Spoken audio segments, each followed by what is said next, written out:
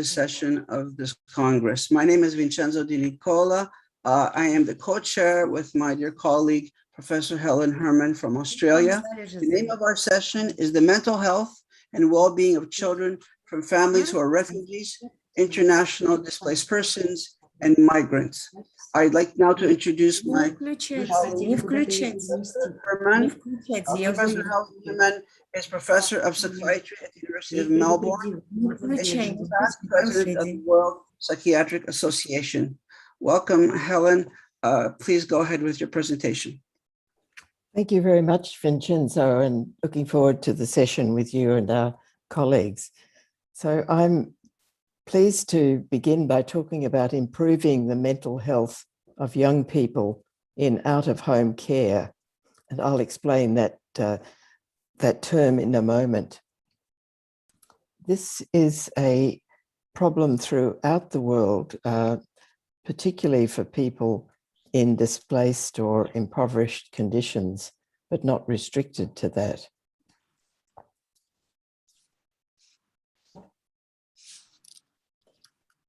So children living in out-of-home care are described in some parts of the world as looked after children, or there may be other terms in Europe, in the Americas or Africa or elsewhere. But it refers to children and young people who cannot live with their own families. They may have lost their parents, they may have been separated through conflict or displacement, or because of the poverty of their families or communities. And their parents may be, in fact, orphaned through the death of their parents or separated from their families. And then there's the group of children and young people who've experienced maltreatment, either neglect or abuse, and in their early life, and in some cases removed by the state through child protection or other social welfare services. And there are several types of out-of-home care, broadly speaking. There's kinship care, where a family member or a person with a relationship with the child takes care, or foster care in the private home of a substitute family. And in some countries, the family is paid, sometimes quite often a small amount of money, but enough to cover the child's care and some additional funds. And then residential care and with small community houses, or in some parts of the world, many parts of the world still, there are large institutions or orphanages with supervisory staff. And many countries now promote foster care programs to provide better care than has been provided in the past and over many centuries in institutions. It's become a notorious situation where children coming from large institutions have been given very little care, very little opportunity to attach to adults or other children or people. And their physical and mental health has been placed in great disadvantage. However, it's also become clear that when children are placed in foster care, that the placements are likely to be just as harmful as living in an institution if the placements are not stable, if they keep changing. So that this can be very harmful to the child's future mental health and to their capacity, to their education, their capacity to function as adults. So typically in a country like Australia or other countries, whether they are well-resourced or less well-resourced, young people who are seen in these settings in out-of-home care or looked after children have poor mental health and problems with relationships and education and with occupying themselves in meaningful activity. And these problems often arise before they enter care, particularly if they've been maltreated, but certainly also if they've lost their parents through trauma and poverty. And the problems persist quite often during care, particularly if it's in a large institution or in a foster care or kinship care situation where the care changes more than once or twice, or even that much. And certainly after leaving care as well, they are still retain that disadvantage. And the out-of-home care is often accompanied by delinquency, so the involvement of the police and justice system is a frequent part of their lives, and often they don't attend school well, and that adds to their change of school when that's the case. They're more likely to have mental health problems and mental illnesses than other young people in the community, and that extends to substance abuse, to ideas of suicide, and to self-harm. And there's the paradox that these young people who have a high need for access to support and care, for physical health care and mental health care, often have poor access to that. And that's partly because of the situation of the caregivers. The caregivers are frequently unaware of the background of the child, and they may not have enough support themselves to know where to turn. So as mentioned, the number of placements that the young people experience in care, and this is related to the places they live in after care. So the more unstable they've been during the period of care, the more unstable their lives continue. And in a study that we did in Melbourne, those with one placement for most of the time, for 3/4 of the time in care, had better outcomes 1 year after leaving care than the remainder of the young people.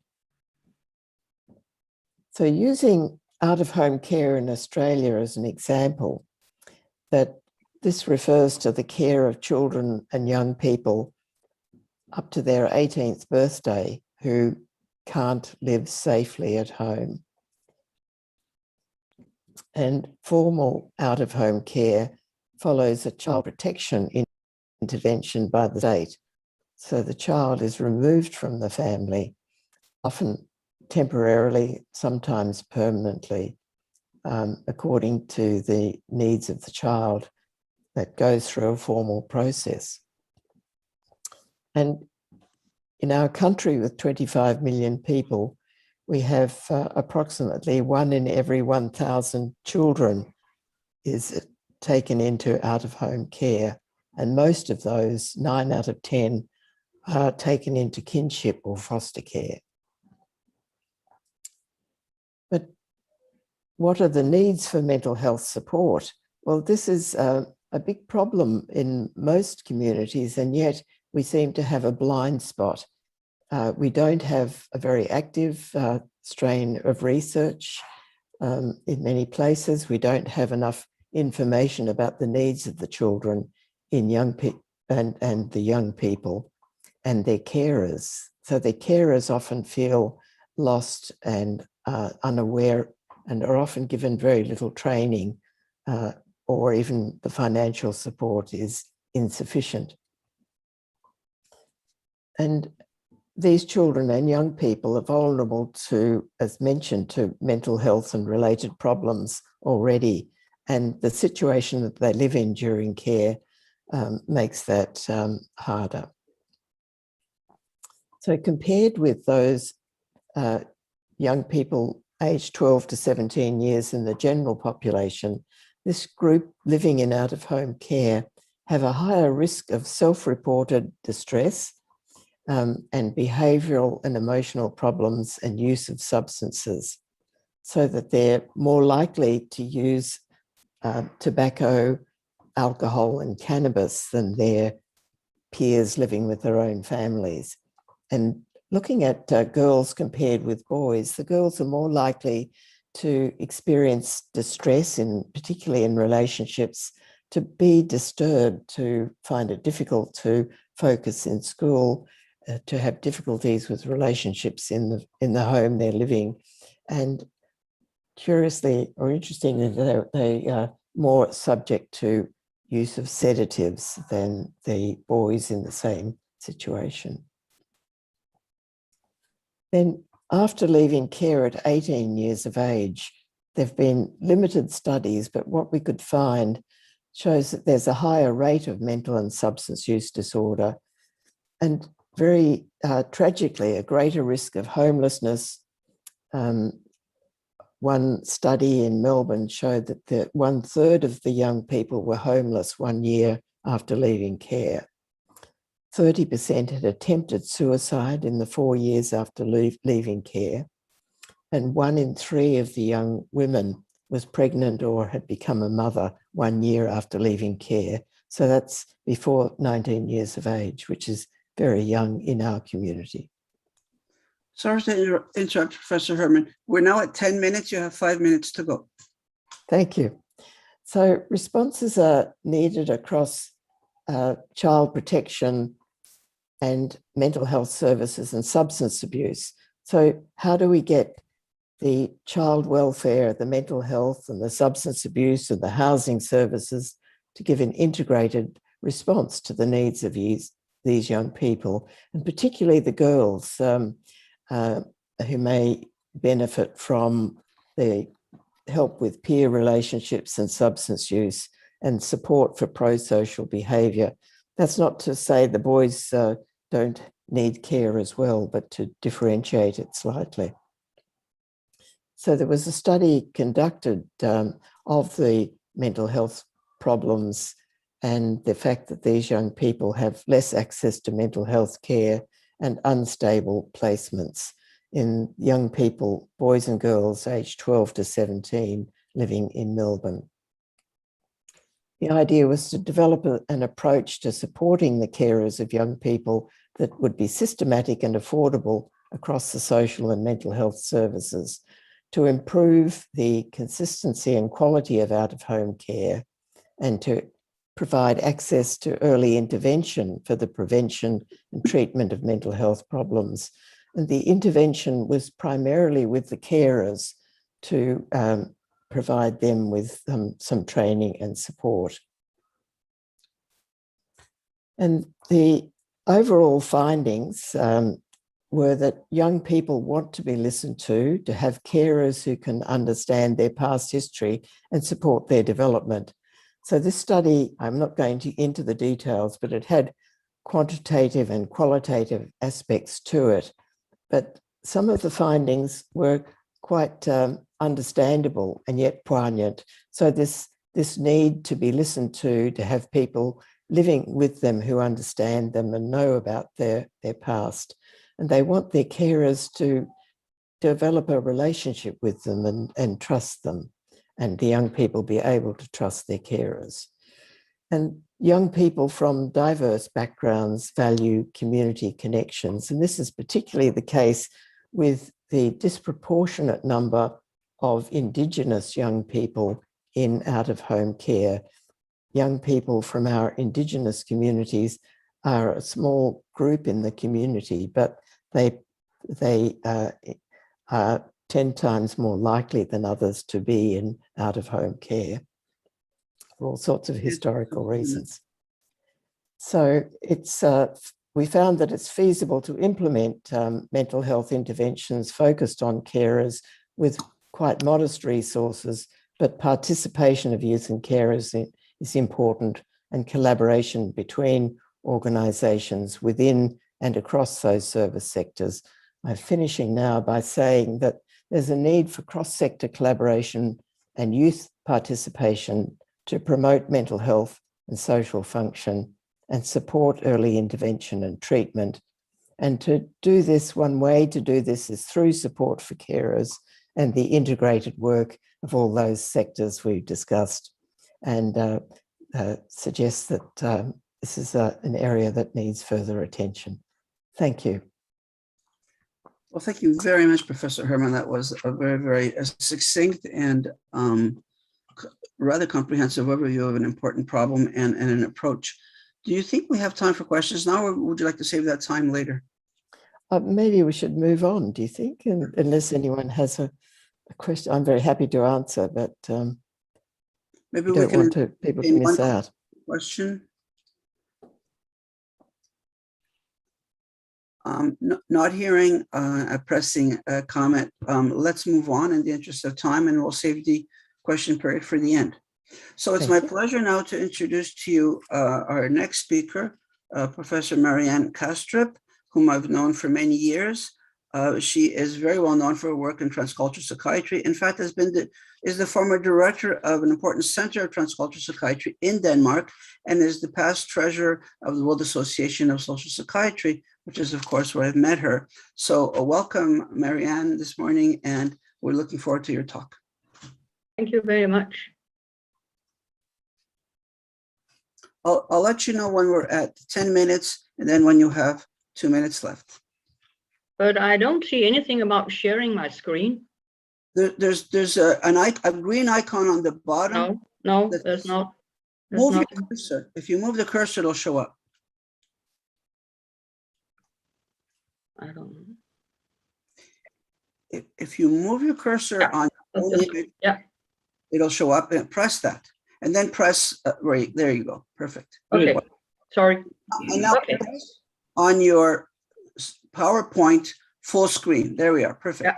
Thank you very much for the invitation to participate in this conference. And I will share with you some information about the European scene and access to healthcare. But just to provide you with an overview of the last huge wave of migrants that we had with the Syrian migrants, just to show you the size of the problem. And we know right now that the estimated number of persons that are forcibly displaced is increasing. If you see the number from 2015 until 2020, by the end of 2020, we had more than 80 million persons, according to United Nations High Commissioner for Refugees. And if you look at how were they distributed, so we have more than 20 million refugees, 48 million displaced persons, and other asylum seekers, and then two special groups that I will not go into more detail with. But where are these people coming from, and where are they hosted? Well, really, Turkey is one of the main countries where more than 3 million refugees are right now hosted. And in the European region, it is Germany that is taking the vast majority of refugees. And where are they coming from? As I already mentioned, Syria is the country that is really sending more than 6 million refugees to the world those last years. So this is just to give you an idea about the size of the problem, because we all know that migration is a risk factor. It's a risk factor to develop mental health problems. And if you are a traumatized migrant, then you are really having even greater risk of psychiatric illness due to many events that you have been exposed to both prior and during and after the migration. But not all migrants have the same risk. And we know that if you are an economic migrant, you are running less risk than if you are a refugee. So what I'm going to talk about is primarily those that are refugees and asylum seekers. And we know from social psychiatric perspective that many of them requires mental health services. The question is there a consensus about what is the service and the treatment that is appropriate, and how do they get access to care? And I will particularly focus on the question of access to care. If you look at the European region, there are huge differences in the national regimes on how to obtain asylum, how long time do you have to wait to be granted asylum, and what are the consequences regarding access to health and social services. So it's not that one size fits all. A very fine German study by Ulrike Kluge studied what are the barriers to care. And she was listing, after having questioned 16 different European countries, what were the things that they felt were the greatest barriers in order to get access to mental health care. And of course, it was things like gaps in literacy, it was discrimination, stigma, not knowing any data on the service use, and no interpretation services. So, and these barriers were fairly very similar from one country to another. So many, including Miriam Schuler-Özak, who has been and still is one of the great researchers in this field, she has been looking at what is it that should be cultural appropriate care. And she distinguished institutional level. She said, as institutions, there are certain legal imperatives that has to lead to proper change. You have to have availability of languages, of interpreters, and you have to have an availability of cultural appropriate structures. At the individual level, you also have to carry out a psychopathological assessment in a cultural appropriate manner and try to assess the needs and to change management towards the individual patients. And then, of course, you may ask, what are the roles that psychiatric associations, both the national and the international associations, could help in improving mental health services? Now, since we are talking about the European approach, I'll just share with you that in the European Psychiatric Association, they were very focusing on this problem and became increasingly aware of the problem. And they, in 2016, established a task force. It's just to show you that international association can really make a difference, I think. And they came up with an ethical standpoint, saying that mental health consequences should be managed in a very comprehensive manner, not in a day-to-day pragmatic intervention. No, it should be health authorities that provide funding and acts of solidarity in order to support host countries. So this was really a statement coming from a European perspective. They were also looking at where would we get service and how should they change? Well, on the service level, maybe we should start focusing more on establishing refugee and migrant-friendly institutions. Maybe we should look at whether e-mental health could overcome some of the shortages.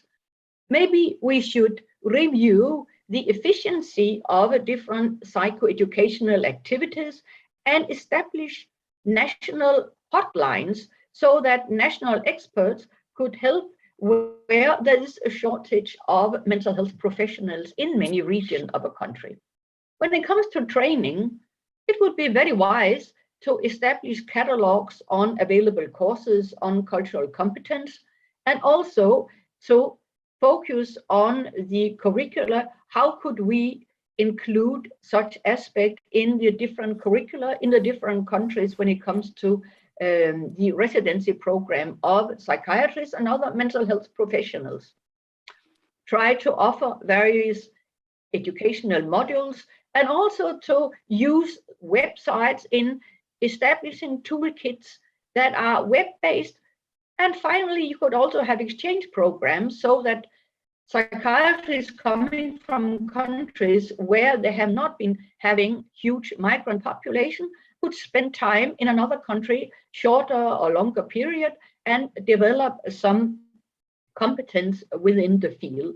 But also in research, it could be very important to support researchers in how to implement such sensitive issues in clinical research and in community research projects in the countries, and encourage psychiatric focus on this, scientific focus on this problem. Organizational, I think it is also important. I already mentioned professional international associations, But I think that they should lobby. In the European Union, we are trying to lobby at the European level, but one could also lobby at international levels outside of Europe and try also at the national level to get in contact with politicians, policymakers, in order to make them understand and become increasingly aware of this problem. So finally, and this will be my last slide, that I think that there's time to call for a standpoint that has both ethical, scientific, and humanistic parts, and to let state and health authorities provide some funding, but also concrete acts of solidarity in order to increase the awareness, but also the amount of resources that is allocated to this very important problem. So I will end by sharing with you the former UN Secretary General, who was saying that refugees and migrants are not to be seen as a burden. In fact, they offer great potential if we only unlock it. Thank you very much. Well, thank you very much, Marianne. That was really very succinct, very, very, very clear. Thank you. I really appreciate that. As a matter of fact, you still have 5 minutes within your 15 minutes. So why don't we take a question or a comment if you wish? Please go ahead. Yes. I have a question to Marianne.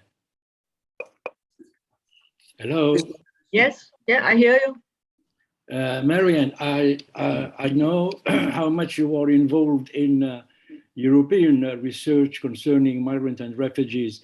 The last years, I was a little bit anxious about the impact of globalization.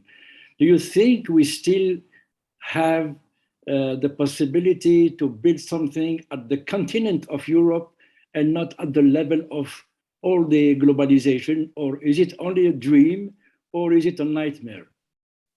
Yes, if I understand your question correctly, you were thinking whether we should try to do something on a European level. Was that? More than that. This, I know that we are actually, the Europeans are trying to have something logic and something ethic. But yes, my question is just a question of an anxious psychiatrist about the situation of the world. And I'm hearing everywhere in papers, lectures, that the situation of the globalization is a real stress for all, mental health professionals. I fully agree, but I have, maybe it's naive, but I do have a belief that international associations like WASP, like the WPA, could do something. And I know now we are talking about WASP, but in the WPA, they are right now, President Afzal Javad, he has established a task force that is going with representatives from different parts of the world that is going to look at this issue. And I think that you will find in WASP, you being the president, you have the same interest. So I believe also that international associations should maybe collaborate. I would find it very bad if they competed on this issue, since it's more or less the same persons who are interested in the field. So I think we should join forces and establish some task force, but certainly also to lobby our health authorities, because unfortunately in most countries there's a shortage of resources, and I think it is invariably at the bottom those that have a migrant background, a refugee background, that will receive less. So I think as health professionals, we have a moral obligation to emphasize this. Yes, I do believe we could do something, yes. Thank you very much. Thank you. Thank you very much. Could I ask a quick question, Marianne?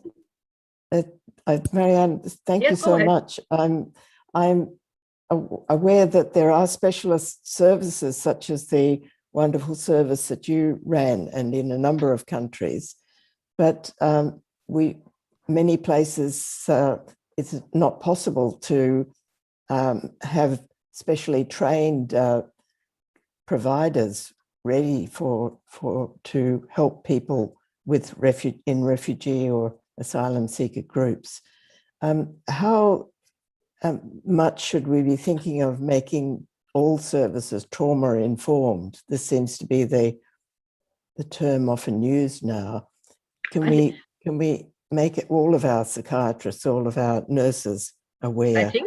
I think we certainly could do something, because if you in the curricula of the different health professionals just have some of it as an integrated part of curriculum, I think you could make all services much more trauma focused. But I also think, and there are many associations that are now increasing having mental health programs. I think that now we are sitting here, all of us in front of screens and discussing, and there are fascinating mental health programs that are available. And I think this is one way forward also, that you could share your clinical problems or whatever it is with colleagues who have that knowledge, but who is sitting maybe elsewhere, but you can communicate with them via the electronic media. So I think it's in both ways we can do many things. Yes. Thank you. Thank you. I think that brings us, we have perhaps one more minute, or we can move ahead if you wish. Okay. Could you please stop screen share, Marianne? Yeah. Thank you. And thank you for the questions.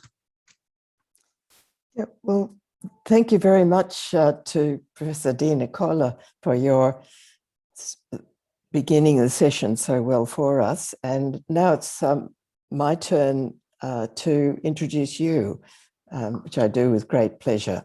So I'm pleased to introduce Professor Vincenzo Di Nicola, and he is the current president-elect of the World Association of Social Psychiatry, and also president of the Canadian Association of Social Psychiatry, and professor of psychiatry at the University of Montreal in Canada, and the Montreal University Institute of Mental Health, and the George Washington University in the USA. So Vincenzo, it's my great pleasure to invite you now. Thank you so much. Well, I have the distinct pleasure of making a fantastic announcement, since we are here under the aegis of the Russian Federation. This is hot off the press. Dmitry Muratov has been awarded the Nobel Peace Prize. Dmitry Muratov is a Russian journalist, and he shares the prize with Maria Ressa of the Philippines. So it's a great pleasure to be here with our Russian colleagues when one of your citizens has been named for the Nobel Peace Prize. It's a delight to be with you in this moment. Now I'm going to start screen sharing so that I can, okay. Yeah, here we are.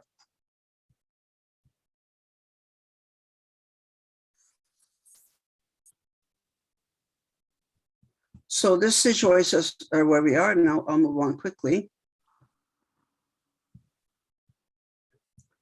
So my talk to you today really is on the borders of things that I've been passionate about all my career. So the title is "The Family as a Resource for the Mental, Social, and Relational Well-Being of Youth, Migrants, Asylum Seekers, and Other Displaced Populations." And I'll be concentrating, in fact, on the issue of trauma.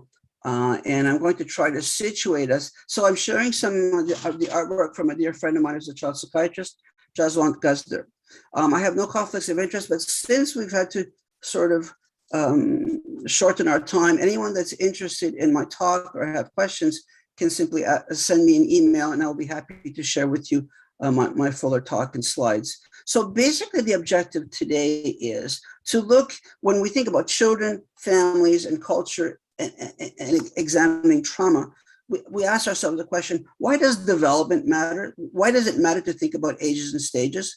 Why does family matter when we're dealing with trauma? And why does culture matter? And I think we have different answers. And I'm going to just try to kind of outline some of the questions that come to mind when we're dealing with trauma across cultures, and notably in young people what are the issues that arise. So I'm going to be talking about the three lenses that we can use: children, culture, and trauma, along with families. And I'll be offering you a series of metaphors for how to think about that. So let me just move on with that. So the three lenses are children, culture, and trauma when we're looking at families as a part of their support system. I'm just offering you some images here, culture and trauma. Now, since we're in Russia with our Russian hosts, I'm a big fan of Russian literature. And I've always been very fond of Osip Mandelstam, who said the following in one of his beautiful poems, Tristia: "Who can tell from the sound of the word parting what kind of bereavements await us?" And what I think this highlights is that one can never know what good or bad events await one. And so that is particularly true of children who do not control their lives and other dependent people. There's an American philosopher called Thomas Nail who has addressed his career now to what he calls the figure of the migrant. So basically he's saying that the migrant is the political figure of our time. And his fundamental thesis is that we are all migrants. The history of humanity is a history of displacements, migrations, emigration, immigration. And I think it's a very powerful metaphor, without forgetting the fact that there are indigenous peoples who are perhaps internal migration, but not migration across borders or across continents. So, so let's take a look at a metaphor for what development could mean when we're thinking about children's needs.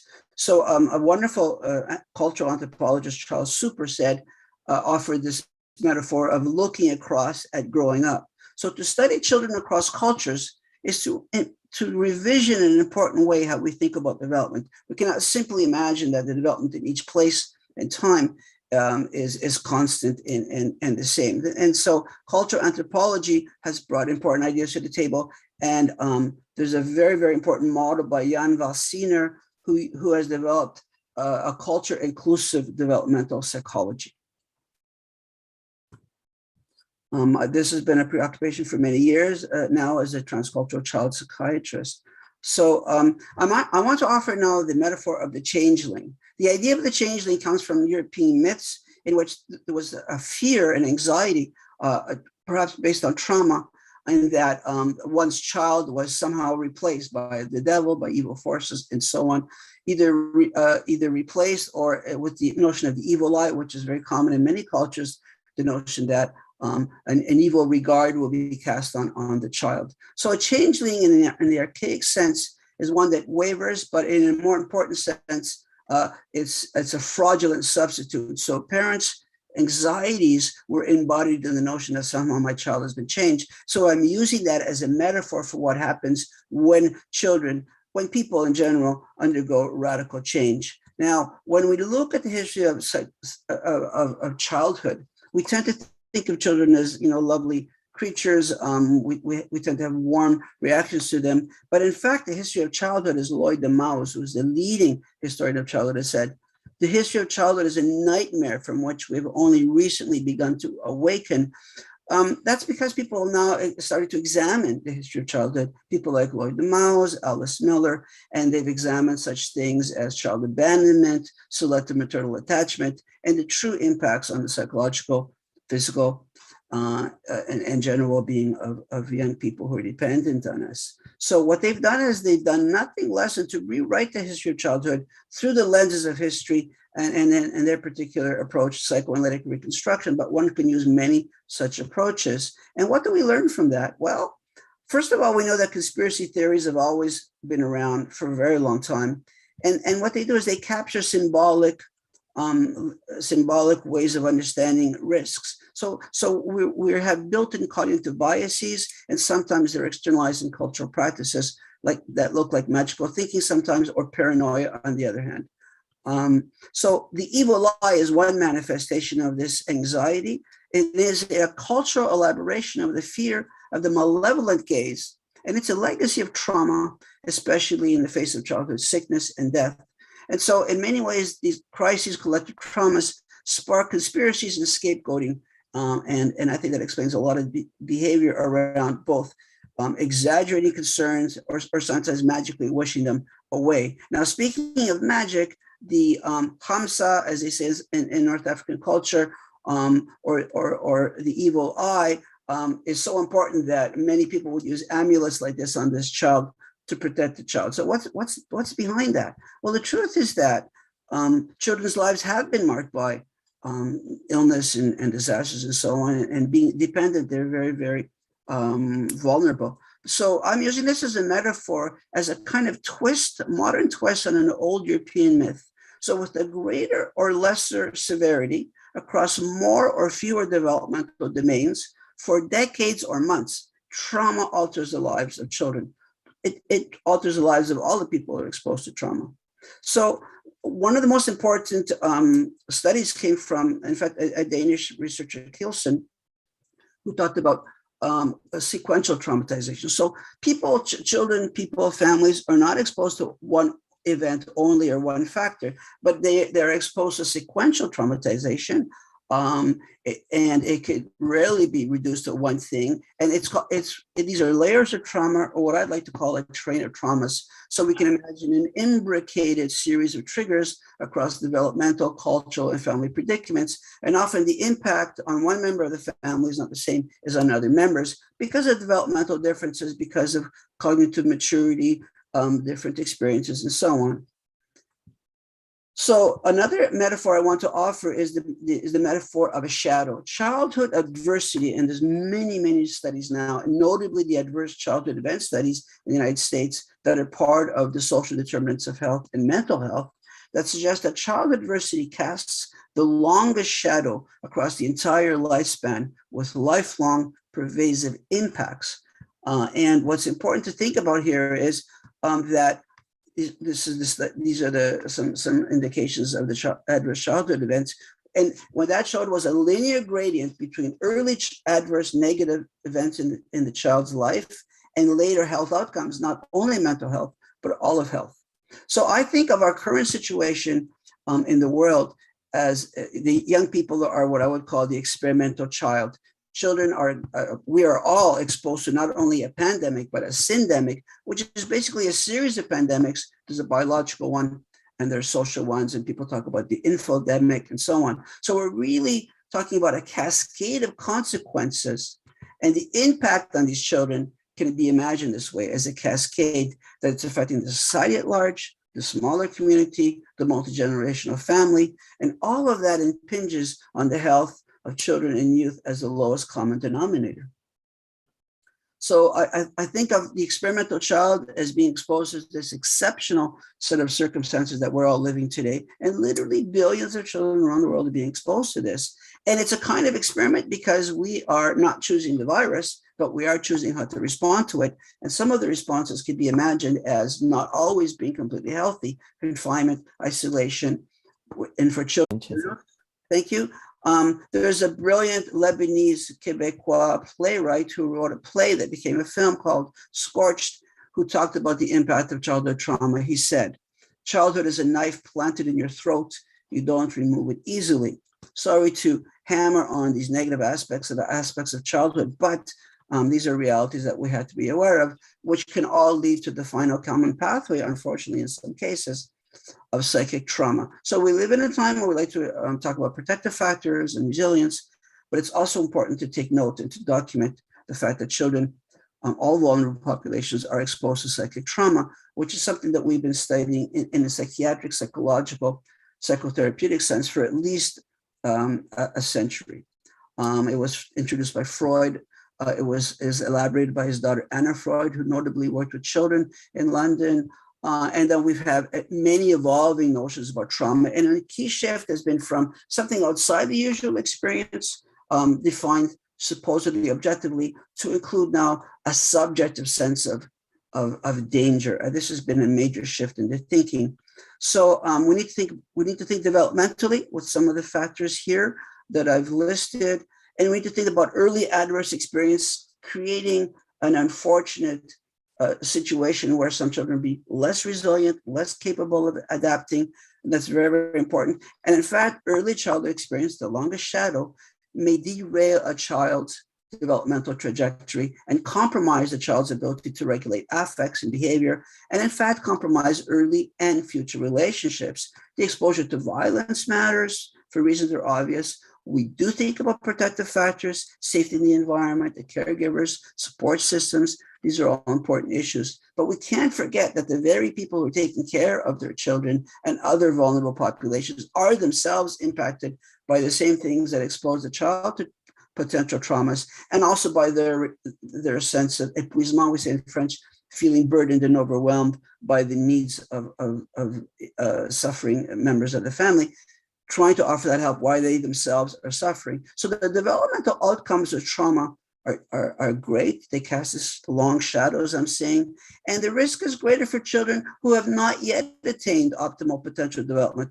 They can't symbolize, they can't speak to the issues, they can't transform them except through play. And even play can be very, very limited. So knowing the developmental status makes a very big difference on our understanding of the child's experience and possible probable outcome. I will only say in passing that many people talk about trauma. Nobody owns it, but there's, I think, two radically different communities. There's what I call the clinical trauma community, which includes all of us here, but there are also cultural notions of trauma. The historians, journalists, novelists, people that from the humanities that imagine trauma from a very different perspective. They are not always committed to suffering and to understanding what trauma means. And sometimes they say, well, just let it be. So let's just wrap up by talking about healing. So what do we want to heal? Where would the healing take place? What would that look like? A great poet and songwriter from the city I'm sitting here in Montreal, Leonard Cohen, said, there's a crack in everything. That's how the light gets in. We're not perfect people. There are philosophies around the world like Kintsugi from Japan that really looks at shattered vessels as the Bible said, and the Hebrew tradition said, Shavidat Akilim from the Kabbalah, where even something that shattered can be brought together again as in a mosaic.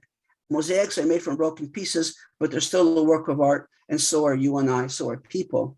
So the treatment of trauma always happens after the traumatic experience. It's like the ambulance arriving after the accident. So we have to apply principles of triage, crisis intervention, and so on, and we have to track through the things. Now, before treatment becomes possible, we have to establish a relationship with a traumatized person. The face-to-face encounter, it matters, and there's very strong ethical issues about how we conceive of trauma, how we speak to children or anyone. So we need to understand how to prepare ourselves to be able to bear, to tolerate, listening to other people's trauma, what my friend Richard Molika at Harvard calls the trauma story. And not all of us have the inner capacity, the personal capacity to bear the burden of the stories that we hear. So we need to think about the future generation, and there's no greater insight into the future, Margaret Mead said, than recognizing that when we save our children, we are saving ourselves, which is to say our society and our culture. So we always look for rebirth. We're always trying to improve children's resilience or the resilience of all the population.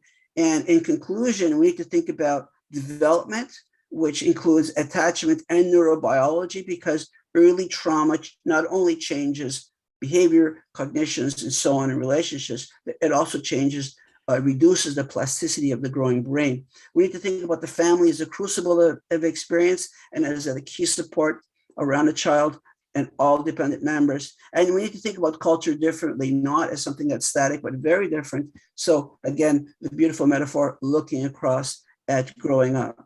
So children can be considered the canary in the gold mine. They are our most sensitive indicators of trauma. They embody the trauma in their own bodies, and they enact it in their lives and in their behavior.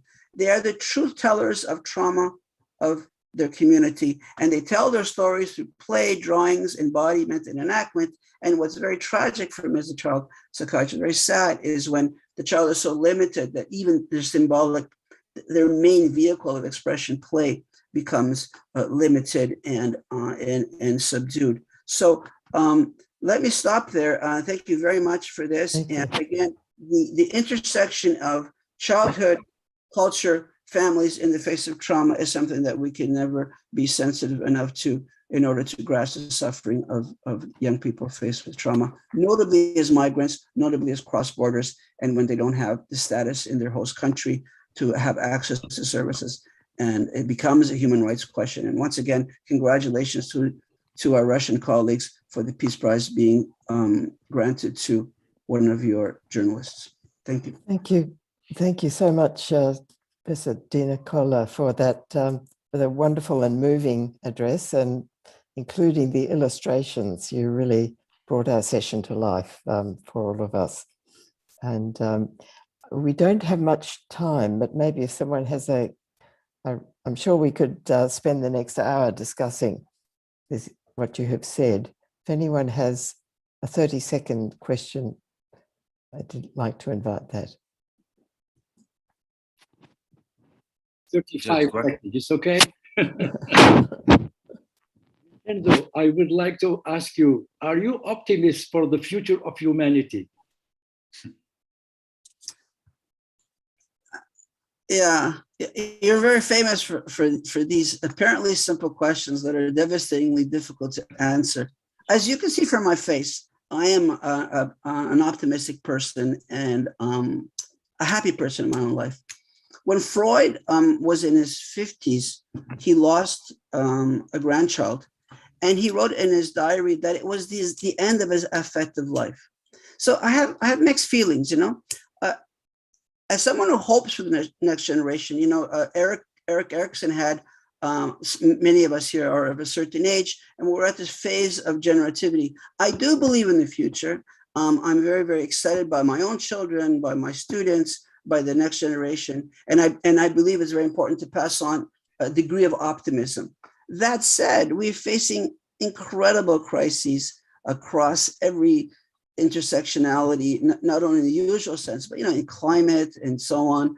I have to remain optimistic, but in a very guarded way. At the same time, demanding really, I mean, using all our resources to demand attention to these critically important problems. You know, in my country, I mean, Canada is seen as a rich country. 1 in 5 children go to bed sick, hungry.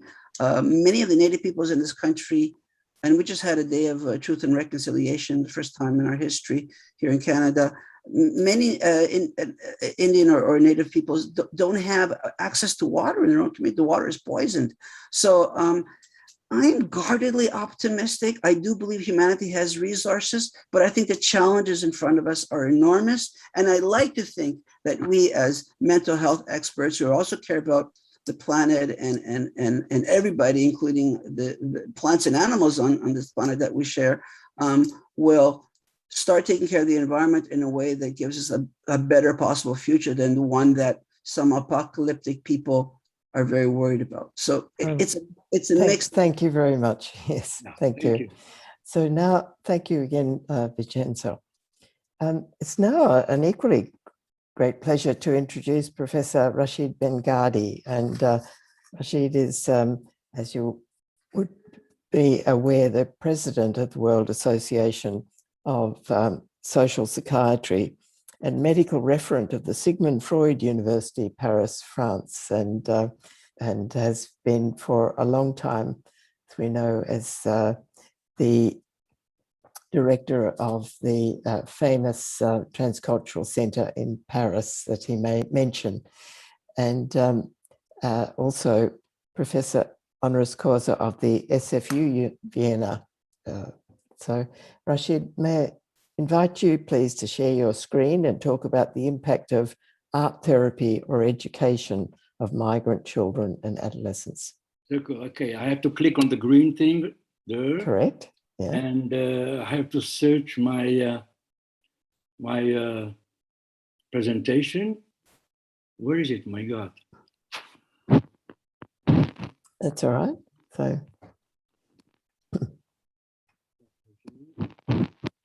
I'll interrupt you at 10 minutes. Is that right? And then I will probably interrupt you again at 13 minutes if you're still speaking. Excuse me 1 minute. I forgot how to use it. Where's my, oh my God.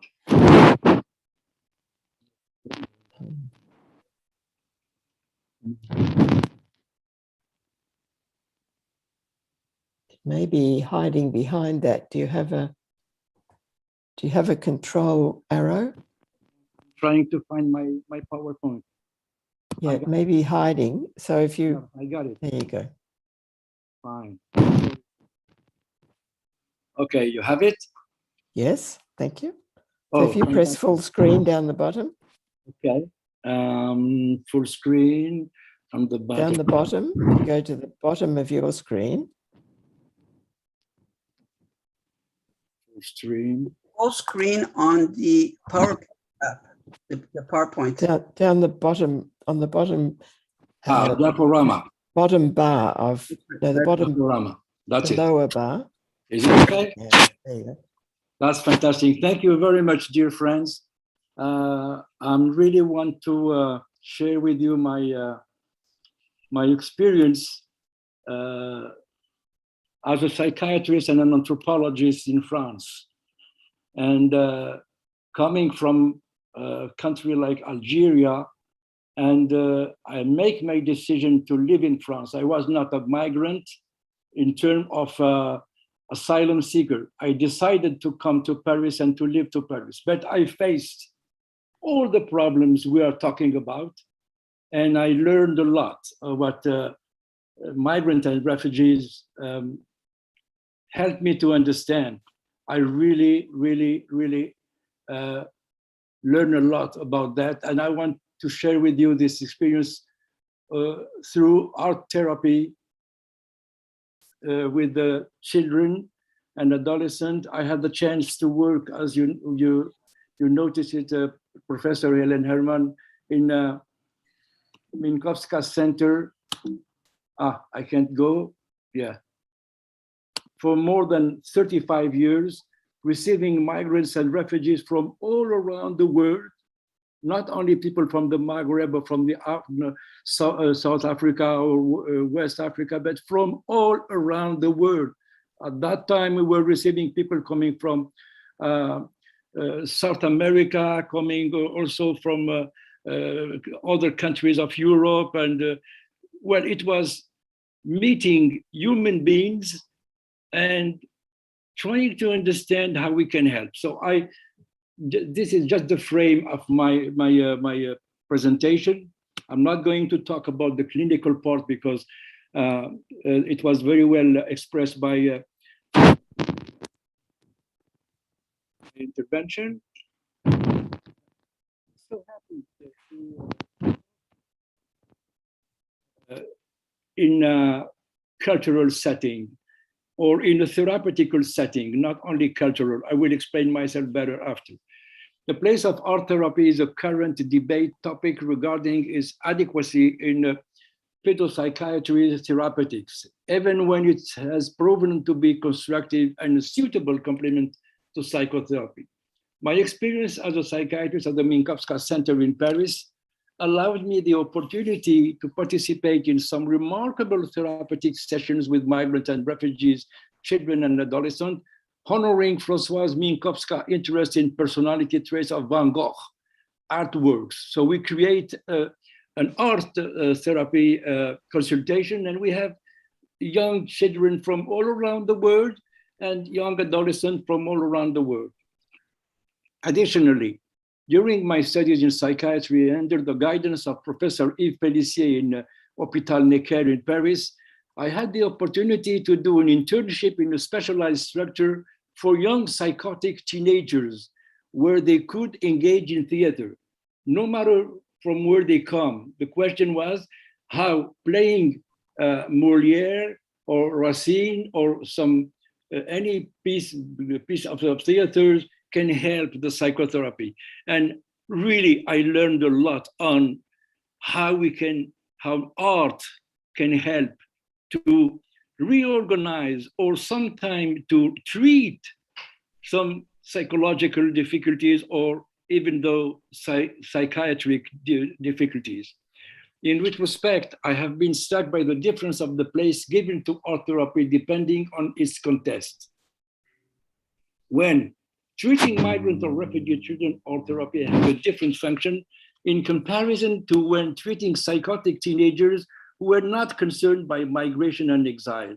I was so surprised to see that some items feel so important when we talk about transcultural child psychiatry and when we talk about art therapy with psychotics or young adolescent having problem of substance abuse and everything. I didn't understand why I had to think different way. And fortunately, I had a chance to be to have a grant, a Fulbright grant to the University of Berkeley in California, and there I understood that it is not the children or the adolescent who are different in references of the culture. It's the way I am understanding their complaints. It's the way I am stigmatizing sometimes without knowing it, their origin.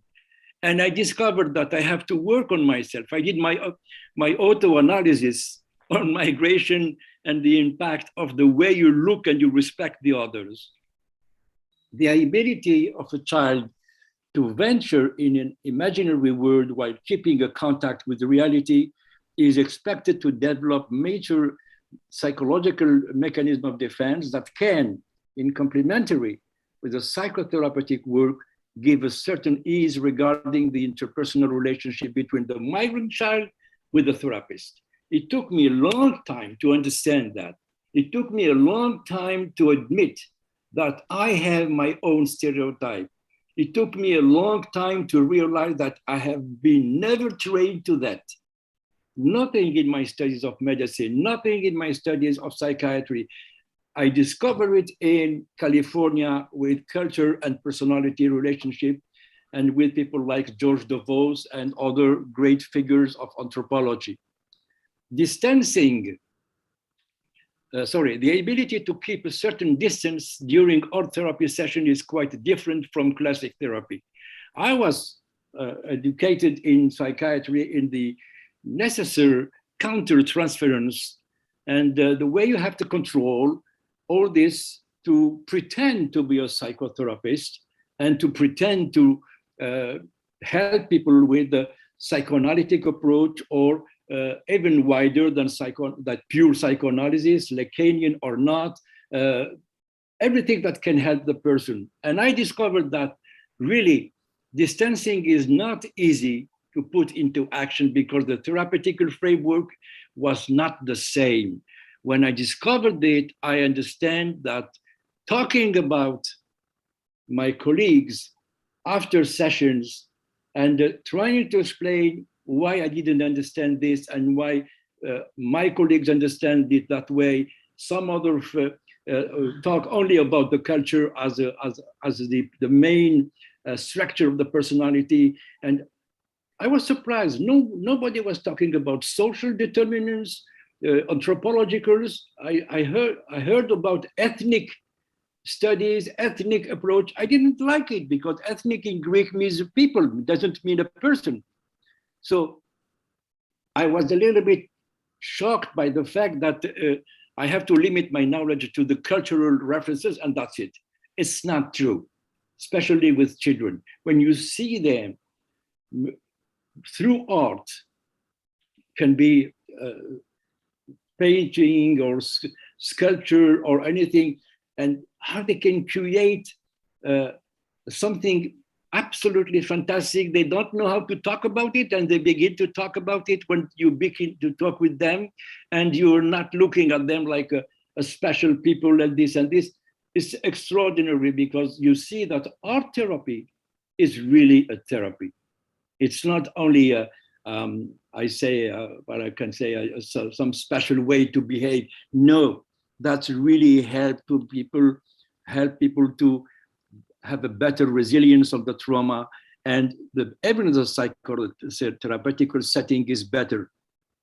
Even when you have an interpreter with you, even when you have to take care about the cultural references and confront them to yours, that's okay. You can do it when you have the respect of the person and not only of the culture.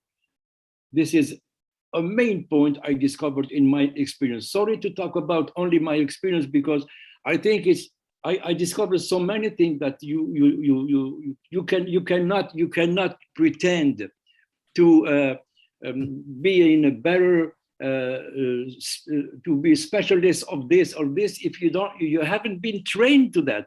If you just having some words and some cultural references, no. Person-centered, better, social determinants, anthropological determinants, ethical determinants, and you do what you can. The point of view of the 11 minutes, Rashid, thank you. Thank you.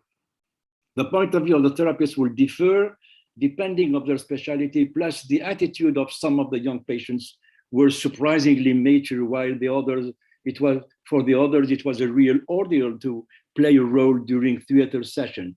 At the time of the team meetings, I often talk about the social and cultural determinants that can potentially destabilize certain persons, but without any stigma.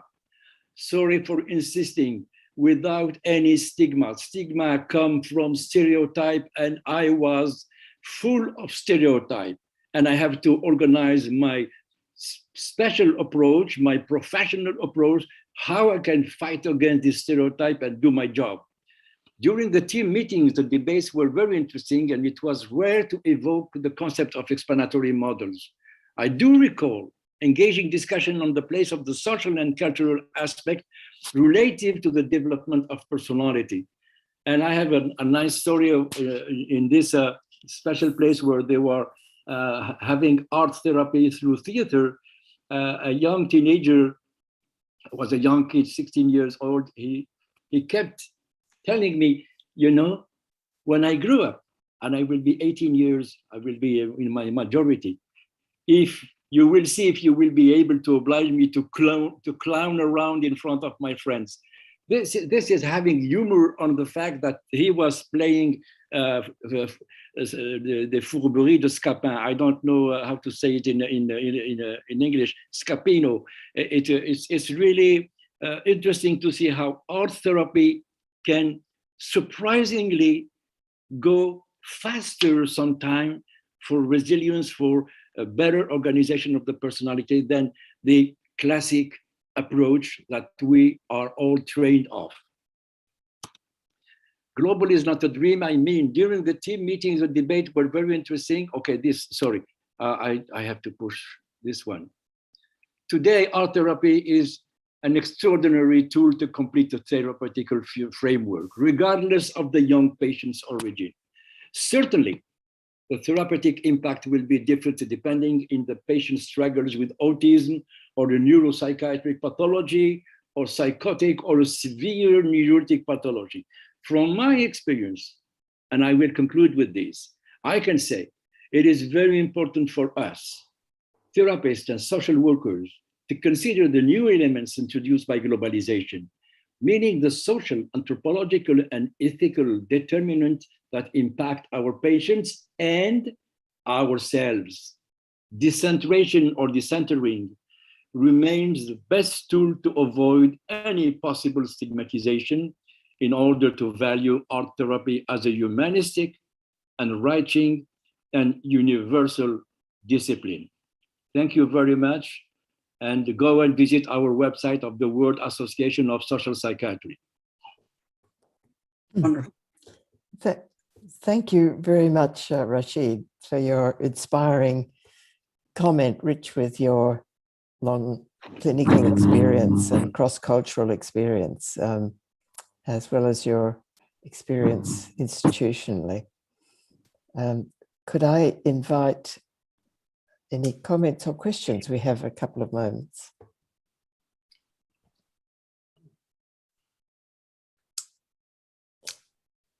Rashid, could I ask you that I know in Minkowska you had a large team and many approaches to the young people and the people that came to your center. In what circumstances would you choose to use art therapy? We had a team when I arrived in Minkowska Center, there was different consultation. There was for Africans, for this, for this, for this. I changed the whole thing and say, come on, you stop with this because our system in France do not allow this kind of distinction of communities. So let's make it public health and let's have meetings, let's have discussion together for first diagnosis and second therapeutical indication. Who needs psychotherapy? Who needs treatment, medication? Who need art therapy? And for children, I remember everybody, those who are with or against psychoanalysis, those who prefer to give only treatment and no psychotherapy, they all agree on the potential of art therapy in discovering with having a new look on the person, on the child, on the adolescent. And they were surprised. And there we discovered, all of us, that our job is also changing us.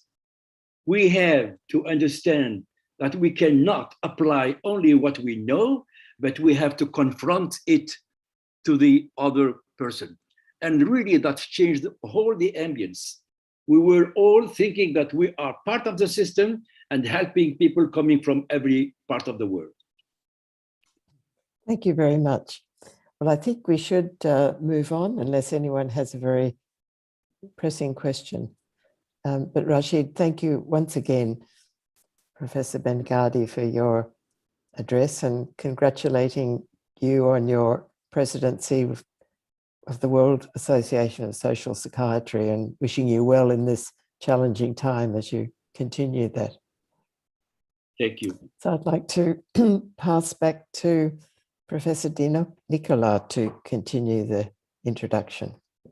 Thank you very much. And let me add a word of thanks to my dear friend Rashid and his excellent leadership at our association, the World Association of Social Psychiatry. And I'm particularly moved by the courage to share personal stories. I think we need to be human and real in this work. It's a pleasure now to introduce Rafael Groisman, who comes from Buenos Aires, lives and works in Buenos Aires, Argentina. I understand he will be presenting himself a colleague. Dr. Groisman is a psychiatrist and a psychotherapist. And he's going to be talking about Dispositivo Pavlovsky. Is that an institution, an idea, a concept? He will tell us. Welcome, Dr. Groisman. Thanks a lot, Vincenzo. And I want to express our gratitude, actually, as a team, to be here. So please, if the technicians could present our video while they started to do that. I want to express our joy because of the interdisciplinary work we are making just now in this morning. When Vincenzo asked me to give a couple of references, I just said psychiatrists and psychotherapists, but you know, listening to your presentations, I want to say that I'm also a master in psychoneuropharmacology. So the dimension of the brain was brought by Vincenzo and also by Rashid. And also I want to say that I am a psychoanalyst. I'm a full member of the International Psychoanalytic Association. And when Rashid said the force of the art therapy, I want to say that, of course, it makes the brain work, and also as a huge force of symbolization. So I'm very, you know, happy to be making with you this interdisciplinary work. I'm also going to say a couple of words about the canary in the gold mine, children in the as the canary in the gold mine, but I will refer later about this, and in case that Tamara, my colleague Tamara, comment us a couple of months ago. So if we can start with the video.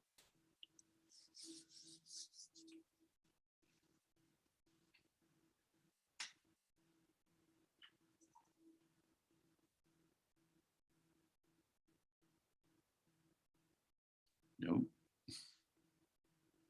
Yes.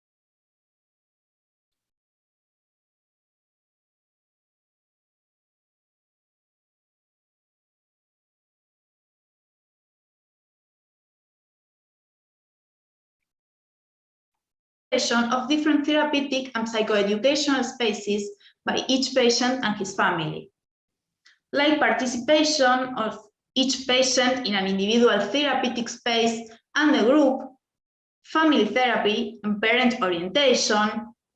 Unlike the proposal for adults, the family not only accompanies as a part of a support network, but is also part of the treatment. We also offer a group for reflection and psychoeducation aimed at adults. The patient, from the moment of incorporation, in addition to the care listed above, receives toxicological interview, psychiatric follow-up, contact with the school, and nutritional approach. Here, we have some examples of some games that we use in groups.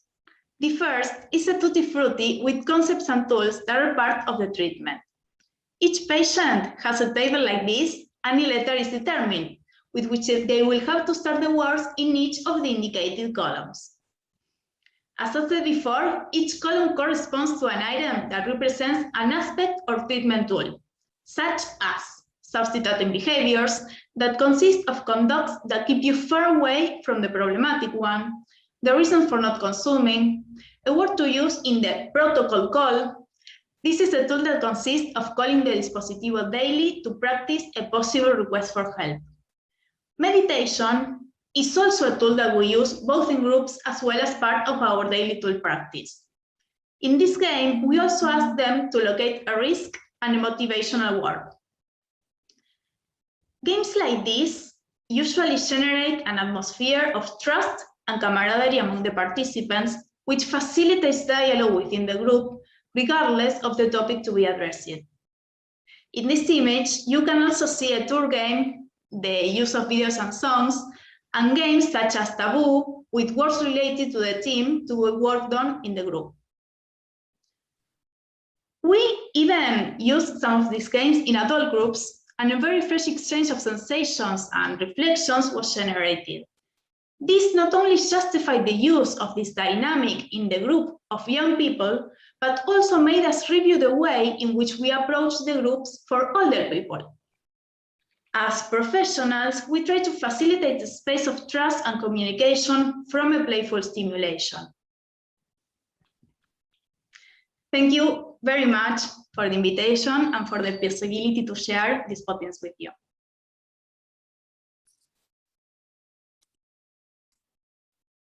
Very good.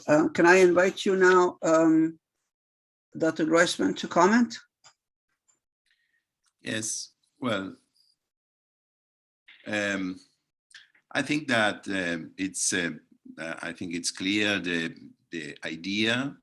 So we create this protein trying to make an answer to the needs we discovered there were in this subgroup, no, the little group among the whole patients we treat. And we are all the time making some adjustments to be, you know, enough answering to these needs. So Federico Pawlowski wrote about the effect of the parents' addictions on their children. Maybe we could think addiction as a kind of, you know, migrant situation from a kind of life, a prior life, to a new lifestyle.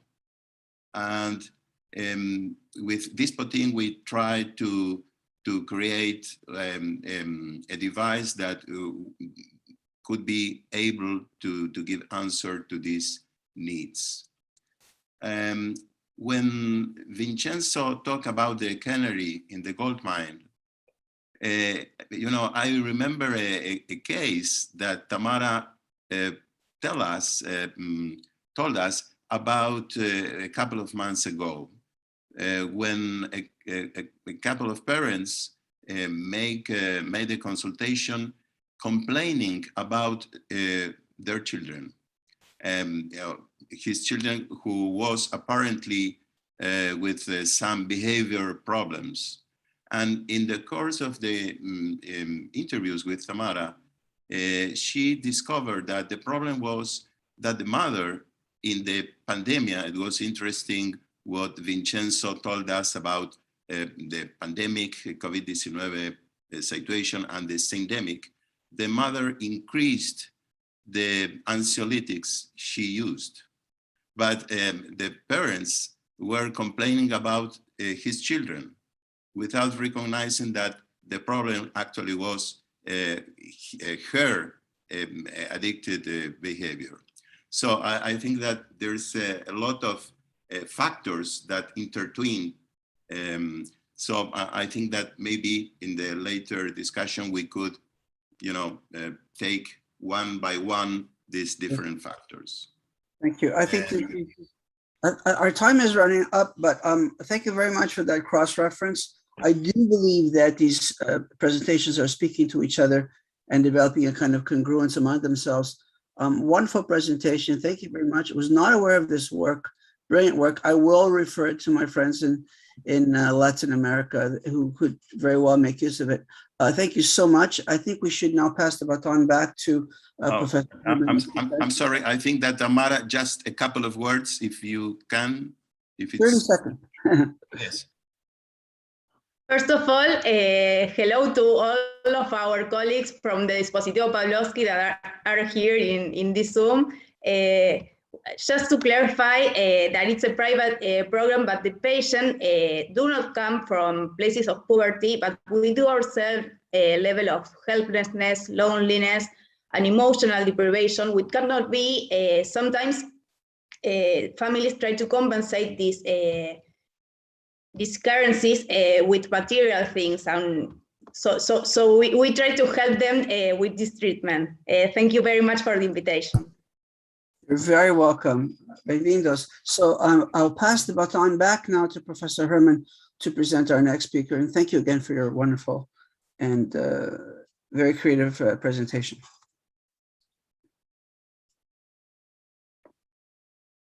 Over to you, Professor Herman.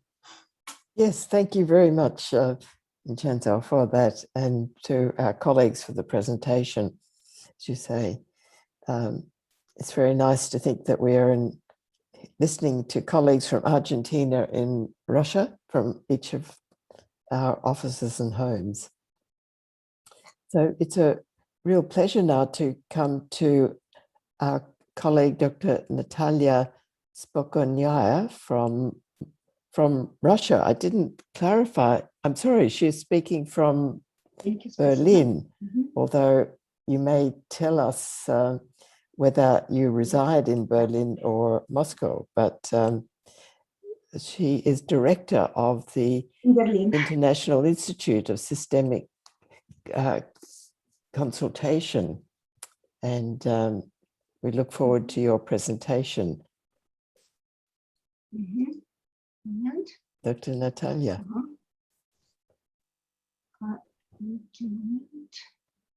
And I think we should ask everybody to, who would like to listen in English, to press the button, the translation button, and click to English.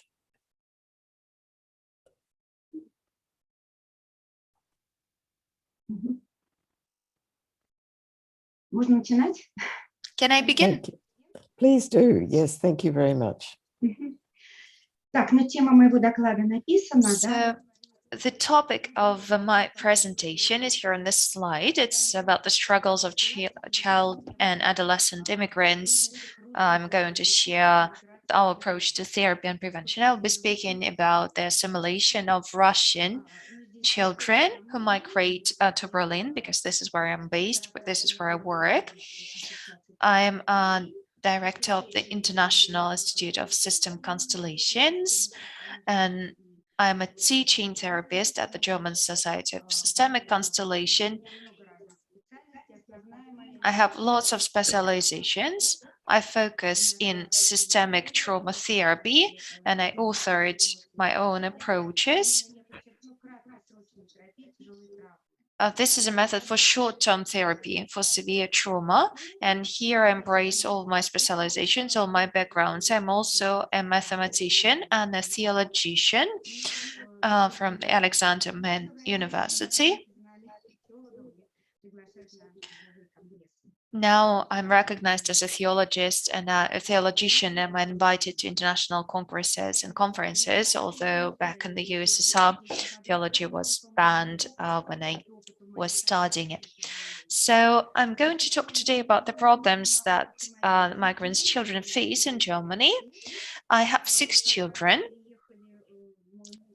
When we moved to Germany, my husband is a recognized mathematician. It was 1992, 1993. He couldn't be employed in Moscow anywhere. He couldn't find a job. So we were forced to migrate. And now we work in both of us work in both countries, in Russia and in Germany. I have worked with around 150 Russian language families. Most of them are from the Berlin Russian Orthodox Church. My family history is summarized right here. We moved in 1993. Back then we had 3 children. My children were sociable and they became fluent in German within a year. But during the kindergarten and in school, unfortunately, my boys couldn't acquire any friends. And my daughter, who is extremely sociable, befriended only 2 girls and only after switching schools several times.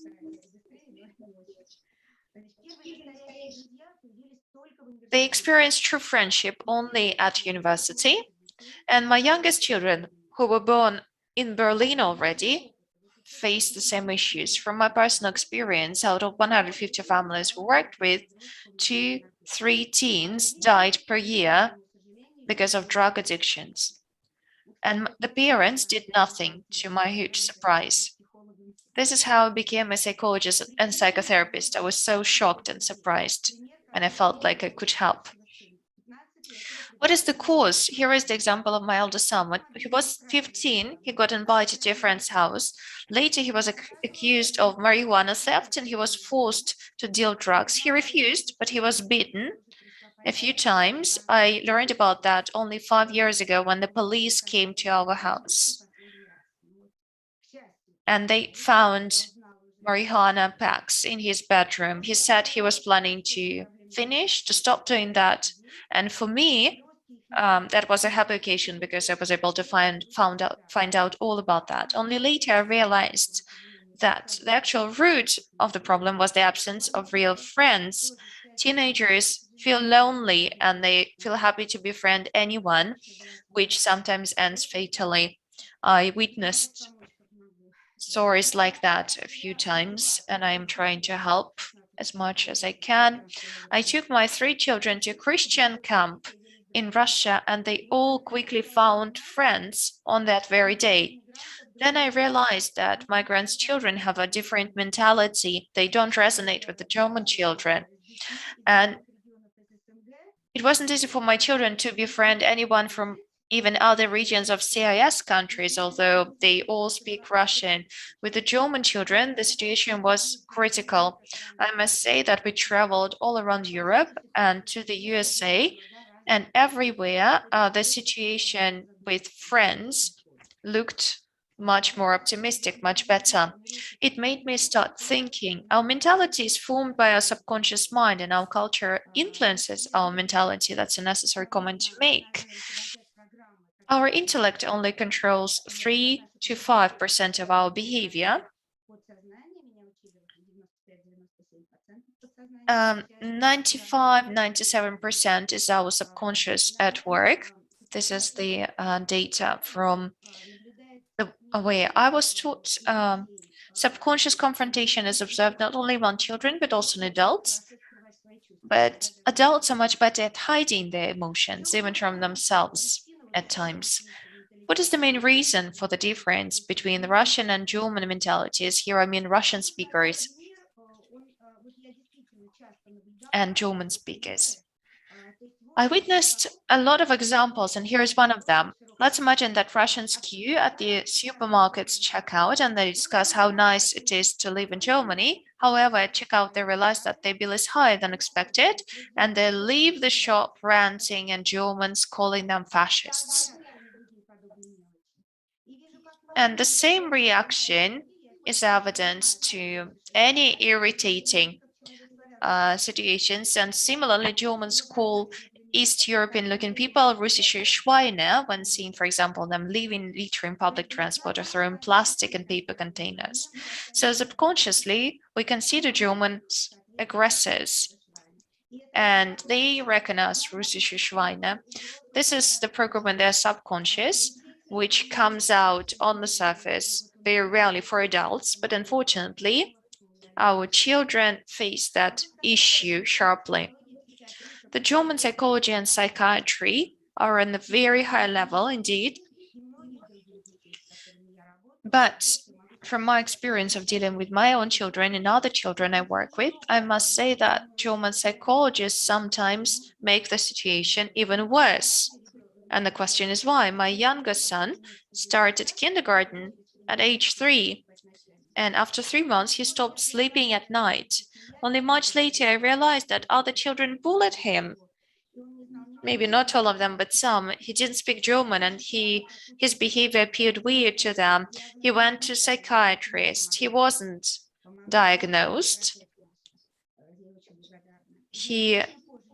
My child didn't get any help from the psychiatrist. And then I realized that he was just afraid of a German-speaking psychiatrist.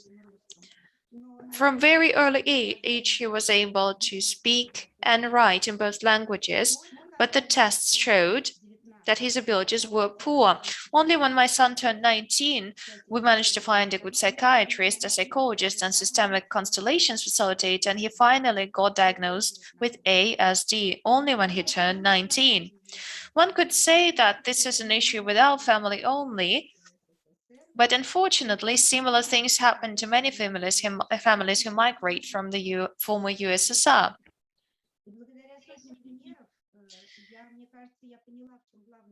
I have seen hundreds of examples like this, and I think I realized what the main origin of the difference is between the mentalities. Only in the 20th century, there were two extremely tough wars between the Russian and the German people. The victim-aggressor dynamic is deeply rooted in our subconscious. We need psychiatrists and especially systemic constellators to resolve these problems. Of course, all nations were at war with each other at some point in history.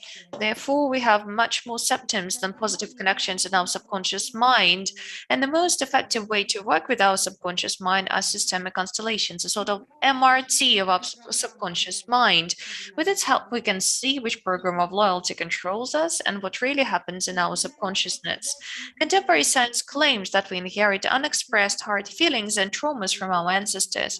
These leads us to different issues, and systemic constellations help us recognize these hidden dynamics.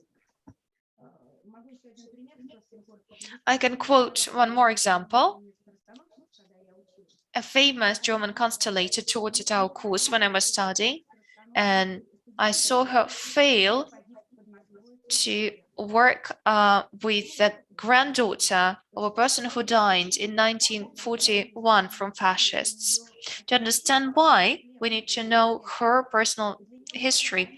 Her father was captured by Russians when she was only 5, and subconsciously, she sees Russian soldiers as aggressors, and therefore, I think she unconsciously displaced her feelings in the constellation of her students. She felt like a little girl that lost her father, who for years was held captive in Russia. And I often saw Russian constellators not being unable to handle constellations in which our soldiers raped German women. Over time, from my experience, I figured out how we can get around this restriction. I started doing international groups where we gather descendants of both victims and aggressors. These are German-Russian groups. and Russian-Ukrainian groups too when the war between the two countries started. I saw the same dynamics.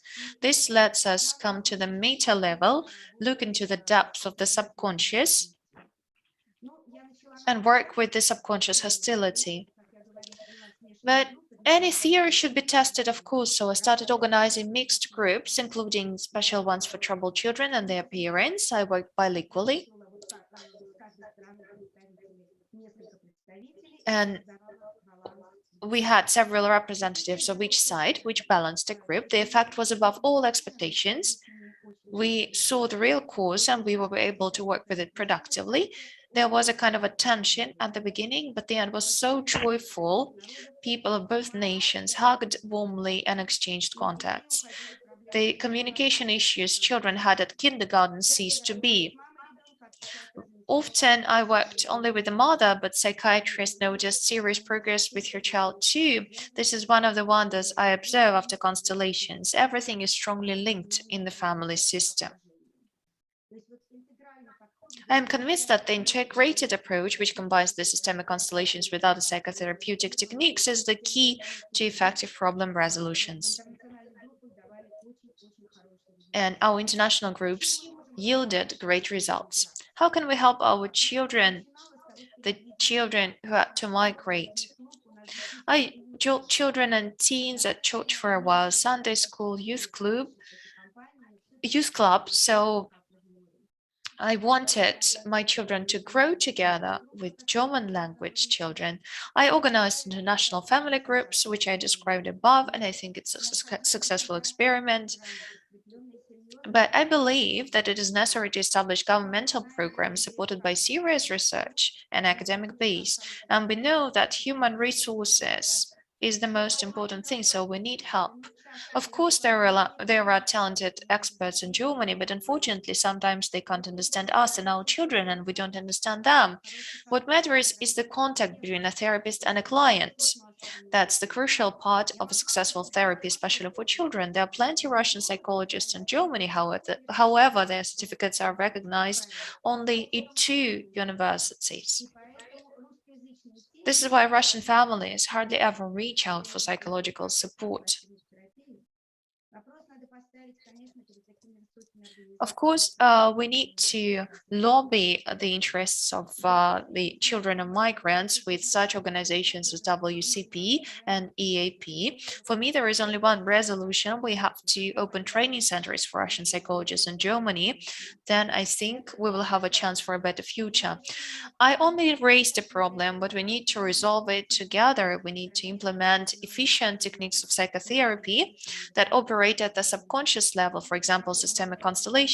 We need to get the governmental support we need and organize special programs and educational centers in order to re-educate Russian specialists. And of course, we need to make it possible for migrants' families to get therapy from professional compatriots in their mother tongue, find an opportunity to pay for this therapy for children and teens, especially for low-income families. In the second part of my presentation, I share my methods, but I'm afraid I don't have time now, so this is it for me. I will be happy to share the presentation for you to be able to read it later on. You will find all details of my method and also data on results that my method yields. Well, So I thank think you I very won't go much. into depth now. Yeah. Thank you very much for your attention. Thank you, Dr. Spokojnia, for this sharing your special experience. And I wish we had more time to listen, but appreciate your offer to share. It's wonderful to hear about that blend of your personal experience with your 6 children and your professional. So we have about a minute, I'd say, for a comment or a question from the group.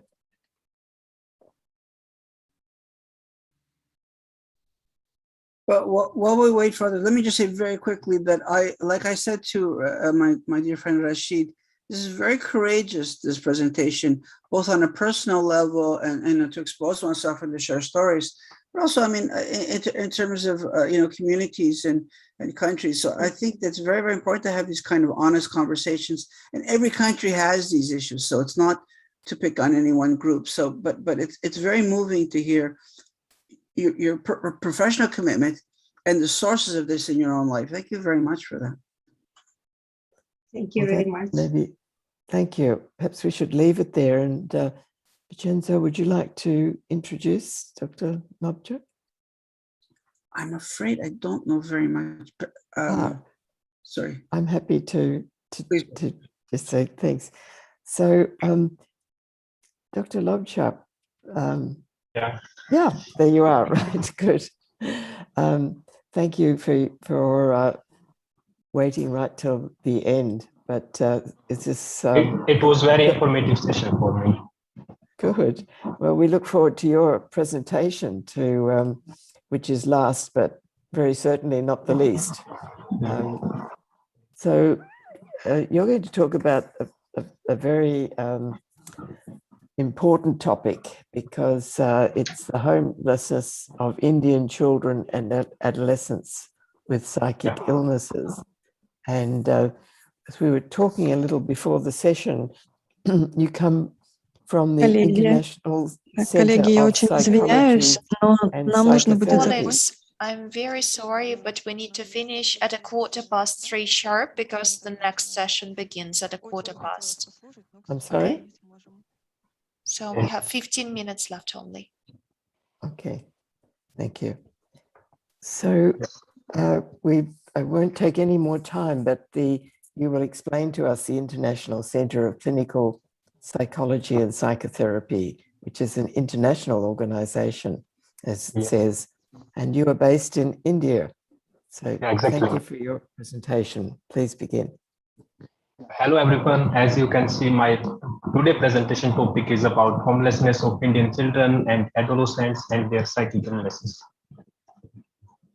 And when we talk about homelessness, our first question is, what is homelessness? And homelessness is when a person lacks a fixed, regular, and adequate residence. And there are lots of definitions about homelessness in different literatures, but basically we can describe it as a situation of an individual or family without stable, permanent, appropriate housing. And it have result of societal barrier and affordable and appropriate housing and lots of causes and consequences behind it. And when we talk about causes, consequences are also interwoven with it. And there are basically three causes behind it. And if we talk about these three causes, these are structural, individual, and system failures. And when we talk about structural factors, these are the main 4 structural factors. For example, poverty, discrimination, lack of affordable housing, and impact of colonialization on indigenous peoples. There are also system failures also interlinked with causes. For example, many people cannot access to the public system facilities. And there are many programs in different countries as well as in India, but many people cannot get access to these programs. And many public funded institutions are always trying to have these kind of peoples, but they are not successful because there are always gaps between the government funded departments and these NGOs working for the homeless peoples. And with the families, there are also additional and individual factors as well. For example, personal or family crisis, housing insecurity, interpersonal and relational problems, and like these many problems are interlinked as a cause of homelessness. So as I told you before that there are also consequences and causes are interwoven, but there is no one can decide that what people can become homeless at next moment, because there just one pay mixed check, one check missed, and they will be at the homeless stage. So this will be good to keep it in our mind that we should need a good society to help homeless peoples. And how it feels to being homeless and socially excluded, because a person loses access to many essential rights and opportunities as housing, healthcare, and democratic participations, and they don't have roof on their heads. They are living in the conditions and their basic needs and dignity are threatened, their life itself, and many problems, as we've seen in earlier presentations. And like as I told, that aprophobia and social stigma is the main problem. And it is a people that's why don't want to help them. They have aprophobia and they discover that these are not so much important for them. And the problem is that people think that it seems to be no problem, because in every country there are homeless people, but people think that it is not their problem, so they don't think about it. And housing exclusion refers to the pillars of society, and the goal of ending homelessness. If we want to end the homelessness, we should need a special planning and programming, and for that we need a statistic of homeless peoples, but we cannot get a exact number of homeless peoples because of their moving natures. They are moving from one area to different area because of not having money, not having food. So they always try to discover new areas so they can find a place where they can get a good social spot, little food to survive their life for next some days. And I told that people at risk of homelessness is always, because many people are in India are including poverty and personal crisis. They have at very low level, they have very small wages because India is a developing country. And in that phase, many people don't have security for their future plans. They have just small wages, so they can either spend on their daily expenditure or either they can save it for their future. But in mostly cases, 60% of people cannot save it for their future plans. So there are always a chances of a peoples to be homeless people.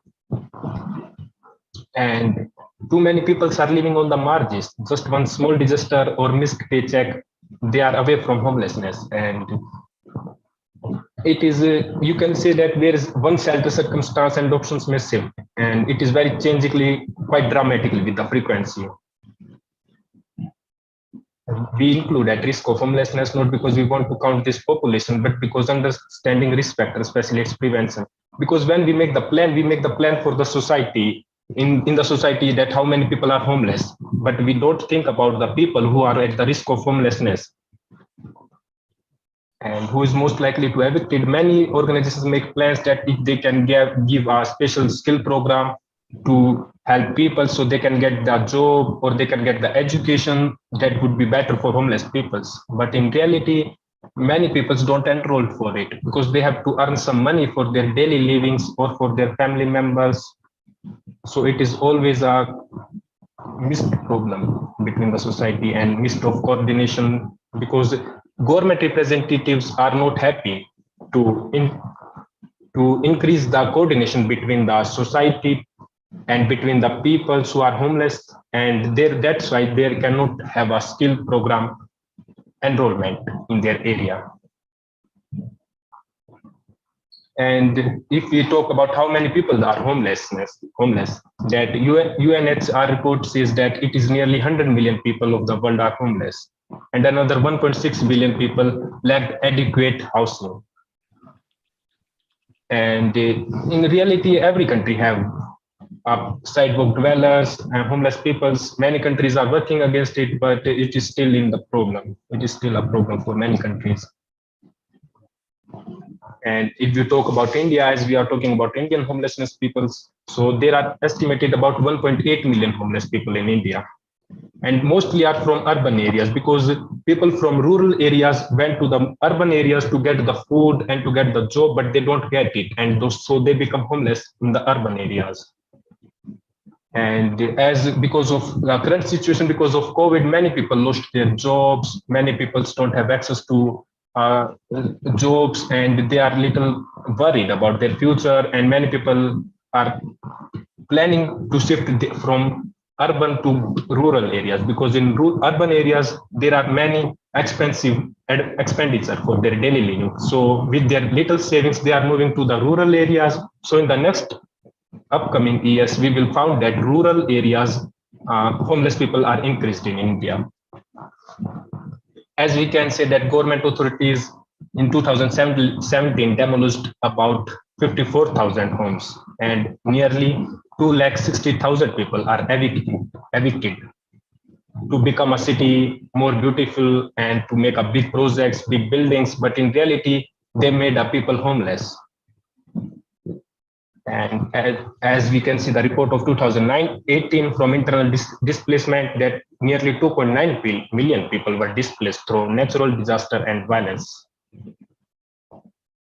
And as we're talking about homeless as psychic trauma, most mental health literature on homeless has focused on characteristics that may be risk factors for homelessness. Homelessness itself is a risk factor for emotional disorders and use of constructive psychological trauma, social disabilitation, or learned happiness. We need to look about these three reasons, that these are the sudden or gradual loss of one's home can be stressor for sufficient severity to produce symptoms of psychological trauma. The conditions of shelter life may produce trauma symptoms, and many homeless people, particularly women, become homeless after experiencing physical and sexual abuse in their Indian families, Indian homes. And many youth who are run away from their caregivers and from their homes because of abuse and victimization from any other problems or trauma, so they are living on the streets. It affects their mental health, and due to adverse, they have mainly about developing a PTSD, as we see, post-traumatic stress disorders. And trauma and exposure to chronic stress are risk factors that can contribute to an individual propensity for developing PTSD, chronic stress, and learned helplessness, social discipline, and they are socially excluded from the society. So they always have fear that in the future, if they will have little job, they will be accepted by society again or not. So they always in the fear and that they are socially excluded. Most discussion on the mental health issues associated with the homelessness address for interpsychic and interpersonal risk factors for homelessness. The psychological effects are less well understood in the homeless families. We believe that many homeless individuals and families may be suffering both short and long term effects. Thanks, And as we can say that it is a psychological trauma, we can say it is a consequence of homelessness. But as I told earlier, that consequences and causes are interwoven. And so psychic trauma is always correlational going with the problem. And how this is interlinked. That firstly, trauma is prevalent in the narrative of many people's pathway to homelessness. Research has shown that people who are homeless are likely to have experienced some form of trauma, often in childhood.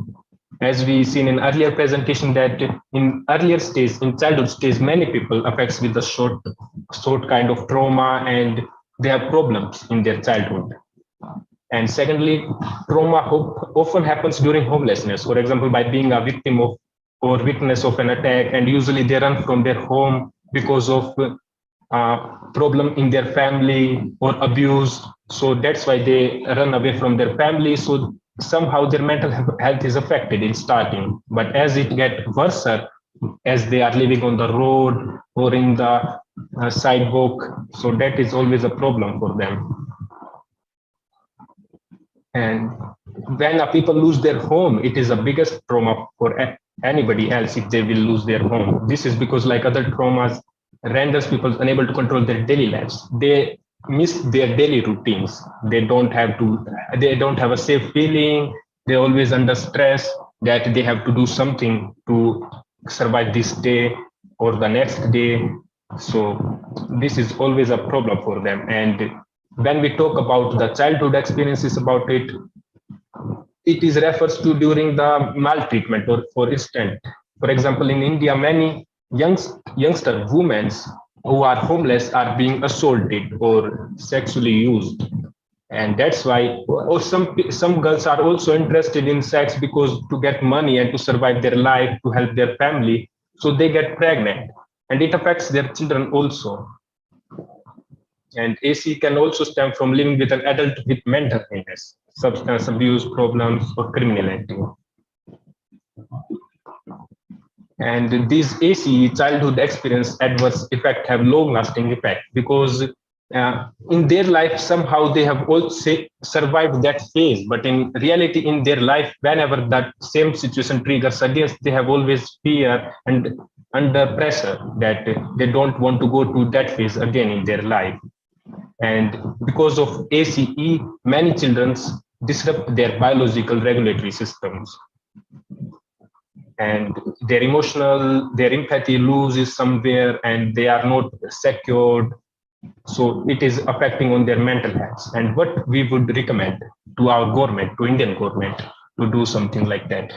So community should develop and implement clear plans to end homelessness, supported by all levels of governments. And we need a good statistic plan to get the statistics of homeless peoples and the people who are at risk of homeless also. So we can get a better overview of our population, that how much people are homeless and how many are at the risk. So when we get the number, we can make our policies according to that number. But in reality, India is a little developing country in a developing phase.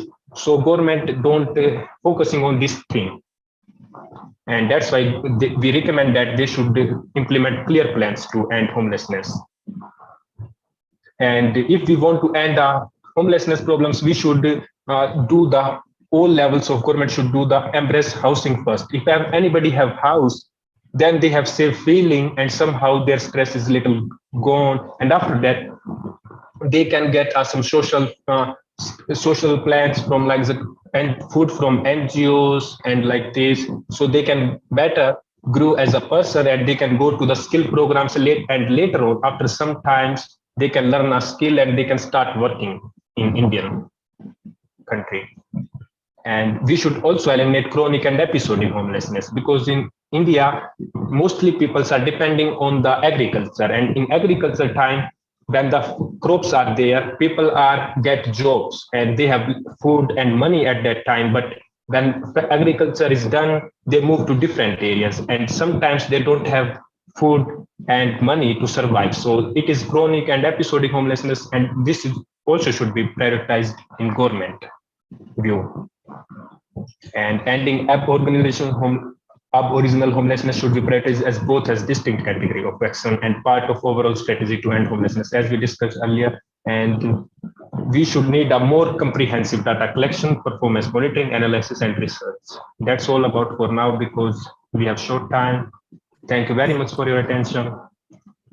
Well, thank you, Dr. Lobsha, for a very topical and beautifully illustrated and comprehensive presentation. Yeah. It was a very appropriate way to complete our session, because you're focusing on this the interaction between homelessness and mental ill health. It's fascinating because many homeless advocates also take the view that they don't want to see homeless people labeled as having mental ill health.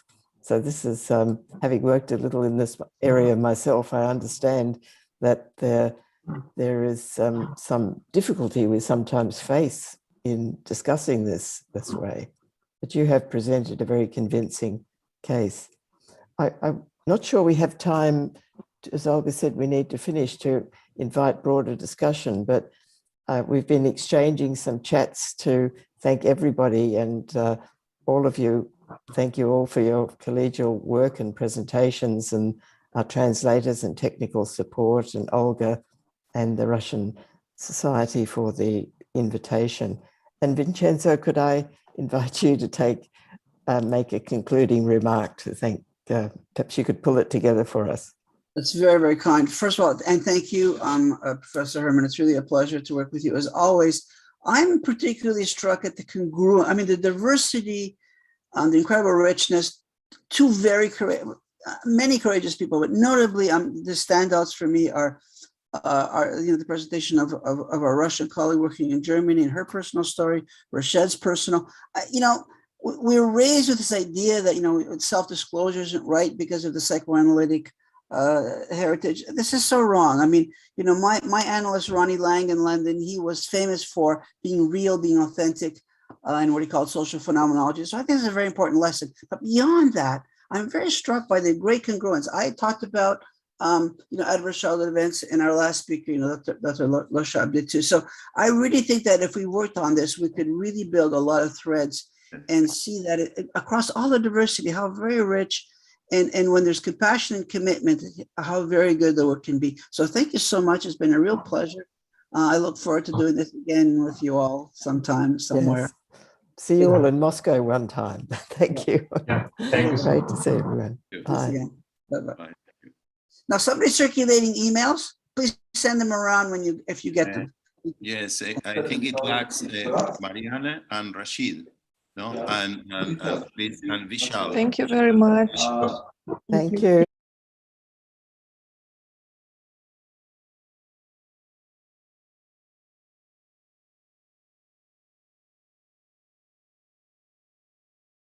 Психическое здоровье человека 21 века. В онлайн-формате для вас доступны демонстрации услуг и товаров партнеров Конгресса, каталоги, брошюры, презентации, результаты клинических исследований и другие необходимые для ежедневной практики данные, интерактивное голосование, анкетирование, опросы и конкурсы, контактные данные представителей компаний, онлайн-чаты, звонки.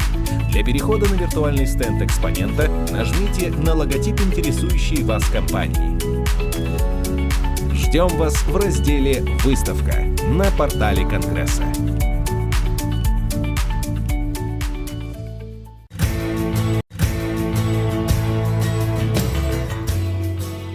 В 2013 году в Тверском областном психоневрологическом диспансере открылось детское медико-реабилитационное отделение, к настоящему времени функционирующее в рамках дневного стационара.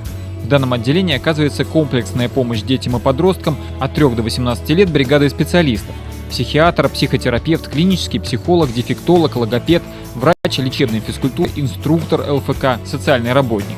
В медико-реабилитационное отделение направляются дети и подростки с различными психическими расстройствами: задержка психического и речевого развития различного генеза, расстройства поведения, невротические расстройства, органические психические расстройства, синдром раннего детского аутизма, шизофрения, легкая и умеренная умственная отсталость. Врач-психиатр совместно со специалистами отделения разрабатывают индивидуальную программу каждому ребенку и реализуют ее в условиях отделения. Детям и подросткам помимо лечебно-диагностической помощи предлагается курс занятий с логопедом, психологом, дефектологом, занятия лечебной физкультурой, изобразительным и музыкальным творчеством. Предоставляется уникальная возможность творческих занятий в мини-группах по 2-4 человека. Добрый день, уважаемые коллеги. Good afternoon, dear colleagues. I'm happy to open our plenary session, which is titled Mental Health and Well-Being of Children Affected by Armed and Transnational Conflicts. Let me pass the mic now to Dr. Akiko Mikamo, PhD in Psychology, President of the U.S.-Japan Psychological Services in San Diego, California, and an educator of clinical psychology at San Diego University. You're most welcome.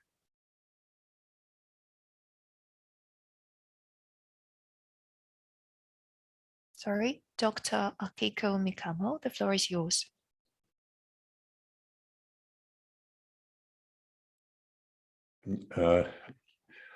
Докладчика не присутствует. Sorry, are you with us? Вижу, что здесь, да, мисс Микама. Сейчас мы подождем, пока она подключится.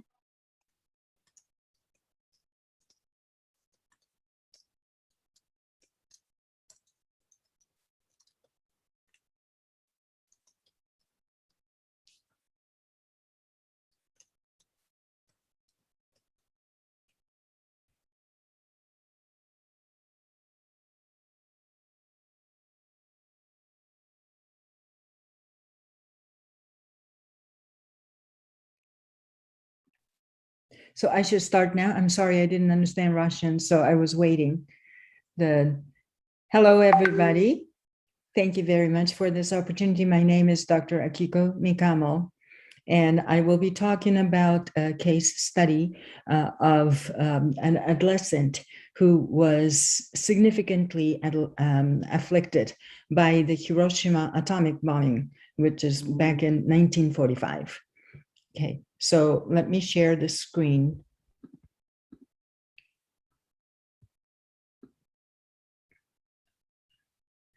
Just a second, please.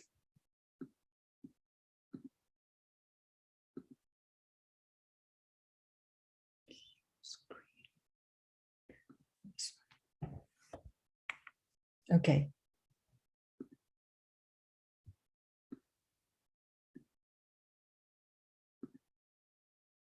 Okay. So the title of my talk is Resilience and Forgiveness of an Adolescent Survivor of Hiroshima. And 8/15 is the time of the bombing in Hiroshima in 1945. So a quick introduction and talk about the case and also the role of forgiveness. So I was born and raised and educated in Hiroshima City, and both my parents are survivors of Hiroshima bombing. At 3/4 of a mile, my father was, which is 1,200 meters, and my mother was at half of a mile. It says 800, but it's actually 720 meters. I'm a medical and consulting psychologist and also executive coach and author and producer. And I produced a movie called 8/15, a true story of survival and forgiveness from Hiroshima, which is based, I'm sorry, that was the book I wrote. And based on that book, I produced a movie in 2020 called 8/15 Hiroshima, From Father to Daughter. And the story has been featured by the BBC News magazine and also NHK World News and several other major media, if you're interested in detail. And this is all true story. The book is nonfiction and the film is nonfiction. So that when you think about mental health challenges of the children and adolescents, there are so many factors, and some of them have been studied a lot, and some of them have not been as much. And of course, there's an immediate physical survival, and there's hopelessness and helplessness and trauma and PTSD. Trauma and PTSD has been addressed quite a bit in many disasters, but not all of the conflicts. And the previous presentation was about the homelessness, but broken and lost family, there are many homeless children after the big the wars and attacks, and also broken lost community and societal system. Then sometimes the whole country changes the principles and laws and everything. So it is really a lot of people, especially young ones, not only losing the homes and the families, but also the ground to stand on. And that is a big issue. And invisible threat when it comes to nuclear and also biological warfares, you don't really know that, because the least injured people could all of a sudden drop dead. So not knowing what is coming and when it's coming to you is a pretty unique threat. And there's a lot of psychological responses to that. And the part that I really would like to focus on is the personal and collective victimization, especially when they feel victimized, that something wrong was done to us. And then they hold the grudge and they develop the wishes for retaliation and vengeance. And so the cycle of this hatred and the attacking and hatred and revenge continues, and it's still continuing in our world. And that's why we never have conflict-free world. So this is the poster of the film, 8/15. And it says, the world changed forever that morning. And I'll talk a little bit about that. And this is the Japanese website. You see the profile of a boy. That this is an actor portraying my father, who was an adolescent, and the black rain is hitting him. And on the left top, you see the atomic bomb zone in Hiroshima. And this is my grandfather and my father trying to escape with severe burns. So I am going to show you the trailer first. So if you can give me just a second, please, I will switch my screen.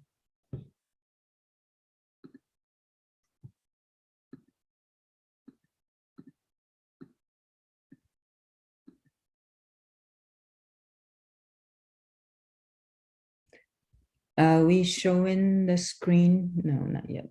Okay.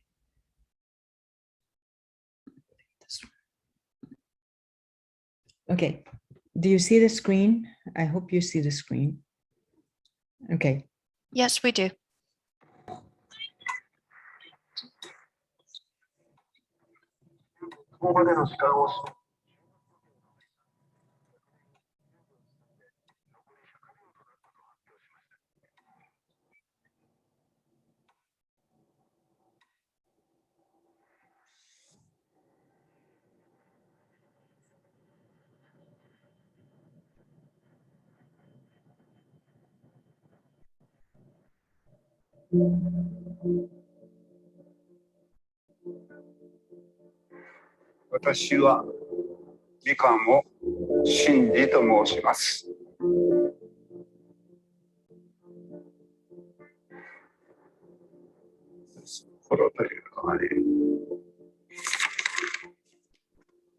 Heard their screams.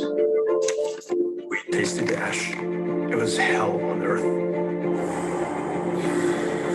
何と苦しゅうてもいとうても生きるという望みを捨てたらダメだ。お父さんがおらんかったら俺はそこで死んどるやろうね。許す心を成し遂げたらみんなが平和になりますよね。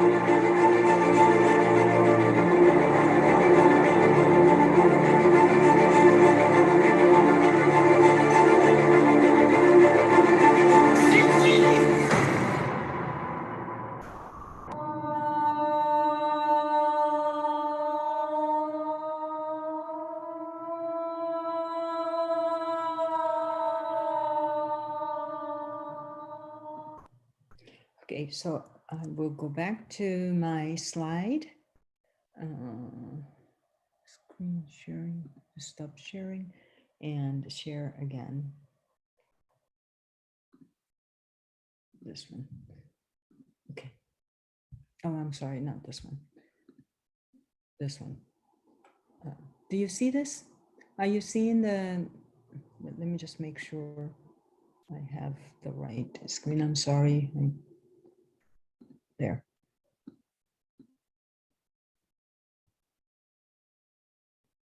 And the presentation mode. Okay.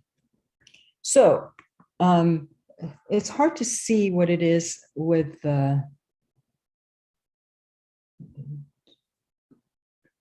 Okay, so I will give you the case. So Shinji Mikamo is my father, was my father. He passed away last year, but he lived a long life until 94.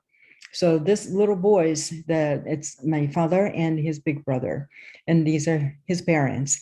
And this is the picture that's closest to the time of the bombing. We don't have any pictures, but this was discovered and later. And he was 16 years old. And in this picture, and at the time of the bombing, he was 19. And to note, in Japan, coming of age is 20 years old. So as 19, you're considered minor. So in like Europe and North America, it's the same as 17-year-old, that you're not quite an adult and you don't have any rights or privileges. And so at the time, Hiroshima City had a population of 350,000 people. And interestingly, it had never been carpet bombed, unlike other 120 cities in Japan. Tokyo, Osaka, Fukuoka, all kinds of cities were bombarded by the carpet bombs and really dismayed, but Hiroshima was untouched.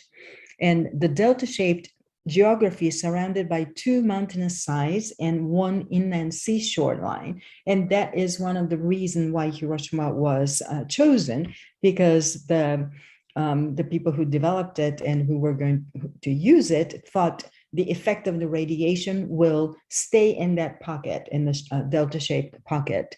And there are 7 rivers, and it's a small, rather small area, like 2,000 meters radius, the main city area.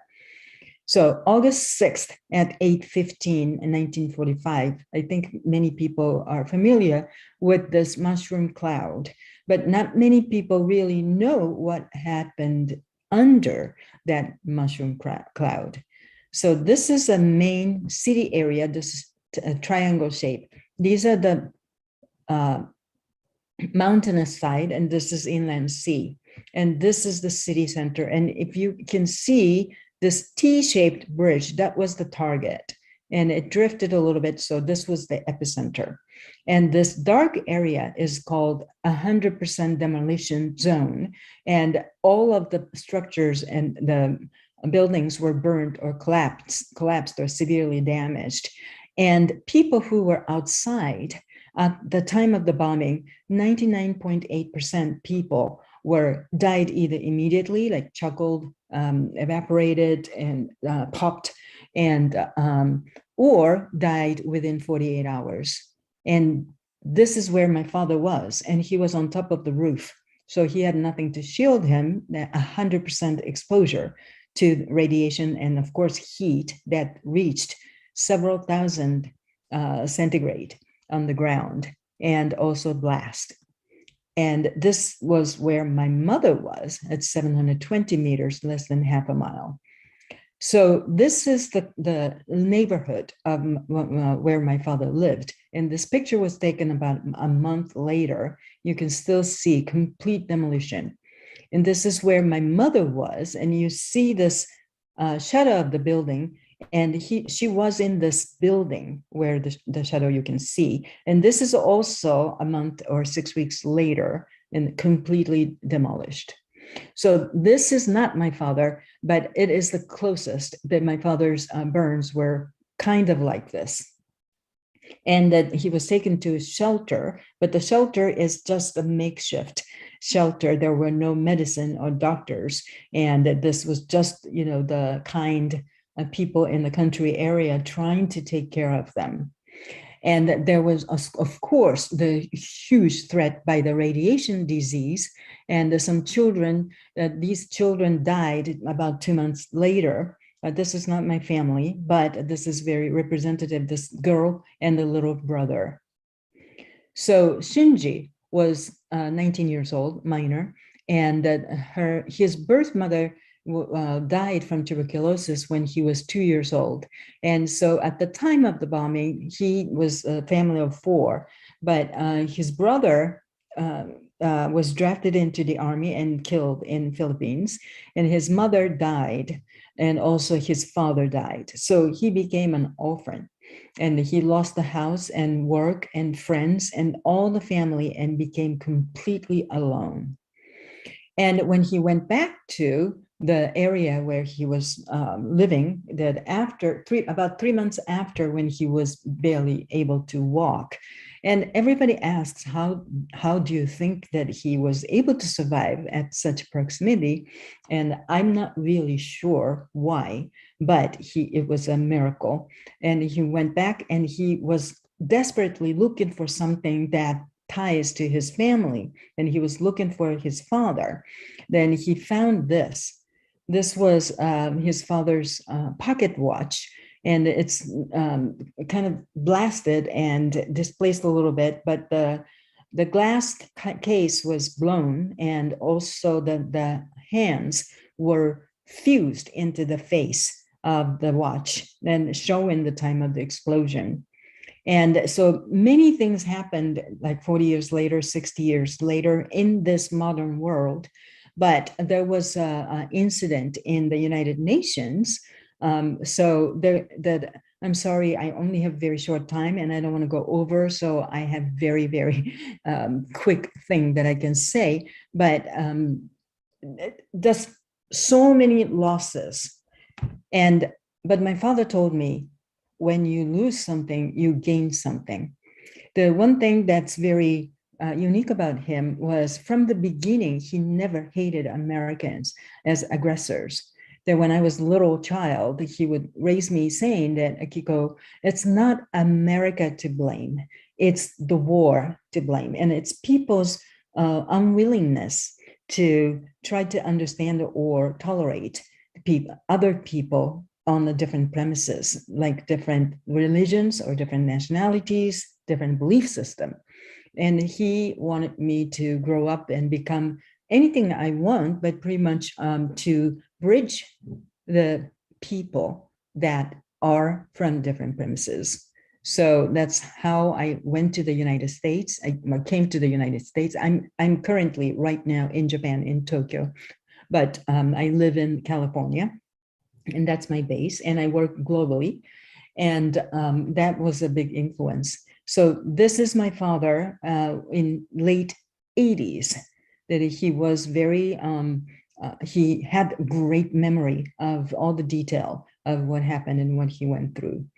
So his forgiveness, I believe, that's what he, that's why he was able to live so long happily afterwards. And of course, the first 10 years or so, about 15 years, was just agony, because not only the physical wellness, but and all the societal and emotional devastation, he was discriminated against by other survivors because he had no families. So he was considered a street rat. And like homelessness, there were many children that were homeless, and many of them sought the belongingness with the mafia and other criminal organizations because that was their home. And so Hiroshima once became very famous for Yakuza, the mafia activities. And it's not like that anymore, but that was social problems. And so what does forgiveness do? So compared to unforgiveness? And the research has shown very clearly, physiologically and psychologically, there are many benefits of forgiveness, like cardiovascular, autonomic nervous system, endocrine system. And psychologically, we have the evidence that psychological well-being and positive affect, and also less depression. And if somebody is holding grudge, imagine how that affects all the family members or co-workers or friends or community people. And so forgiveness is not just individual thing, even though it is more of an intra-psychic journey. The forgiveness is not condoning or approving or permitting some horrific behaviors or actions. It's more about freeing yourself from the grudge and being able to move forward. So forgiveness is not just reduction of unforgiveness, but it has to come with positive affects.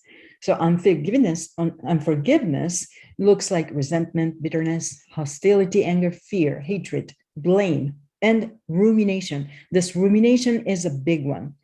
And some people would argue, well, that's how they can stay strong, that they want to revenge one day. So that's why they work really hard to get stronger.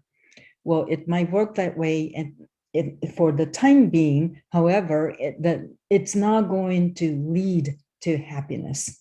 And rumination is the big thing that we need to address. And positive affects would be empathy and hope and compassion. So I don't have time to go into it, but I have developed the layers of forgiveness.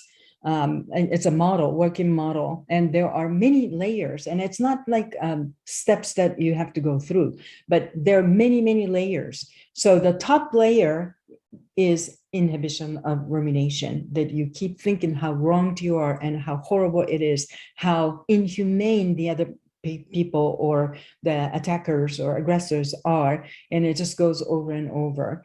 But then at the deepest layer of forgiveness, there's integration and growth, or vicarious or internal integration and growth.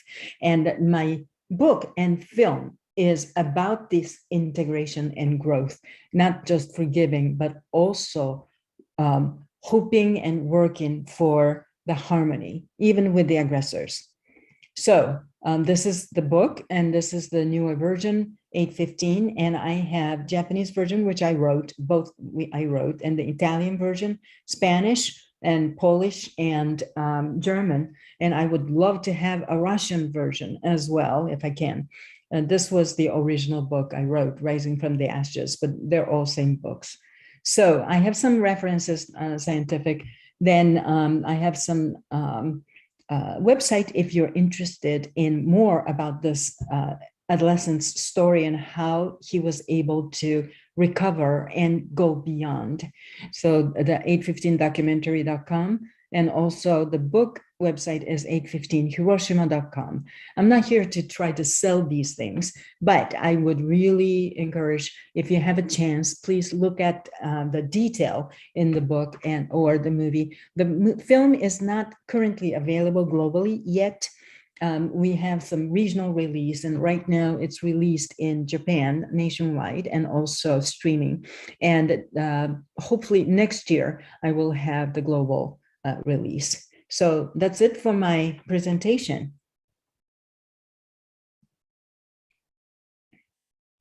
Thank you so much.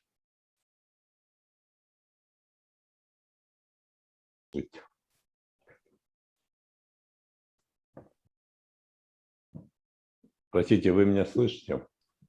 Can everybody hear the moderator? Thank you. It works. I'd like to thank Mrs. Akiko Mikamo. And now we're moving on to our participants and their clinical practice. And the first presenter will be talking about mental disorders in children returned from war zones, psychotherapeutic care for children victims at schools. The speaker is Lev Perezhogin, who is a pediatric psychiatrist and psychotherapist, a doctor of medical sciences, head of the Department of Children and Adolescent Social Psychiatry at the Serbsky Research Center.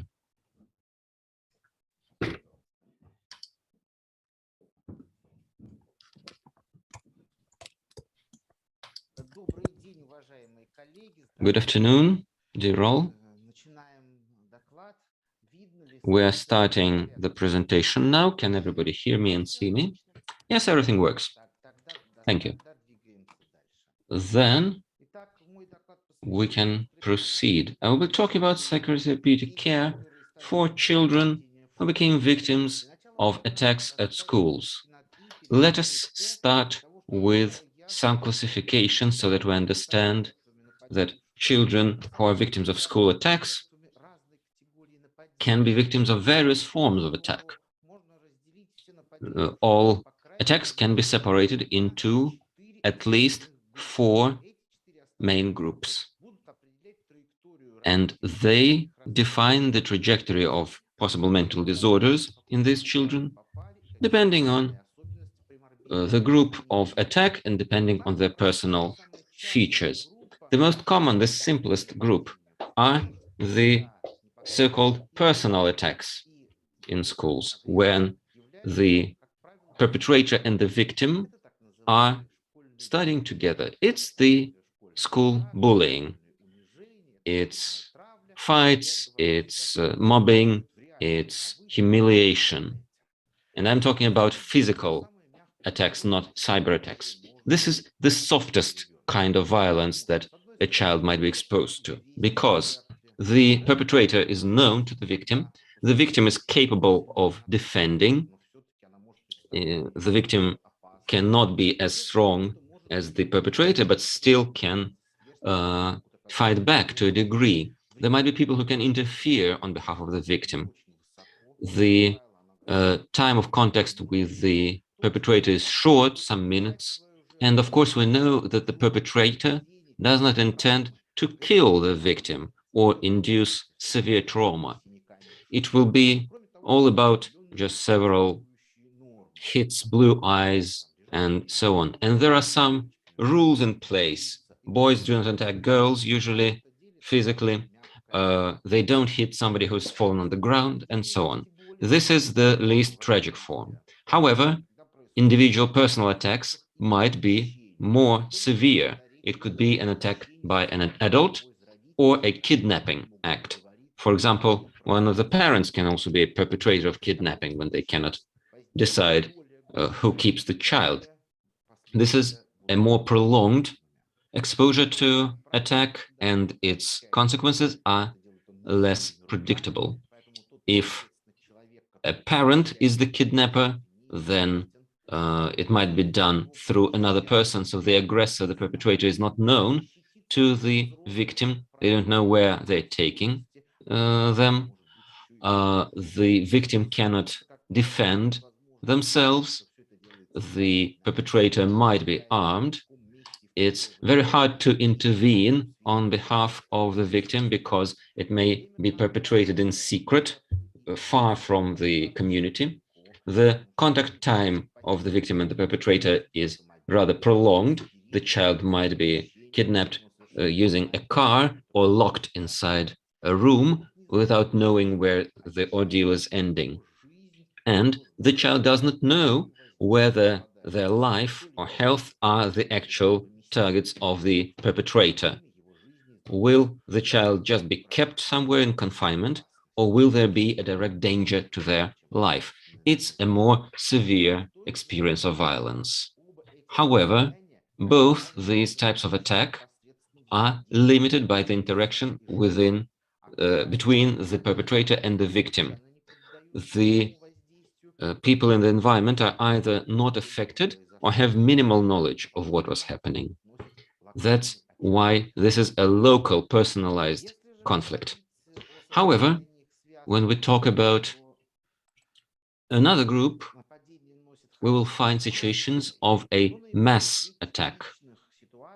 And the two types of mass attacks are either an invasion by a lone terrorist, the so-called school shooting, that has become more and more widespread in many countries, including our country.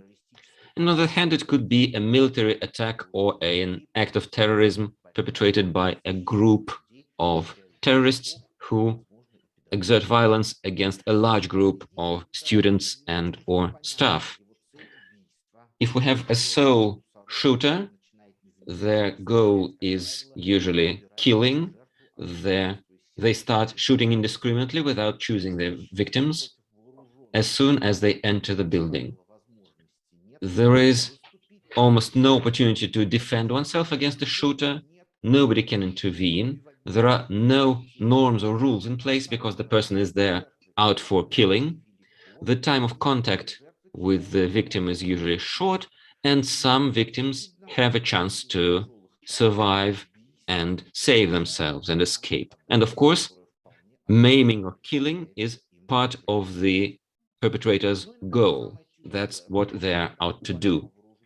This is one of the heaviest forms of violence. And then the most pervasive form of violence, the severest form of violence is a terroristic act by a group of perpetrators, by an armed group. They are usually well equipped and well trained, and their goal is a mass killing. The victims are not able to defend themselves. There is nobody to intervene. There are no rules in place, and the time of contact is rather prolonged. For example, during the terror attack in Beslan, people were held at a gunpoint for 3 days. No school shootings can be as prolonged as this. There are some chances to save oneself, but we cannot predict which victims will be able to escape or save themselves. And of course, killing or maiming the victims is the obvious part of the plan for the terrorists. In those cases, there are lots of people who are the direct victims of the act, and their surroundings and their communities are also influenced. The social effect of such an act of violence is spread through families, relatives, friends, and completely unrelated individuals that are looking at this horrible situation, considering themselves a part of it, imagining themselves being within and suffering from psychological trauma, although they are not direct participants of the situation of violence. Now let's take a look at the trajectory of mental health for victims.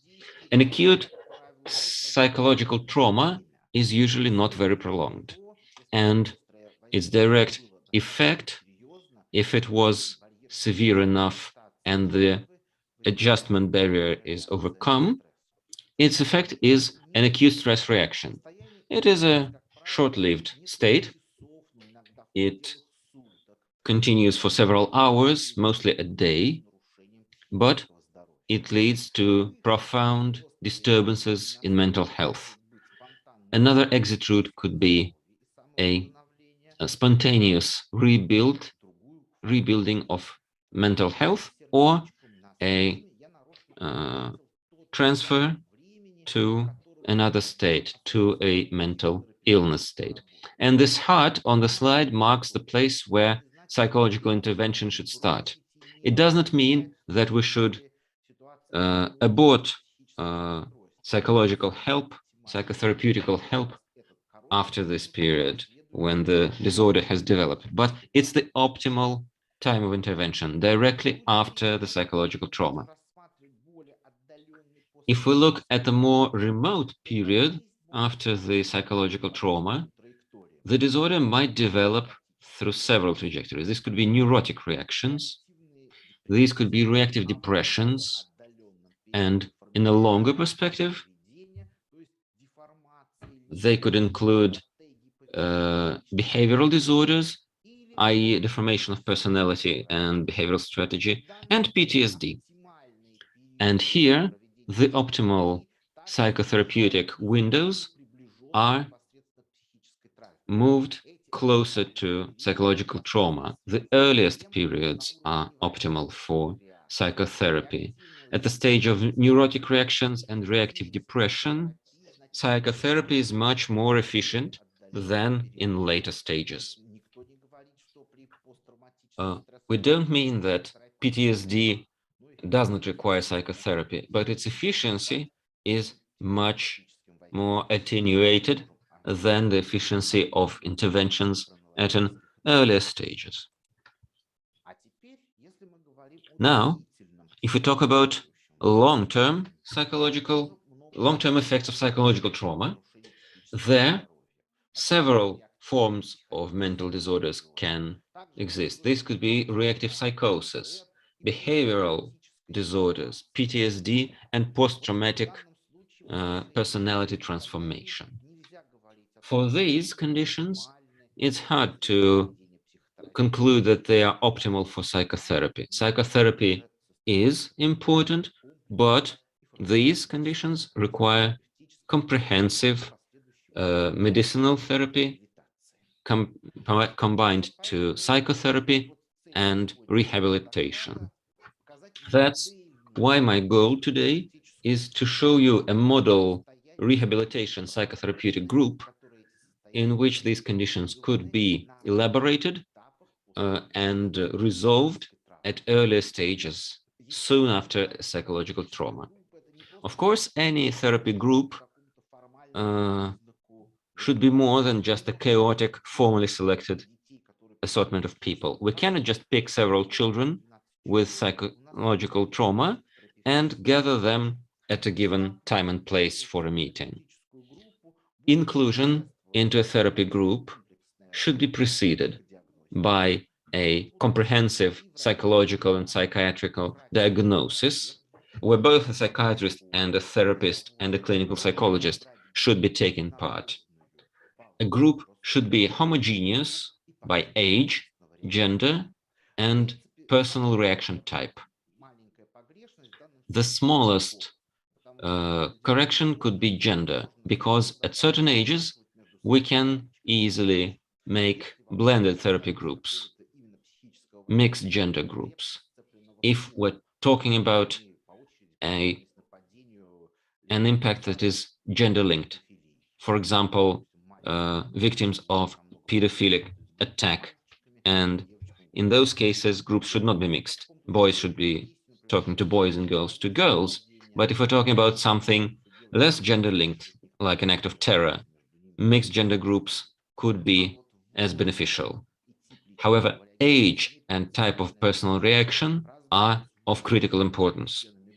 The age gap between group members should not exceed 2 years, because age differences in child psychology are very pronounced, very different ideas, very different concepts, very different reflection types. A heterogeneous group where some children understand what they are talked about to and some do not, will not be working. And then reaction type. We should not bring together children with radically different reaction types. For example, ASD, children with ASD or with hysterical reaction, or ADHD should not be blended with typical children, or their proportion should be very small. For example, out of 10 children, 1 or 2 children with different reaction types could be included at most. So which groups can be included, which children can be included? These are children who survived psychological trauma and have had their primary psychiatric and psychological diagnosis, possibly those who are on drug therapy and are outpatients. Even if they are receiving drug treatment, they should not be in need of inpatient treatment. If children are in a very severe condition and require hospital admission, they should not be made part of a therapy group. However, we can introduce children who are rehabilitating after a physical injury. The injury, of course, should not prevent them from group therapy. And of course, we should consider cultural, ethnic, and religious background of the children. Who are excluded? We exclude children with learning difficulties, with psychosis and ASD, children with behavioral disorders or aggression, and children with non-resolved paroxysmal states. Paroxysmal states in the history of the patient are not contraindications.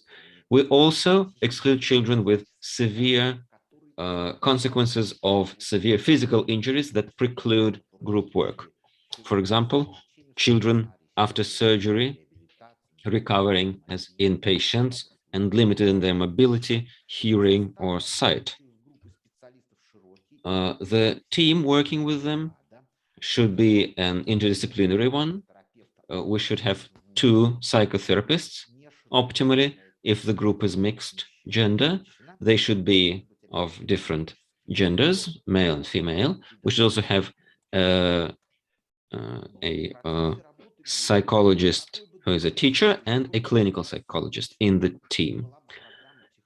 However brief the group work is, we should consider a specific set of targets for therapy. Here we have this full set of targets. They can be broken down into 4 groups. The first group is linked to symptoms of mental disorders with which are working. The second group has to do with personal traits. The third group of targets is about processes that take place in a group just due to its nature as a collective. And the final group of targets are those that are related to therapy, because often a therapy reveals components that are not linked to particular nosologies or personal traits or group dynamics, and they have to be worked through with therapy. Я постараюсь коротко набросать план. I will try to very quickly outline the plan of our group work. Normally, we offer 10 sessions, and every session follows a template. It begins with the words of greetings, it ends with saying goodbyes. In the group, we do a number of activities and discuss their results. When children leave the group, after that, the clinicians discuss with each other the work, and if necessary, give recommendations to the parents. All in all, we have 8 steps. Sorry, I can see that the time is running up, so we'll try to very quickly go through the plan. Anyway, I will send out the presentation. You'll be able to read it. So the first meeting is about getting to know each other. The second meeting is a self-study of the kids' behavior in the society. The third meeting is about feelings. It's about raising awareness. How do I feel? What feelings do I have? How do I express them? The fourth meeting is about reactions to external negative impacts, including the psychotrauma that the child received and the reaction to the trauma. The fifth meeting, the fifth session, is about contacting people, how to contact others if you need help, how not to be afraid of rejection, being left alone. The sixth session is about personal growth, how to solve one's own issues. The seventh session is conflict management. It's about building relationship with everybody in a trustful and respectful manner. And finally, the eighth session is about one's beliefs or about oneself, about the humanity, the world, other people. Here we make plans for the future. We build a personal strategy for the future. Thus, we lay the first steps for the happy life. Then we have the ninth session, which is about summarizing. It is a beautiful celebration where we exchange gifts, where we exchange contact information. So this is how the group works. Of course, I have to say a couple of words about the efficiency of such work. It can be measured, of course, with tests, questionnaires, which may be given at the beginning of sessions, at the end of all the sessions. Here is the impression of children's behavior that we have now. The symptoms get less severe subjectively for the child and for the external observer, for children. Personal growth happens, personal dynamics is launched, and of course there is a good dynamics of group social relationships as the children learn to cooperate with others. We are designing the templates for work.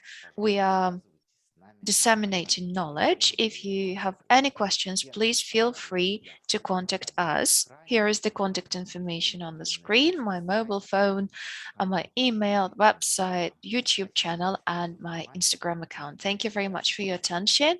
It was a great pleasure. Goodbye. I'm passing the mic back to Zurab Ilyich.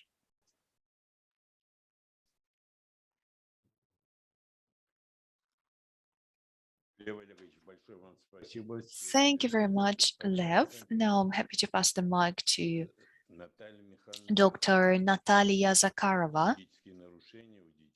Mental disorders in children returned from war zones. Head of the Department of Emergency Psychiatry and Emergency Care of the Serbsky National Research Medical Center of the Ministry of Health of the Russian Federation.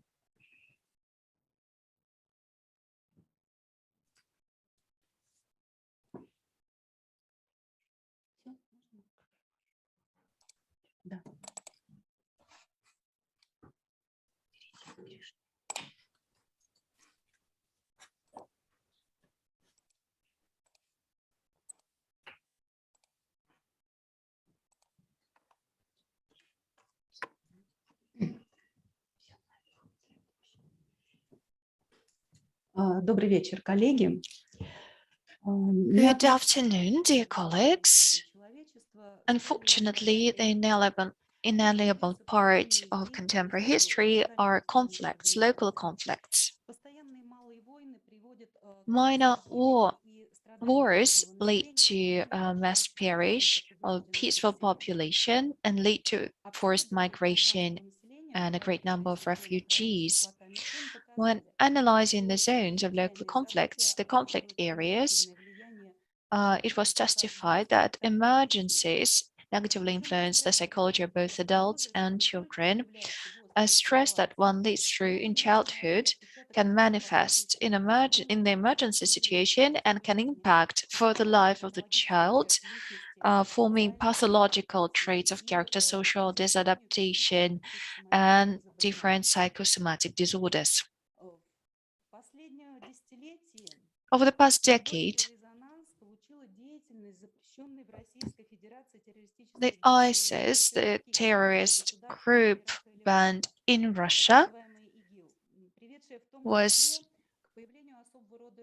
quite active, which led to a huge number of victims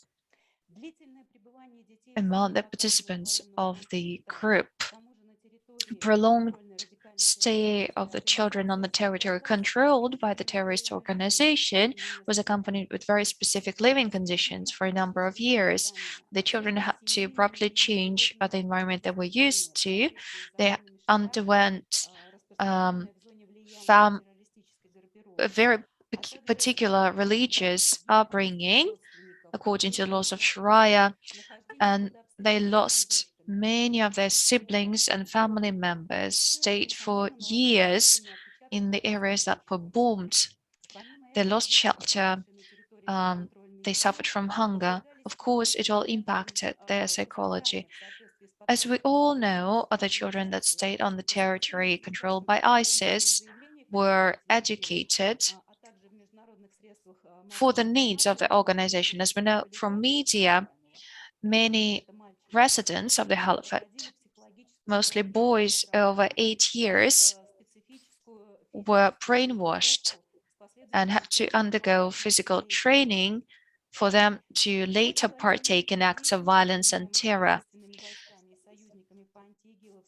The anti-ISIS coalition captured some of the families which were part of the ISIS. Women were put in prisons and camps on the territory of Syria and neighboring countries.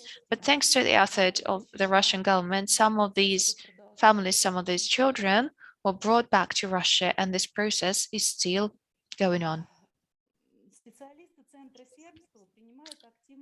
Experts from the Serbsky Institute are taking an active part in this process of returning these children to peaceful life.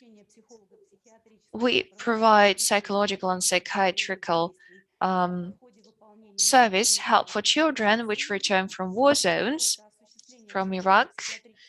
Then we do psychopsychiatrical diagnostics for the children the first days after they return from Iraq and Syria to Russia while they stay in daycare institutions. And we offer preventive care and psychiatric treatment to the children and their parents or caretakers who returned from the war zones. All in all, we diagnosed 292 children aging from 1.5 to 17 years. We did it in the acute period, the first 1-3 days after the arrival in Russia. Thus, we diagnosed 160 children. Out of them, 91 children came from the Iraq prisons and 69 from Syrian camps. The second stage is analyzing their state 3 to 12 months and more after their return. Why do we say and more? Some of the children we diagnosed, some of the children we worked with returned to Russia even before the evacuation was organized by the government. So they have been staying in the Russian Federation for 2 or 3 years after their return. We worked with 187 children in that situation. All of them live in the Northern Caucasus region in Chechnya and Dagestan in particular. Why did we choose these areas? These regions show the highest concentration of the children that came back from ISIS, who we could work with. We worked with 103 children at least twice. That means that we diagnosed them in the acute period, and then later on we did a follow-up. Here is some statistics. 70% of the children we analyzed were born in Russia, but around 4 to 8 years ago, quite early in their life, they were taken by their parents to the territories controlled by ISIS. 30% of them were born in the war areas. Over 90% of the children lost their father, over 30% of the children lost their mother, and for 40% of the children, their mother is still imprisoned. 25% of the children lost both their parents. Over the past 1-2 years, all the children we analyzed spent in prisons and camps together with their mothers, spent all the time with their mothers in prisons, or they were under care of their relatives or complete strangers. Among the factors, we can quote meager food, limited freedom, the need to survive, poor sanitary conditions, and so on and so forth. And of course, after these children return to Russia, another factor that is added here is their alienation from mother. And an air flight, for many of these children, it's the first time in their life, and an abrupt change in their social environments. Here are a couple of words about the results of our analysis. Over the first 1 to 3 days after children arrive on the territory of Russia. As for children younger than 4, here we saw acute stress reaction, which is related to a traumatic event, alienation from their mother, of course. And we saw 2 kinds of acute stress reaction, quick oscillation between extreme emotional states and slowed psychic and motor activity. As for children aged from 4 to 7, we saw gender differences here. As for girls, in some cases, we saw symptoms of acute stress reaction, slowed reactions, freezing in one pose, shutting off contact. They were also anxious, were afraid of strangers, did not interact with their peers, interacting only with their siblings.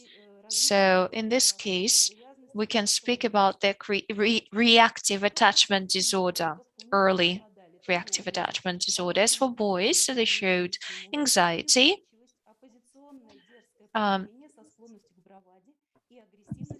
very harsh behavior, provocations, and a lot of aggression in their games and while interacting with the strangers.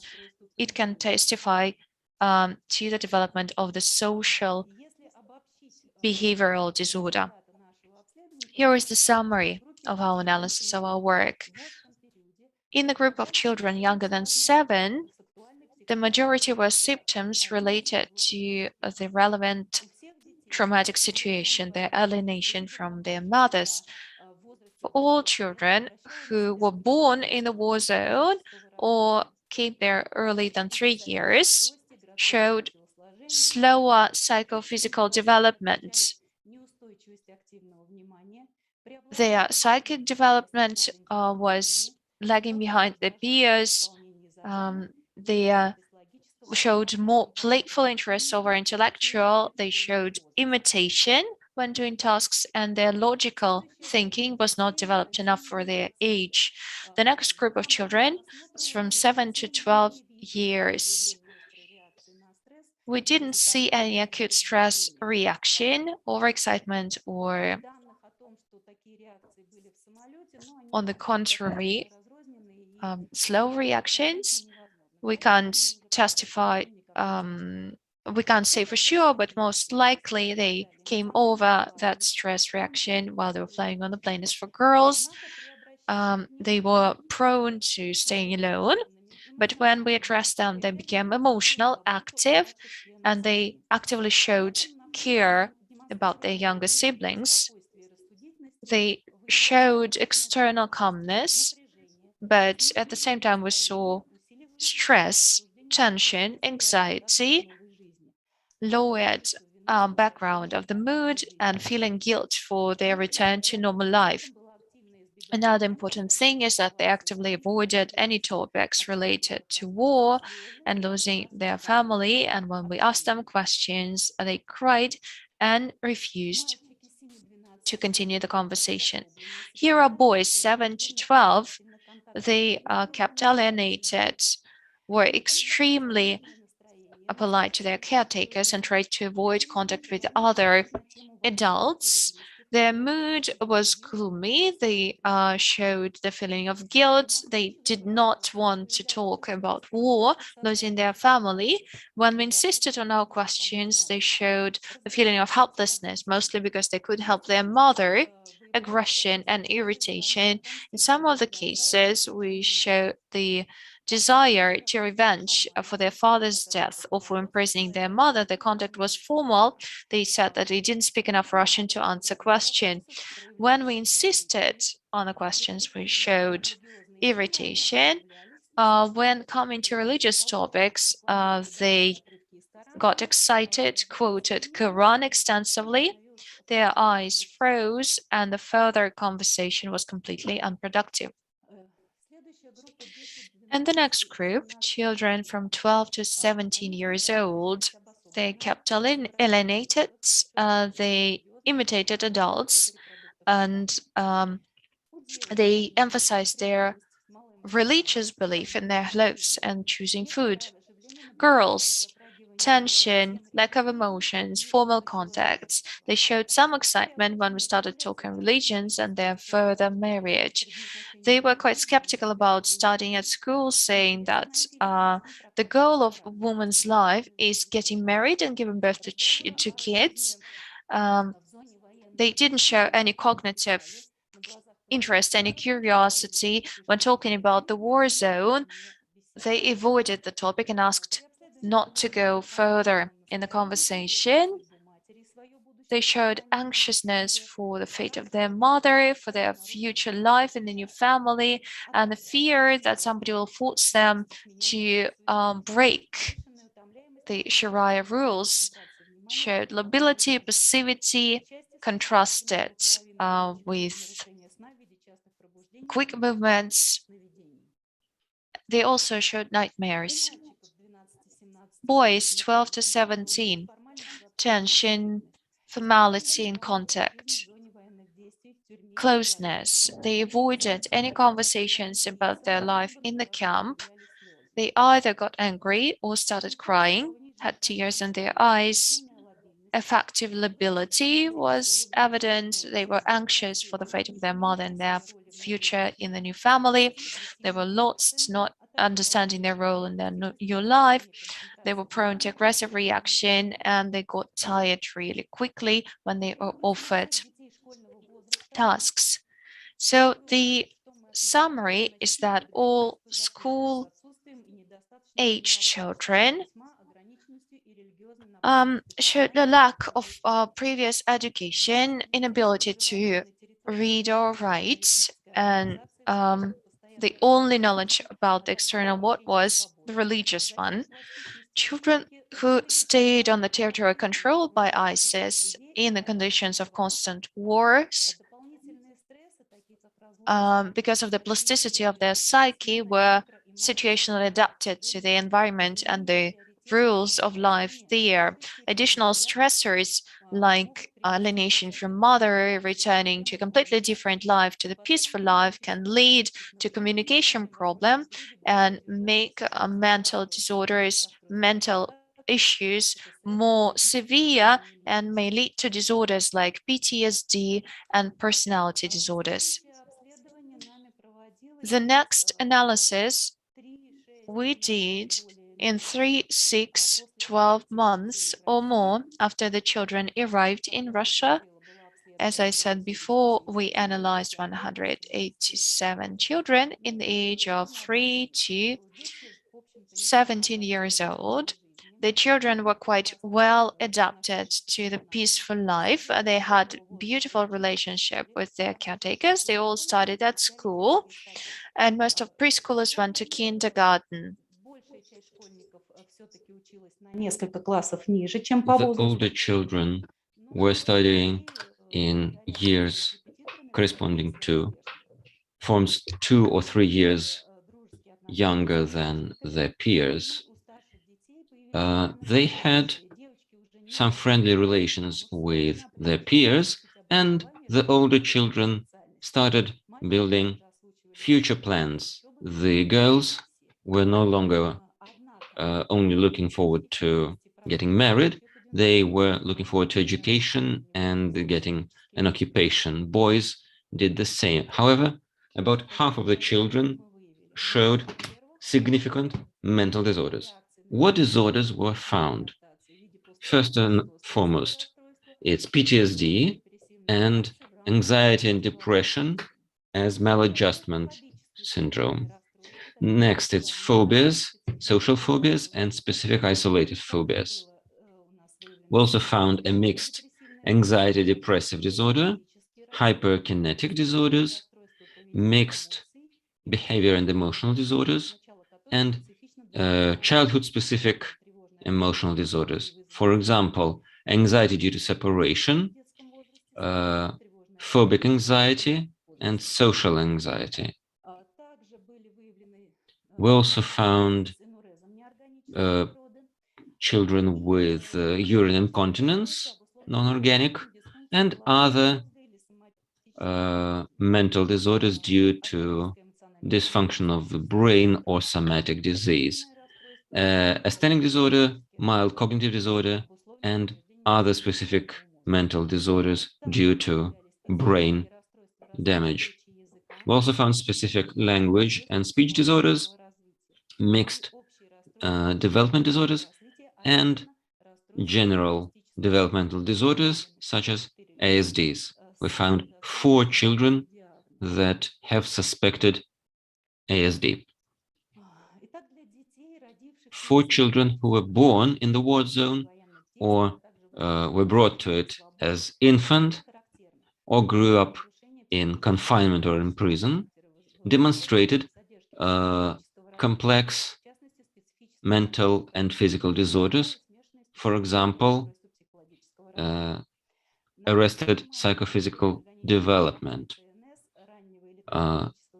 early injuries to central nervous system, provoked symptoms of phobia, hyperkinetic disorders, and childhood-specific emotional disorders. In older children, we found behavioral disorders due to religious upbringing, learning difficulties, and anxiety depression as part of maladjustment, phobic anxiety, and mixed anxiety depressive disorder. We also found avoidance symptoms, avoidance of subjects of loss, physiological excitement, such as sleep disorders, and invasions of flashbacks and nightmares, which leads us to a suspicion of PTSD. The detrimental factors to more pronounced mental disorders were age above 5 years. This was relevant because children who were born in the war zone and got to Russia as very small children mostly avoided the most negative factors that were experienced by older children. They either didn't realize, didn't remember the war zone, or didn't know that war was taking place. The older children remembered the war very well, and some of them were injured and wounded due to warfare. The second negative detrimental factor was the actual injury. The next factor was separation from the mother. Next, it's large size of families. When several children arrived, we found the phenomenon of the oldest girls suffering from mother separation, but each evening they gathered together, all brothers and sisters. They remembered the past, they cried together and thus induced anxieties. Parent or carer depression also led to an induction of mental disorders in the children. Considering the fact that I presented to you above, we found mental disorders of various severity in almost a half of the children. We must consider their urgent rehabilitation and treatment. And the main areas of work for their treatment are the earliest possible detection of mental and behavioral disorders and their treatment, dynamic follow-up in order to prevent and treat post-stress disorders in long-term perspective, as well as timely and complete rehabilitation of these children and their reintegration into the society. And this will be described by the next speaker in more detail. Thank you for your attention. Thank you. And the next speaker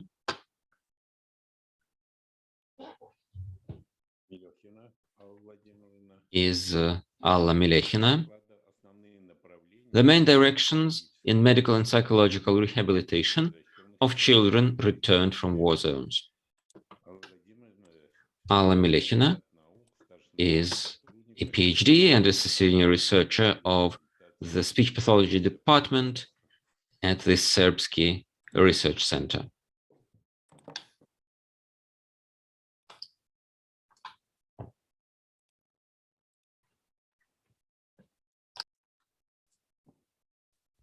Добрый день, уважаемые коллеги. Good afternoon. I will be presenting materials collected in the field working with children returned from war zones. We'll be talking about main areas of medical and psychological care for these children. It is most efficient when early interventions are used. We started literally in the airplane heading back to Russia. Individual rehabilitation is very important while adhering to legal and ethical norms of such care. And of course, prolonged care is important here, not just early start, but prolonged carrying out of care. It must be comprehensive and has to be carried out by a team that includes both clinicians, physicians, medical psychologists, teachers, social adaptation specialists. We also need to train this team specially for this kind of rehabilitation. The training should include cultural and religious features of this group of children and special methods of destigmatization and de-radicalization. The main goals for rehabilitation were to create a safe environment for a child that returned from the war zone. We also had to urgently rebuild their physical and mental health and to prevent remote mental disorders.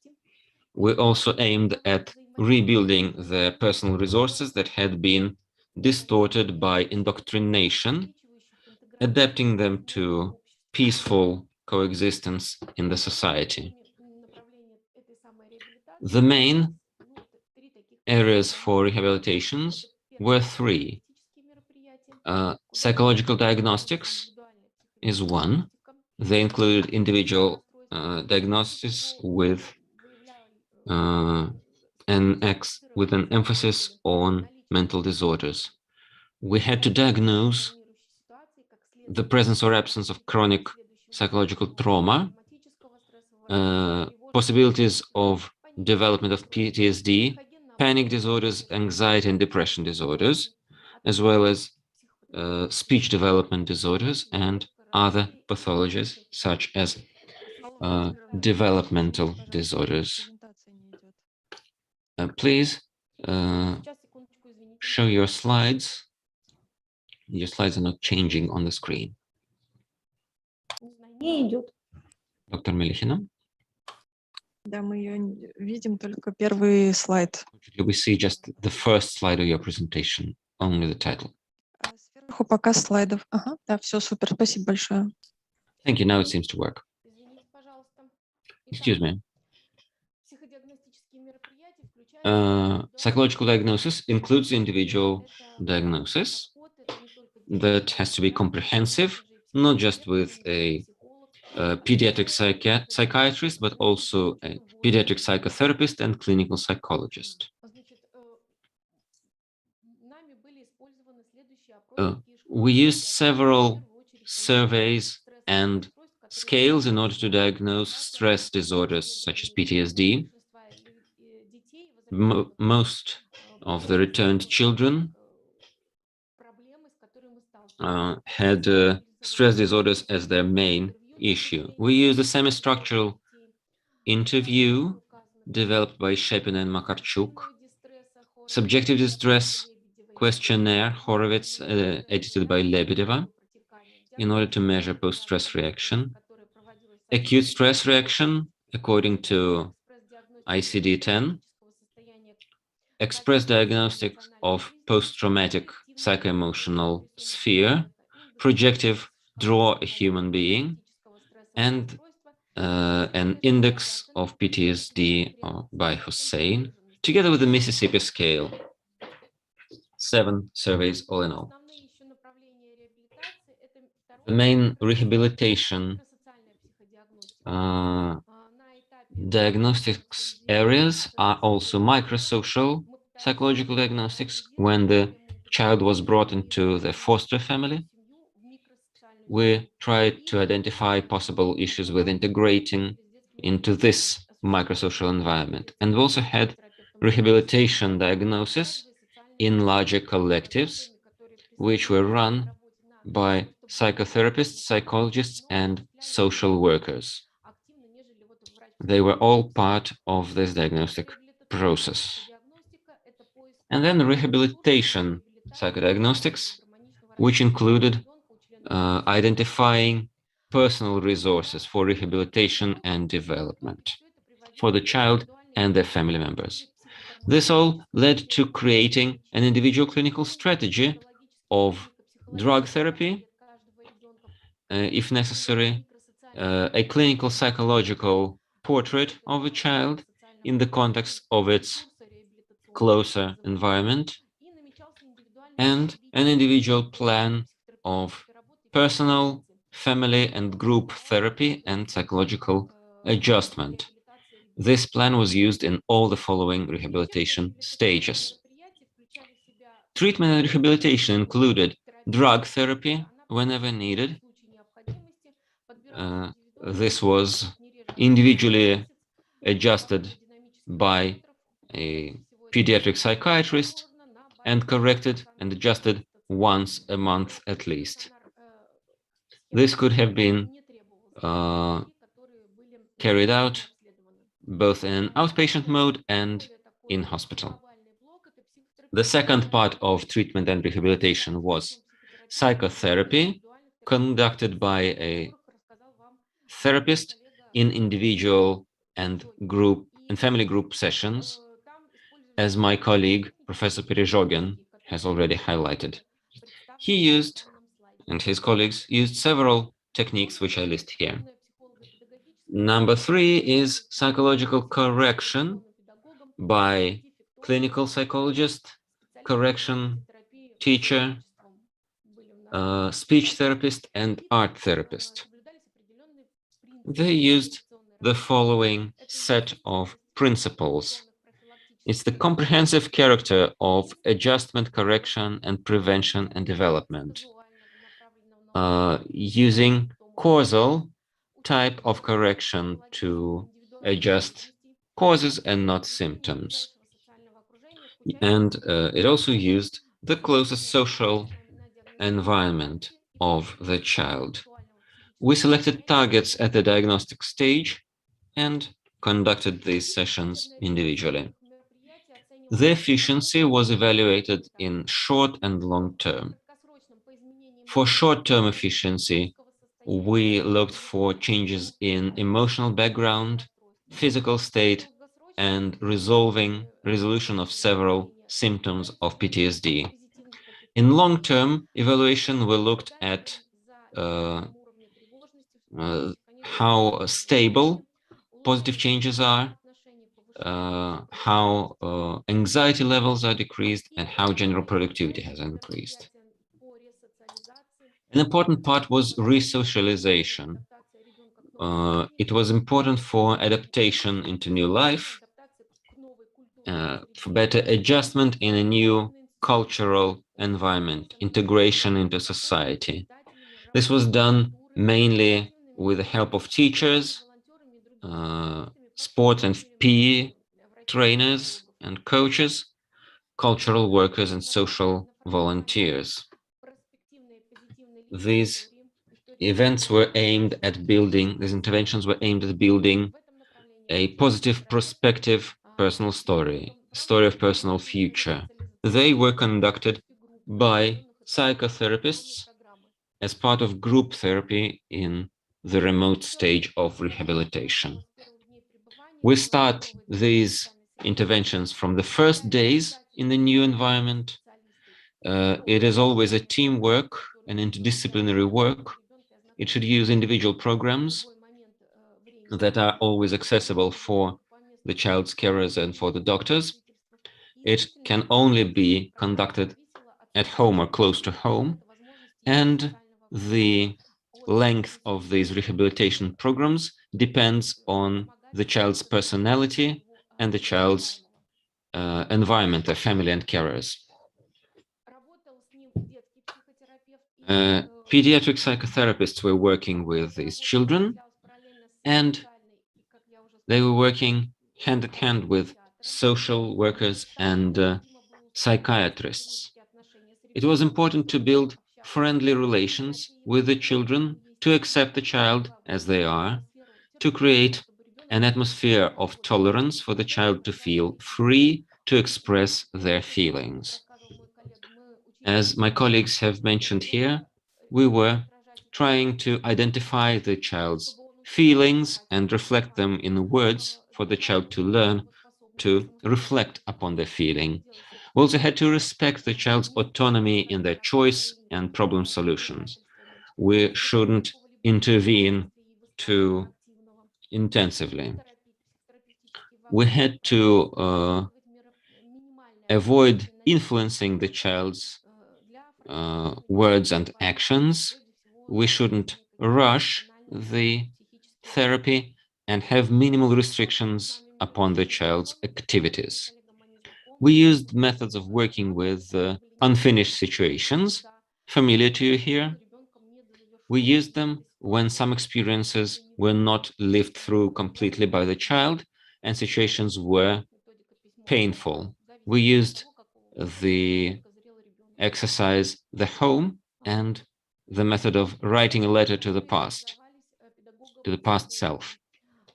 The teaching psychologist had to solve the following problems, to develop the best methods to resolve the child's personal social problems, to create a program for psychological rehabilitation of the child or the whole family, and improve the parents' competences in interpersonal relationships. Teaching psychologists also worked in the field in practice and delivered career guidance for the students. They also worked on preventing substance abuse and preventing suicidal tendencies.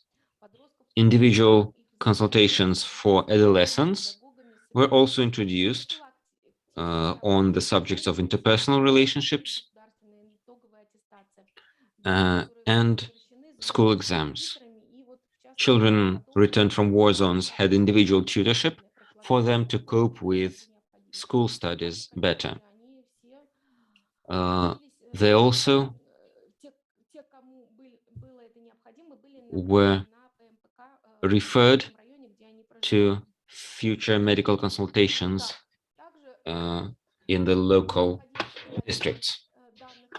Another important task for us in the future is creating a database for returned children. And currently, each region of Russia has created its own database.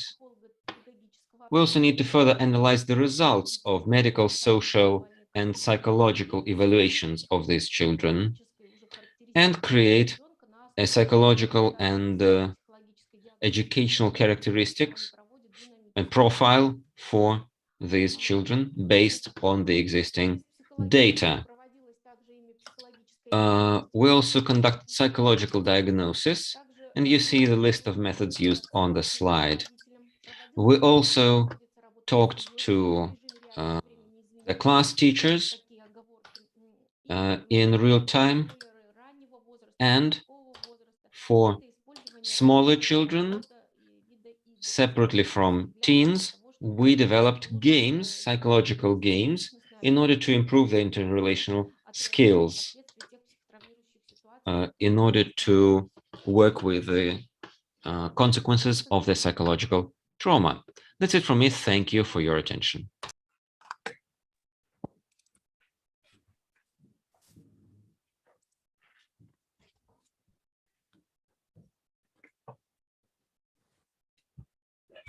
Уважаемые коллеги, Dear colleagues,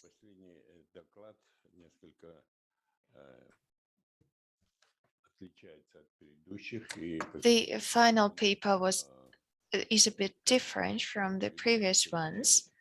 It's about COVID as emergency.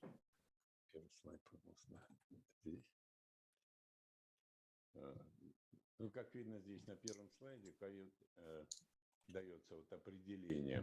On the first slide, you can see the definition. The definition of an emergency.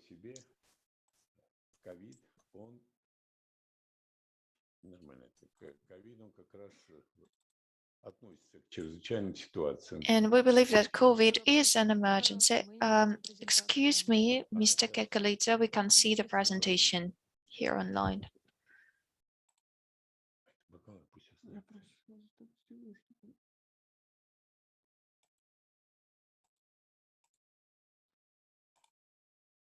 Так, можно оставить вот таком и там, или только вот это? Можно такое вот оставить. Так можно? Да, все. А теперь видно? Да, все видим. Can we see it now? Yeah, perfect. Here you have the definition of an emergency. That's an event that goes beyond everyday experience of an individual or collective experience, microsocial environment, and can cause stress from any individual despite its background or social position. This definition matches COVID perfectly well. The next slide, please. As for stress, I won't read this definition. It's a composition of non-specific adaptive reactions of an organism.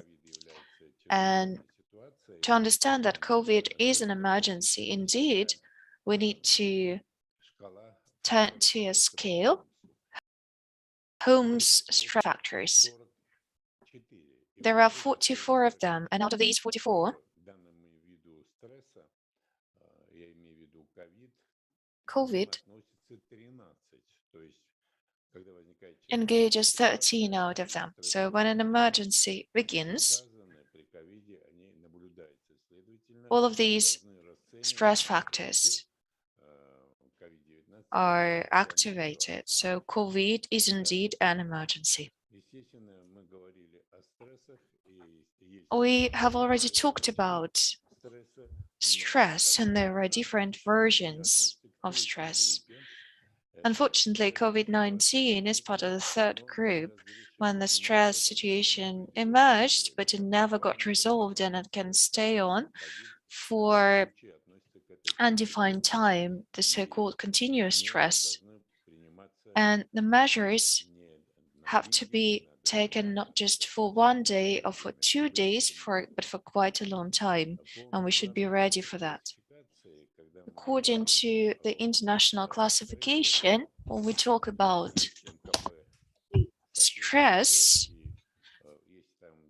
there are classifications and reactions to stress and post PTSD, anxiety, depressive disorder. All of these descriptions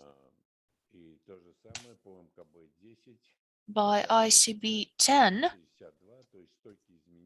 correlate with COVID, and F62 is also relevant here, stable change in the personality after surviving a catastrophe, and that requires psychic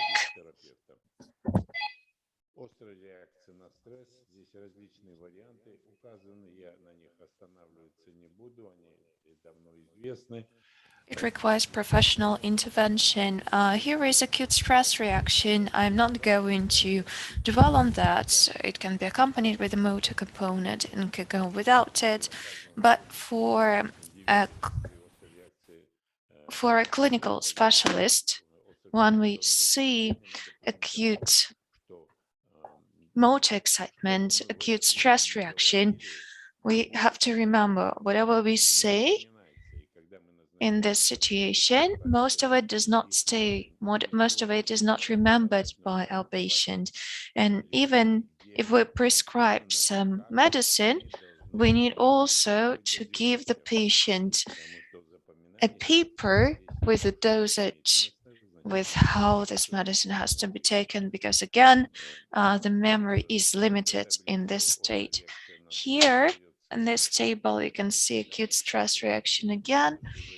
This is the data about the limited scope of attention, difficulties in concentration, difficulties in reproducing the received information, speeding up of the tempo of the speech.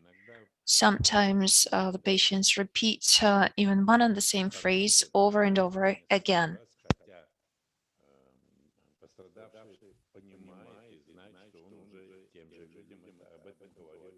Sometimes it happens even with the full awareness of the patient. An extreme version of this acute stress reaction is the situation when the person very quickly escapes the emergency location. Maybe if you remember 9/11 in the US, many people understood that they're very high in the skyscraper, but still they jumped out of the windows. And the probability of their staying alive was almost zero, but still they did it. The other side of it is slowing the reactions down. Sometimes it is more pronounced, sometimes it is less pronounced. And as for torpor, for mental agility, here we have to remember that people with torpor and acute stress reaction almost never turn for help. They focus their attention on details, on minor things. They are worried because they can't find an object that used to be very dear to them. It seems something extremely important. And we have to remember that they never turned for help.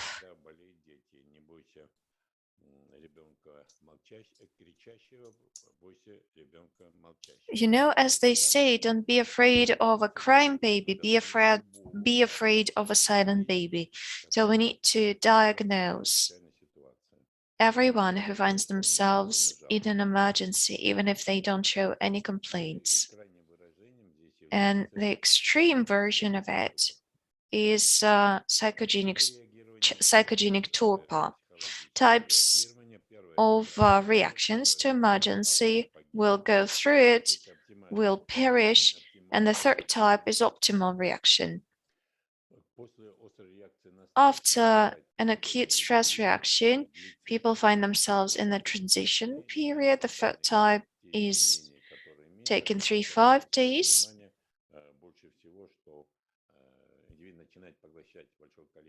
Normally, it manifests itself in food behavior. People start eating a lot.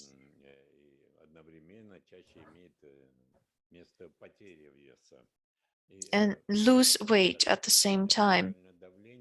Also, their blood pressure raises, the pulse gets quicker, but subjectively, the patients don't have any physical complaints. Also, they suffer from sleep deprivation,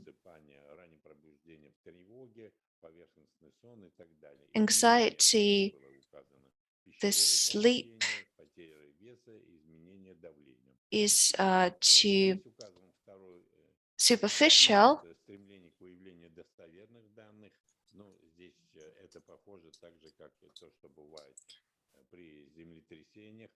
In the second type of the transition period, people show different signs of looking for data that indicates that the emergency may repeat itself. They go to witches, to fortune tellers. They are especially attentive to what the policymakers say. Especially now, fortune tellers are extremely popular, especially when they say that they can free people from COVID.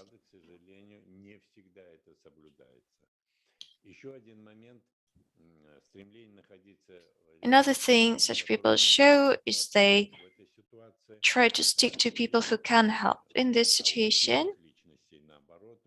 And for strong people, strong personalities, on the contrary, they tend to spend time alone because everybody expects help from them, which they can't give to everyone.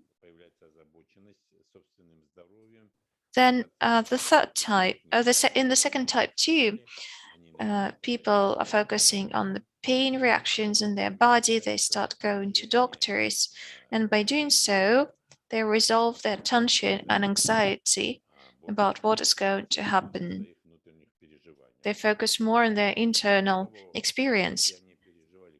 Also, if they experienced any similar emergencies in the past, then they have a minimal kind of set, which they, the tools, the pharmacies, the medicine that they carry with them, or like flour, a knife, a lamp, water. People collect a kit, an emergency kit that they can grab in the case of emergency.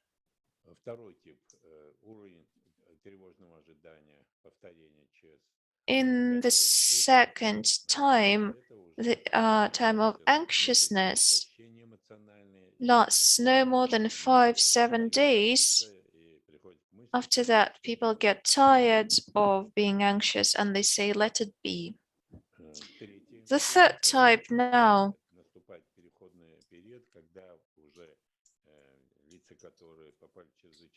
in the third type, people who suffered from emergency go back to their microsocial environment with the hierarchical values they're used to. And it's all about them and the people around them evaluating their behavior when they were in the emergency. It's also sometimes called the revision of their behavior. For example, when captives are taken, then the nurse's behavior is approved of. But if a policeman who has to protect is kept by terrorists, he's blamed and he is feeling a lot of guilt.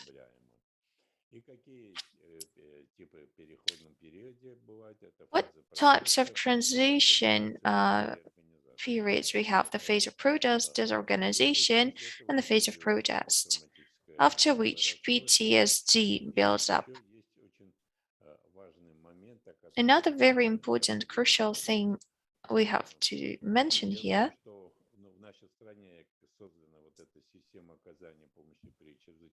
in our country, we do offer help in the case of emergency. Doctors, psychiatrists, psychotherapists go to the epicenter of emergency, and they see the acute reaction to stress, and they try to help the survivors. Nobody is wishing to take medicine, to go to doctors at this point, but it is very important. First, if we don't work with them, then these people try to avoid the situation as much as possible.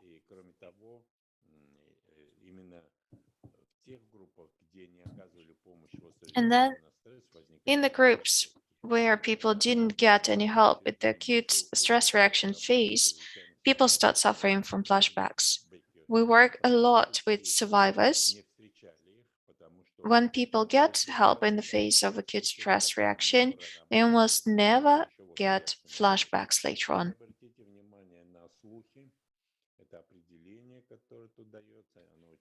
Gossips is another phenomena that we can talk about. There are different types of them. Rumors, not all of them, of course, are mentioned here. Panic rumor is one of them. And another one is the desirable rumor. It's the one,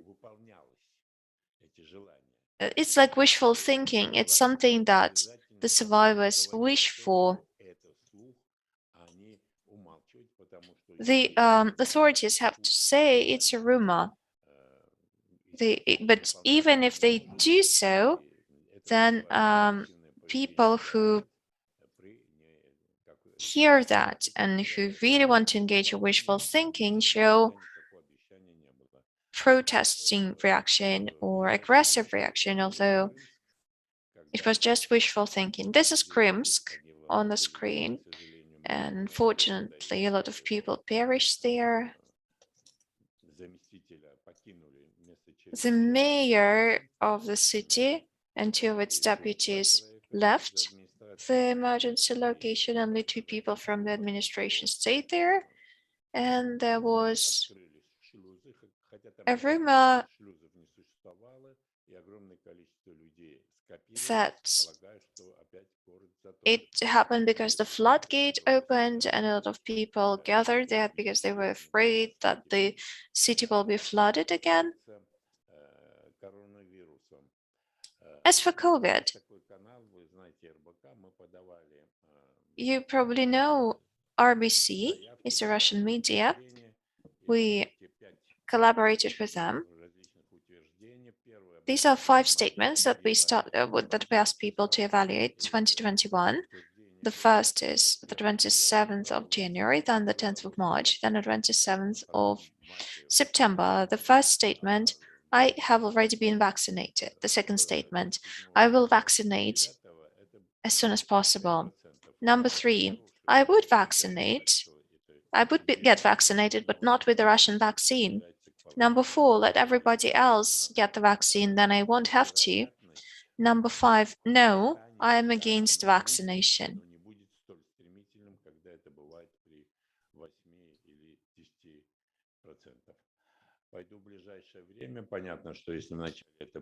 We can see that more and more people get vaccinated.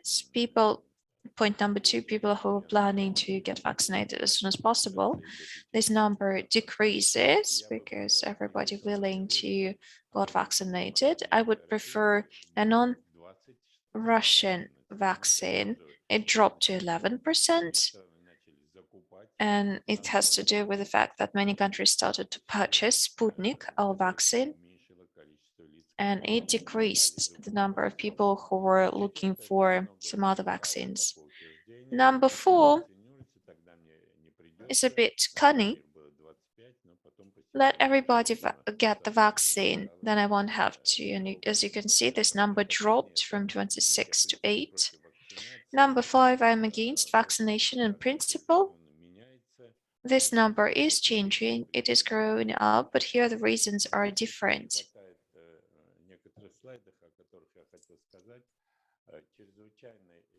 There are a few slides that are missing here. An emergency. And of course, COVID is an emergency, as we just saw. But we also have to remember that when people find themselves in a difficult state, there are clinical symptoms that show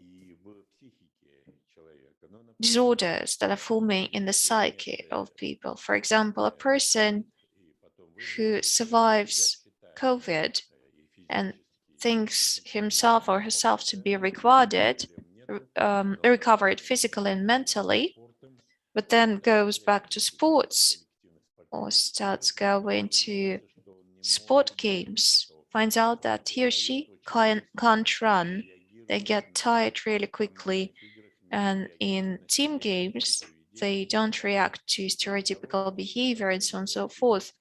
And the next thing that has to do with the psychological state,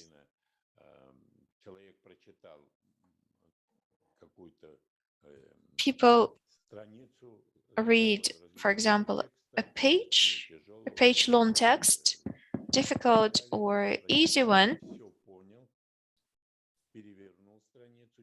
then reads another page, which is also understandable, but they don't remember the previous page. There were also other manifestations that are dealing with COVID. We started the symptoms, and we see that in especially heart cases, we see that gematoencephalitic barrier is disrupted. So we are calling on everybody, saying that vaccines decrease the risk of getting COVID. The brain-blood barrier can be compromised with COVID.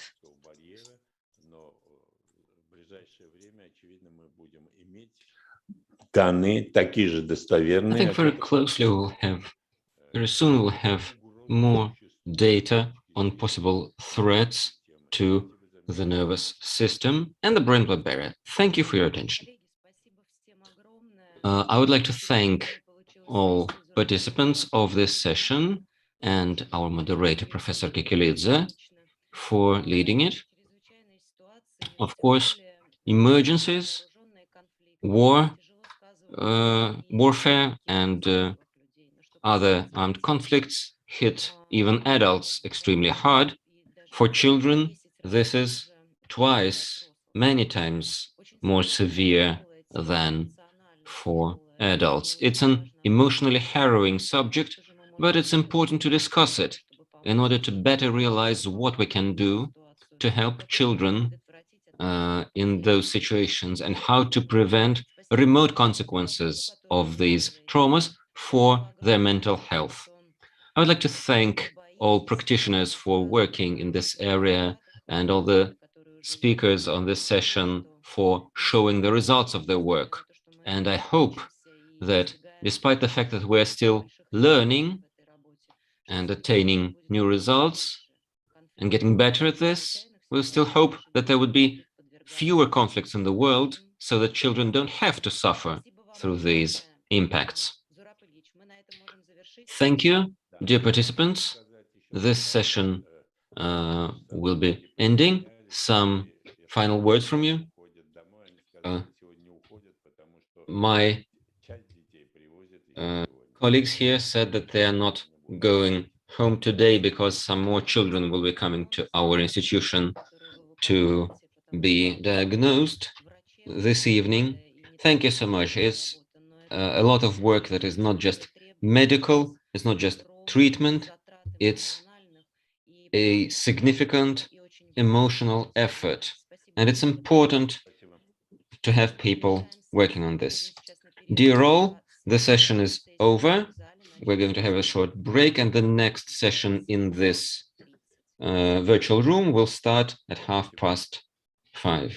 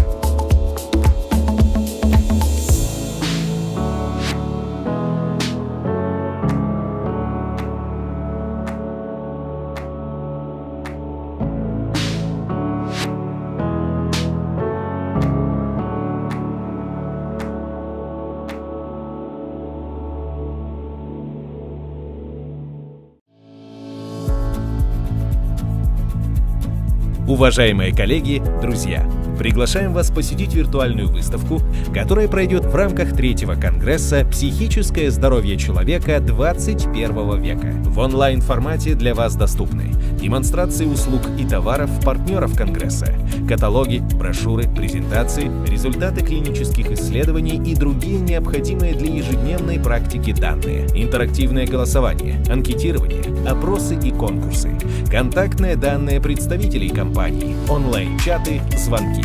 Для перехода на виртуальный стенд экспонента нажмите на логотип интересующей вас компании. Ждем вас в разделе «Выставка» на портале Конгресса.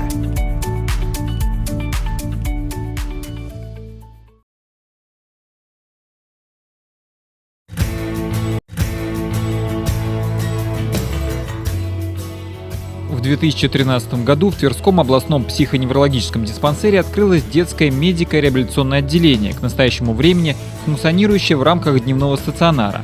В данном отделении оказывается комплексная помощь детям и подросткам от 3 до 18 лет бригадой специалистов: психиатр, психотерапевт, клинический психолог, дефектолог, логопед, врач лечебной физкультуры, инструктор ЛФК, социальный работник. В медико-реабилитационное отделение направляются дети и подростки с различными психическими расстройствами: задержка психического и речевого развития различного генеза, расстройства поведения, невротические расстройства, органические психические расстройства, синдром раннего детского аутизма, шизофрения, легкая и умеренная умственная отсталость. Врач-психиатр совместно со специалистами отделения разрабатывают индивидуальную программу каждому ребенку и реализуют ее в условиях отделения. Детям и подросткам помимо лечебно-диагностической помощи предлагается курс занятий с логопедом, психологом, дефектологом, занятия лечебной физкультурой, изобразительным и музыкальным творчеством. Предоставляется уникальная возможность творческих занятий в мини-группах по 2-4 человека, что очень важно не просто для развития фантазии, воображения, мелкой моторики, но и прежде всего для самораскрытия ребенка, повышения его самооценки, чувства уверенности в себе. Пришедшие с ребенком родители, бабушки, дедушки имеют возможность обращения к врачу, к специалисту любому, с любыми своими вопросами в то время, пока ребенок находится на занятиях. Доказано, что чем раньше начинается целенаправленная работа с ребенком, тем более полным и эффективным могут оказаться коррекция и компенсация нарушений, а в некоторых случаях возможно и предупреждение вторичных отклонений развития. На начальных этапах особое внимание уделяется диагностической работе, позволяющей оценить степень адаптации и выявить наиболее слабые и сильные стороны ребенка. Последующая работа ведется по специально сконструированной индивидуальной коррекционно-развивающей программе с учетом закрепления ее родителями в домашних условиях. Средний цикл занятий для детей и подростков обычно рассчитан на 2 месяца. За это время, конечно, невозможно коренным образом изменить ситуацию в семье или уровень возможностей ребенка. Однако можно задать правильный вектор для родителей. Родители должны четко понимать, что есть та составляющая, которую мы изменить не в силах, это та вещь, которая, это тот пласт особенностей, который с ними пойдет по жизни. Нужно адаптировать этого ребенка к его же особенностям, адаптироваться самому к его особенностям и понимать, что какой-то кусочек в нем мы можем поменять аккуратно, не вторгаясь слишком глубоко, просто аккуратно что-то видоизменить. Но в целом и в общем личность, особенно когда к нам приходят уже с детьми 10-12-летними, она во многом уже сложившаяся, просто нужно ее немножко вписать в какие-то рамки, в какие-то правила, в какие-то понятия общечеловеческие. Но прежде всего принимать ребенка со всеми его прелестями, оценивать всегда конкретный поступок, но не ребенка. В отделении проводятся занятия логаритмикой. С детьми работает логопед с музыкальным образованием и психолог.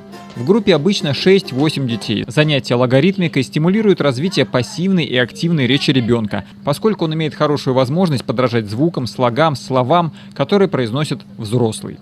Логаритмические упражнения способствуют развитию темпа и ритма речевого дыхания, развитию артикуляционной моторики, укреплению мимической мускулатуры, формированию фонематической системы языка, развитию темпоритмических и мелодико-интонационных характеристик речи, развитие умения сочетать движения и речь, координировать их, подчинять единому ритму оказывает благоприятное воздействие и на формирование пространственных представлений.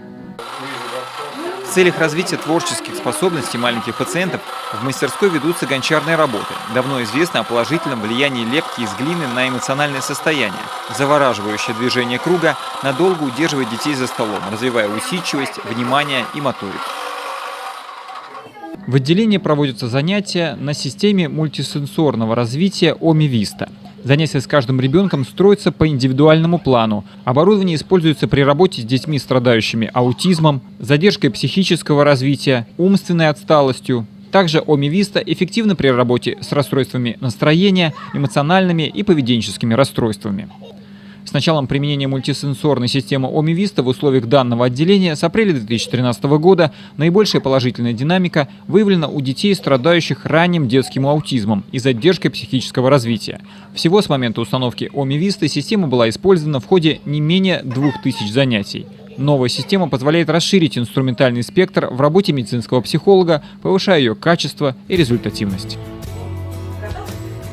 В отделении активно применяется нейромоторная коррекция. Она представляет собой систему специальных упражнений, которые направлены на формирование и развитие речи, памяти, внимания. Цель программы – научить мозг правильно обрабатывать информацию, полученную от органов чувств.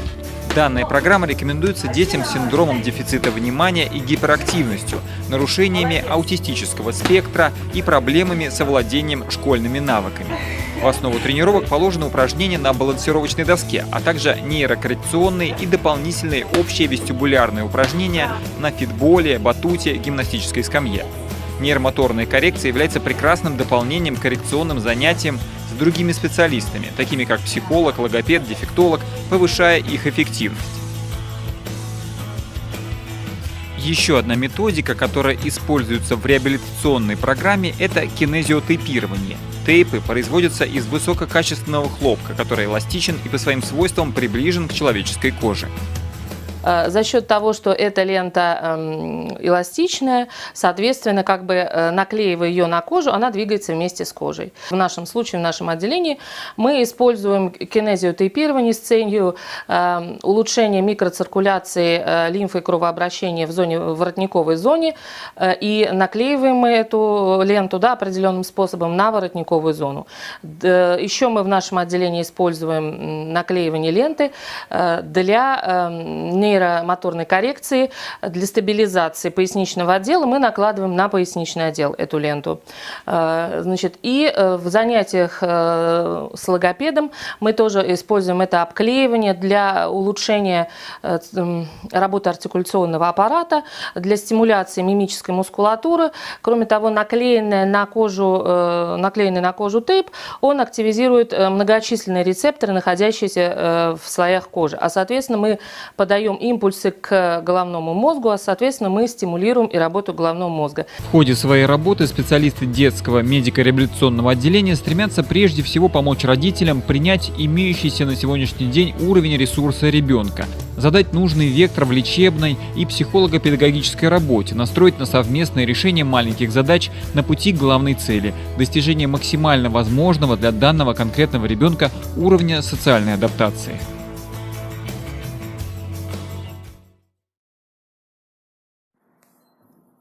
Радик занимается основанием основы. Давай. Очень аккуратненько. Ниточка к ниточке. Не торопись. Молодец.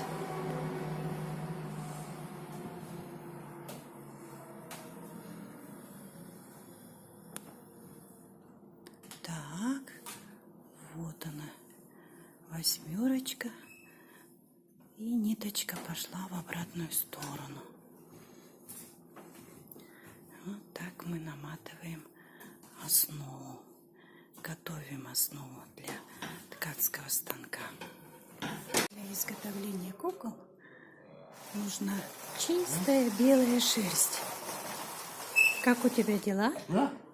Хорошо? Справляешься? Это я. Да, время-то идет, конечно. Ну, покажи, как ты работаешь. Молодец. И что? Ты добавляешь шерсть? Да. Ну-ка, покажи. Ну, покажи. Как ты, сколько добавляешь? Вот так понемножку добавляешь, да? Молодец.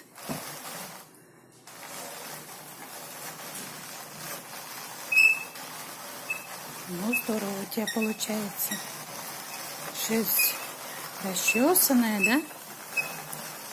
Ай, довольный. Наверное, еще надо добавлять? Данила? Да? Еще-то надо добавлять? Да. И сколько ты добавляешь? Вот так маленькими кусочками добавляешь. Молодец. Тогда шерсть получается очень хорошо расчесанной, да? Да. Так. Подожди. Еще рано. Ну, давай, работай. А то для кукол нам надо много шерсти. Ладно, спасибо. Не буду тебе мешать. Работай давай. Пошла. Ну, давай.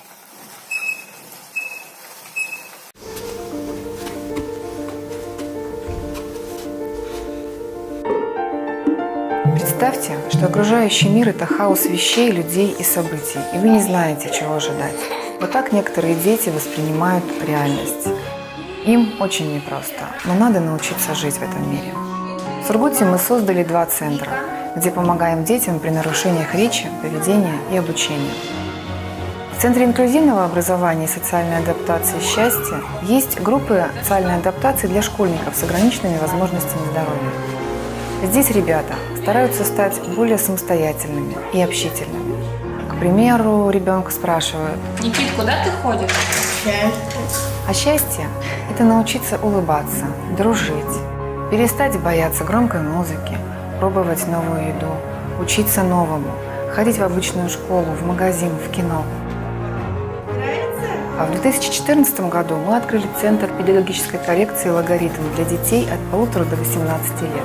Здесь мы помогаем детям запустить речь, проводим комплексную реабилитацию, развивающие занятия. Мы работаем с самыми сложными ребятишками, у которых такие заболевания, как синдром Дауна, синдром Ретта, Мартина Белла, Аспергера, задержка психического развития, аутизм. используют уникальные методики. Томатист, fast forward, in time и многое другое. Нам очень важно понять природу каждого малыша и подобрать к нему ключик. За 3 года работы алгоритмом мы приблизили к норме не 100 детей. Они ходят в обычные школы и практически не отличаются от своих сверстников. Для нас это большая победа. Каждый ребенок должен быть уверен, что его любят любым. Любите своих детей такими, какие они есть. Приходите к нам, мы будем вам очень полезны.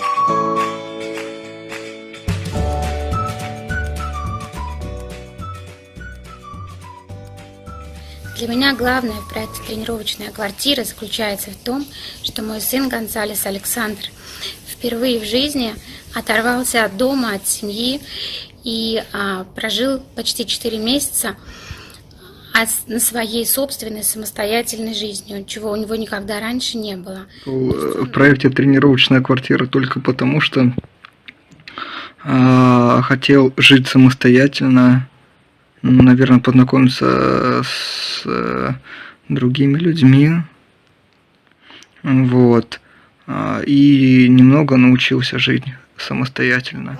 Сейчас мы расскажем про проект ТК. То есть не про сам проект, а про то, как мы в нем участвовали. Конечно, мы очень надеялись на то, что Вова наш станет очень аккуратным, что он научится убираться, пылесосить, следить за чистотой. И, говорят, он неплохо научился.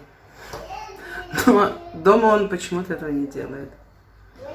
А еще мы знали, что Вова очень хочет научиться готовить.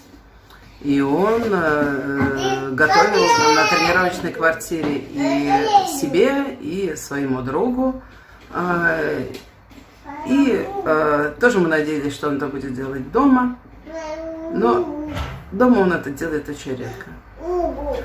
Но зато произошло то, на что мы даже не надеялись. Вова стал отлично чувствовать время. Раньше это было его самое слабое место. Он очень плохо чувствовал время. Я хорошо готовлю, убираюсь, мою посуду и стираю одежду. Я хочу жить самостоятельно. Мне эта способность пригодится.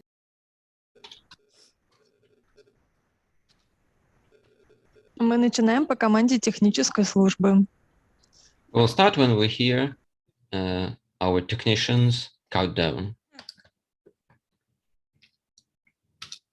We can start now. We are live.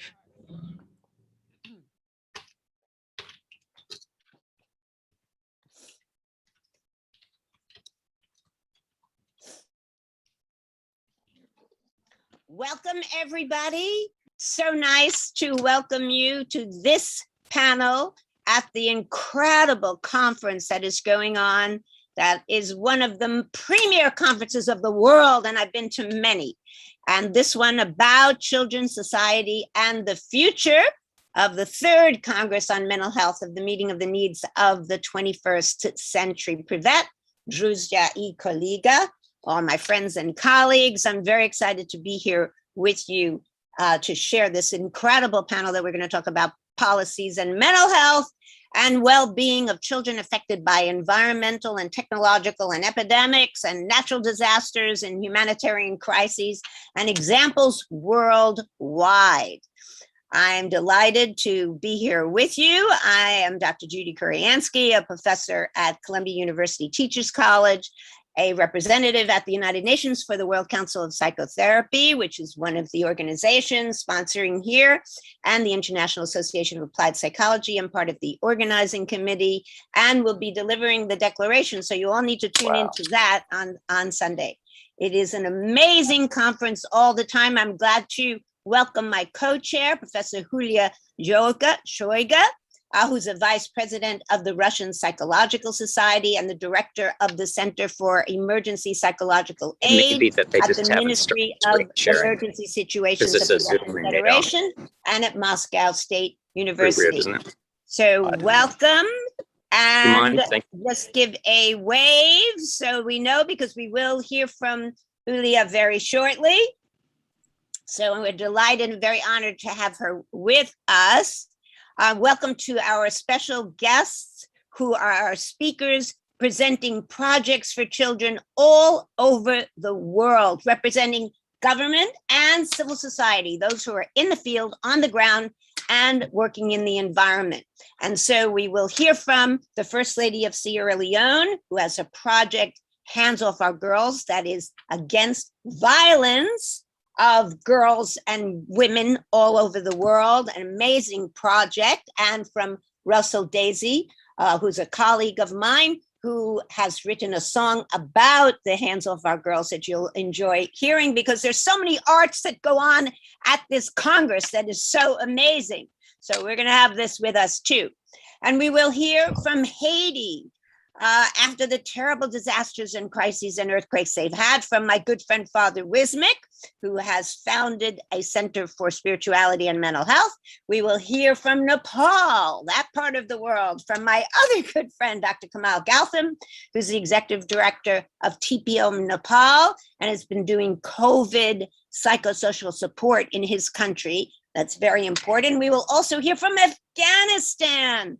Been a lot in the news now, from my other good friend, Dr. Wais Arya, and the founder of Tabish, and he has come to us. Now he's here safely in Virginia, but he was in Kabul when the Taliban took over, and he escaped, and we bless him, and we're happy that he's here with us.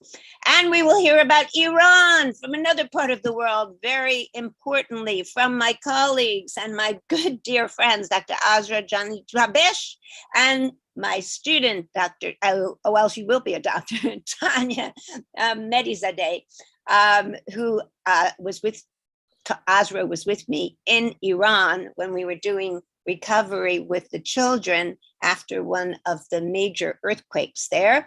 And from an environmental expert, Dr. Donald Nemeth, another good friend, and his wife, Dr. Darlene Nemeth, will be speaking at a conference about also environmentally challenged children from a neurological point of view with her Russian colleague.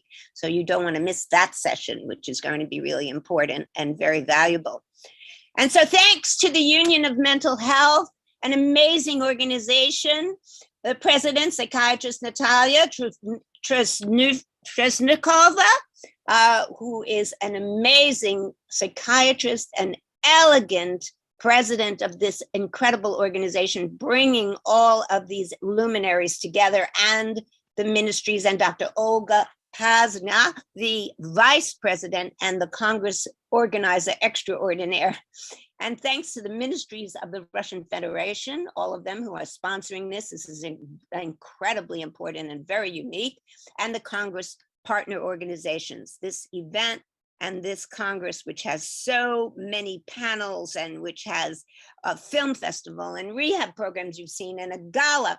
Let me put this into context. The United Nations has support for mental health. That's where I have been negotiating about mental health and well-being. The Secretary General you see there has a policy about mental health due to COVID, also about children, which is very important because COVID has shown how important mental health is.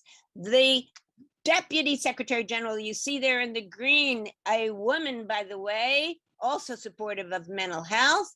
The Queen of Belgium, a spokesperson for mental health around the world, and the new president of the General Assembly, whose presidency is built around hope, which is what we are all here for sure. The Secretary General talks about the silver lining, by the way, that COVID has caused much disaster. It is a way for us to come together and recognize the hope and resilience. There are many international instruments that support children's protection and rights, which is what this conference is about.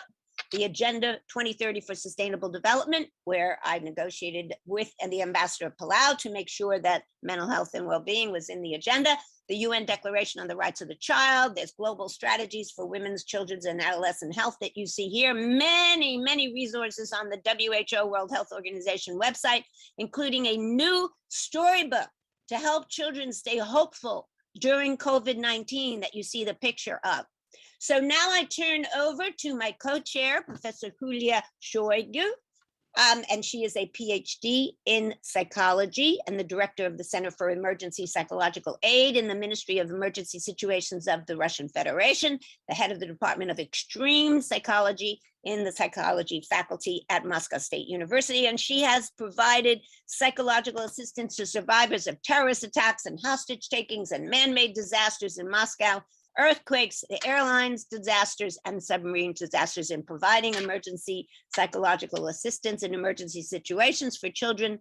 Perfect for our conference. And bless you and thank you. Over to you, the floor is yours. Добрый день, уважаемые коллеги. Good afternoon, esteemed colleagues.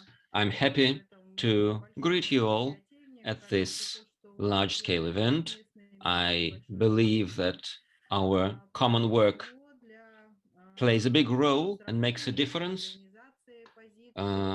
We can all here harmonize our positions and our views on the important issue of promoting and preserving the mental health of children and adolescents. As we know, there are more and more children and adolescents in the world suffering the impact of disasters, of natural disasters, of man-made catastrophes, humanitarian crisis, and warfare. And that's why events like that make us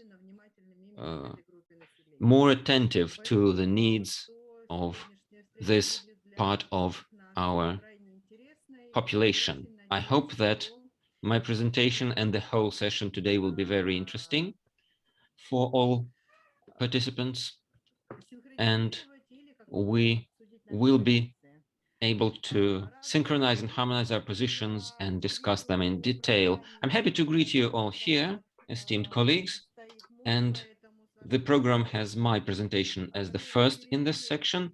That's why I will start my talk, if I may. I will share my screen with you.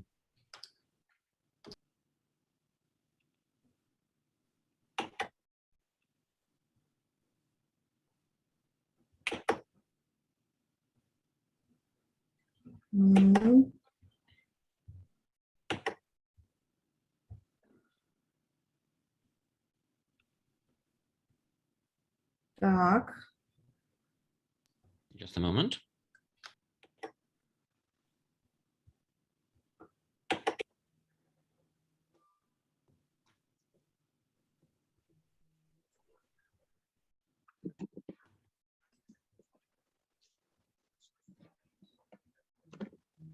Hello from Columbia University, right on the campus.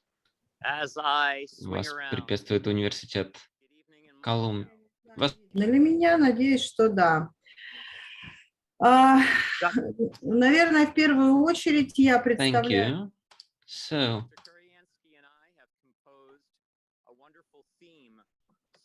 The First Lady of Sierra Leone's program, Hands Off Our Girls. Russell, you'll have to turn your mute yourself because you're speaking.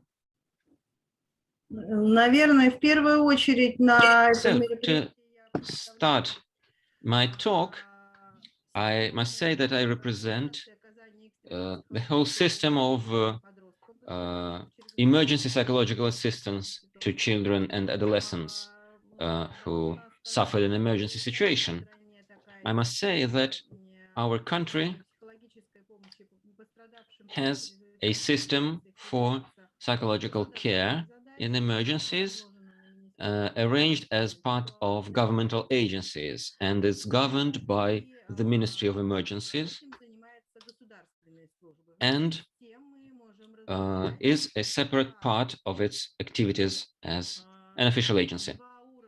However, we have two levels of psychological care. Number one is psychological support. In our country, it is part of what we call first aid, what is classified as first aid. And any person who is trained in it has the right to provide such care. This is a developing area of knowledge in our country, and we are making efforts to enroll more people with both professional background and without it into those who can provide this emergency psychological first aid, emergency support to those who require it. Emergency psychological care is taken into account for children and adolescents as well, and we see it as a comprehensive system of interventions That includes the following.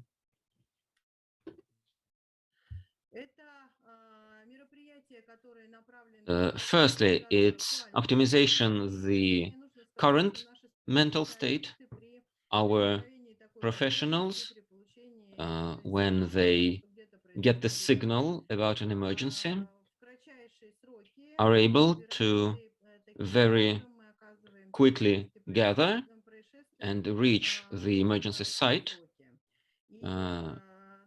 in a timely manner. And this is all about the acute stage of psychological care. We work on improving the current psychological state of the survivor.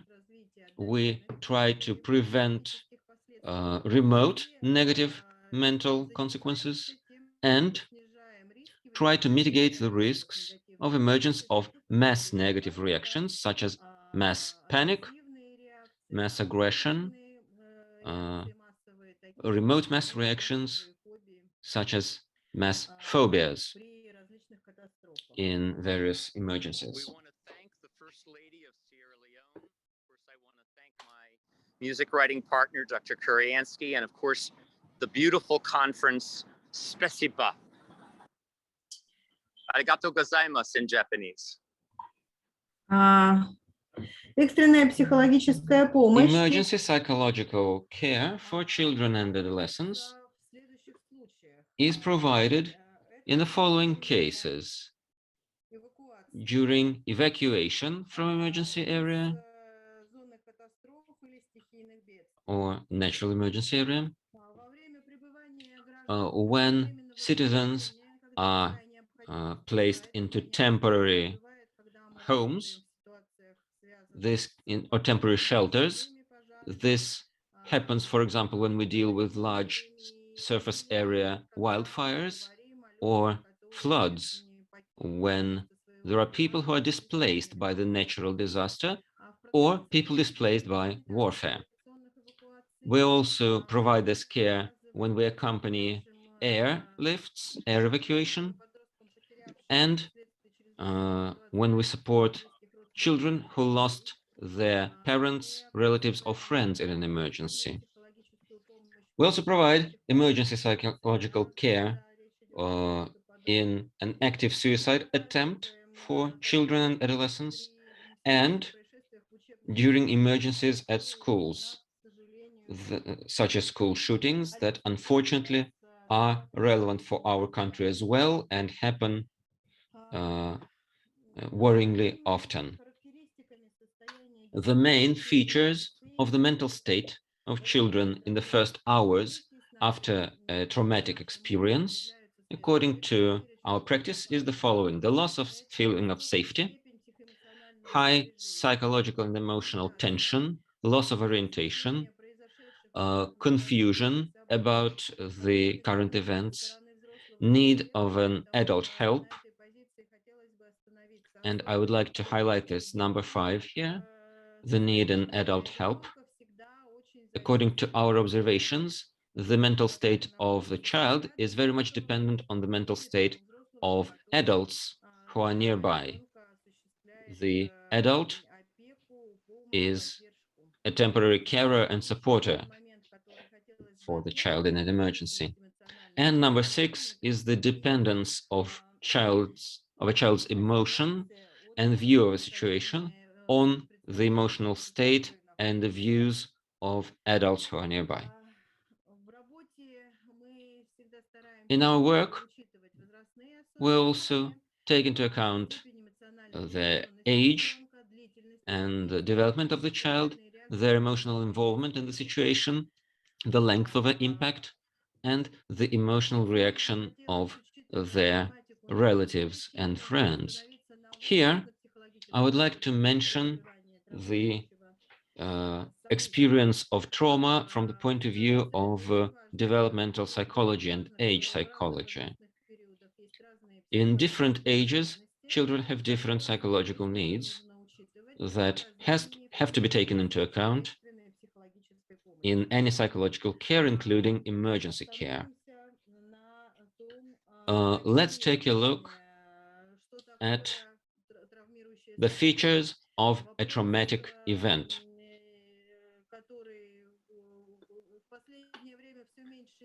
Currently, it is not widely discussed, but very recently, a decade or 15 years ago, we debated about the definition of a traumatic event for a while with lots of efforts, and we were discussing the subjective evaluation of an event as an important part of a trauma.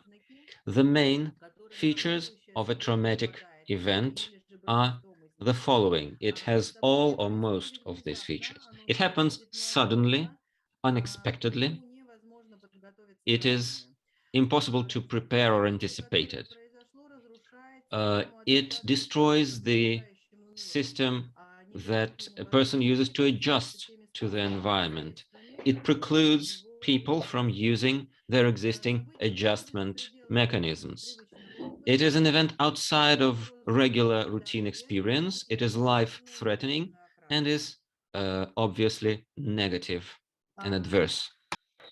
Основные факторы, которые по нашему опыту помогают Here are the или main factors which in our experience can help or prevent processing negative experiences. These are the beliefs and the psyche of the person itself. What helps is the ability to accept and experience different emotional states, ability to take responsibility for oneself, resources. The barriers are tabooing feelings and experiences, not having a habit to express one's emotions, and a short range of resources, the lack of resources.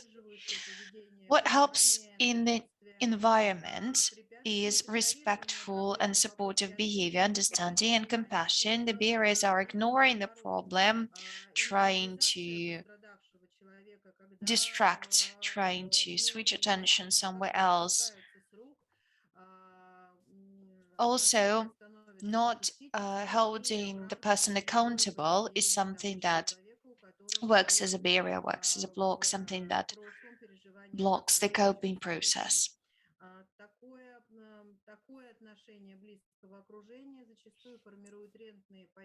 This kind of attitude from the family disables the survivor and decreases their resources and their capacity to process the traumatic experience. And of course, in our experience, we know that what really helps is knowing the principles of processing traumatic experience. Psychoeducation helps. And I will show in a second how we can grow this learning, how we can enhance this learning and support people who went through traumatic experience.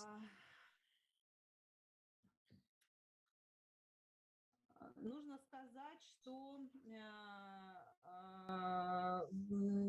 отметить несколько моментов, которые I have to make a few comments here that have to be understood by somebody who works with PTSD, with trauma processing.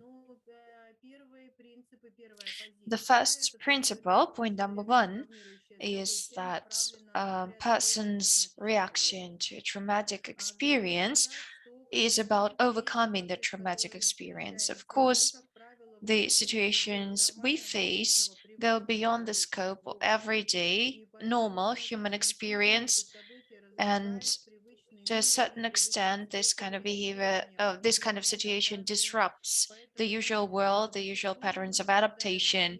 So this is why very often we see acute emotional reactions, which the person cannot deal with himself or herself. And our goal is to help the person find ways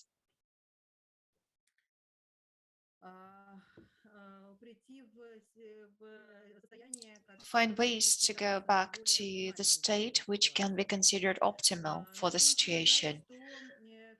One has to say that we always have to remember, and this is another very important point, that the reaction to the trauma is legitimate.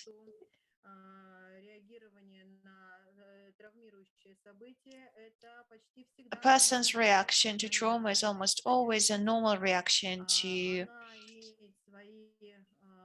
the situation which goes beyond the normal. Going through the situation, going through the trauma has its own rules. It's not a momentary process. It takes time, it takes effort, it takes psychological work, and it goes through a few stages that alternate. As a minimum, that's acute stress and adaptation, which can result in readaptation and you finding a new balance with the outer world. But sometimes it causes symptoms. In our work, we most often see people in the acute stage when the event has just happened and the situation is still very acute, very painful, something that the person experiences emotionally still very strongly. But in this period, in our experience, we do have the maximum opportunities for building adaptation patterns, rebuilding communication with the outer world, for PTSD not to form.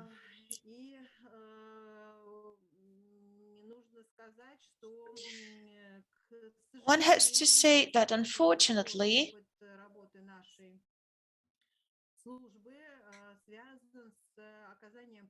we work a lot with children. I say unfortunately, because of course none of us wants children to find themselves in such difficult situations.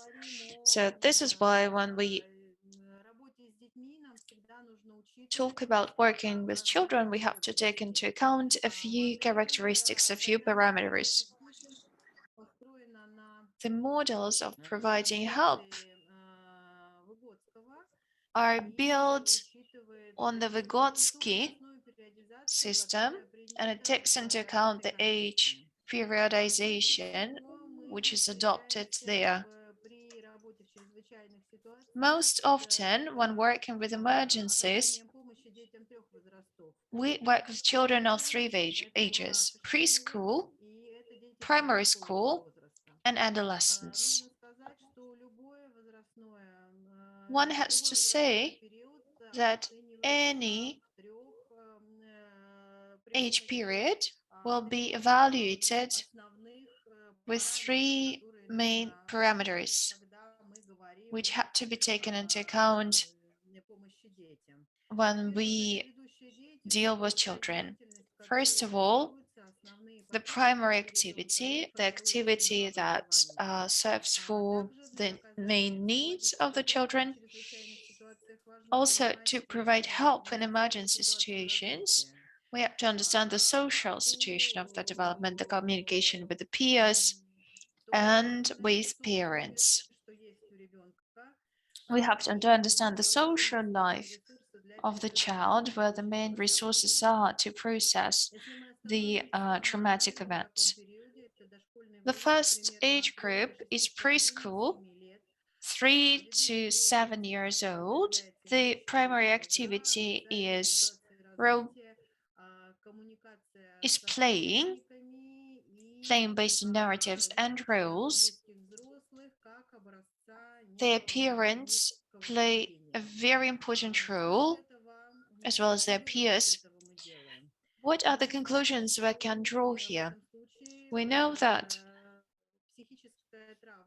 in this case, the traumatic event will be experienced and processed while playing. So children who face traumatic experience very often include the events of the traumatic events into their games. They play through what happened many times.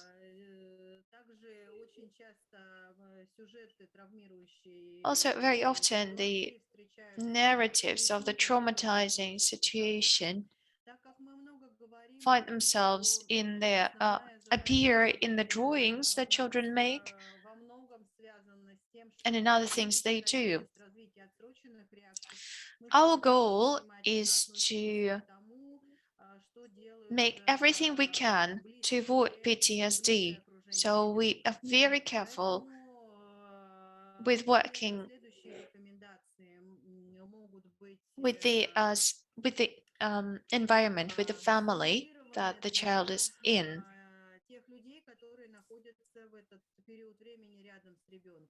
We have formulated the measures that can be taken.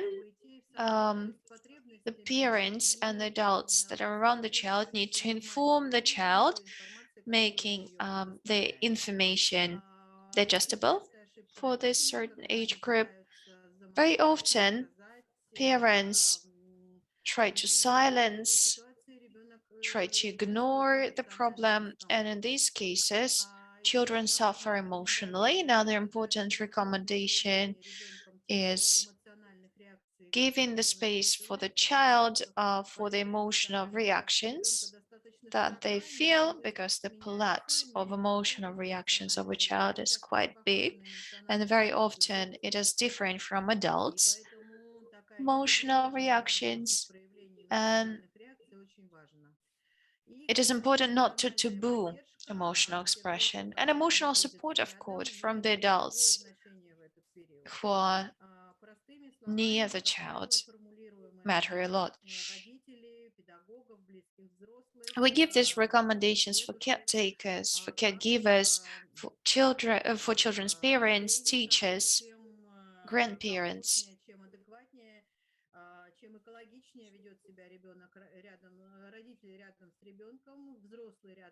The more grounded the adult is, the better for the child.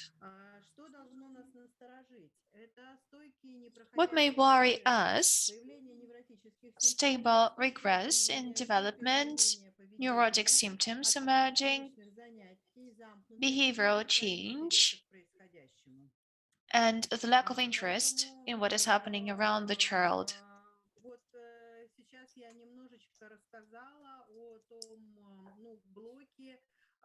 So now I went through the information which we try to explain to teachers, parents, and other adults.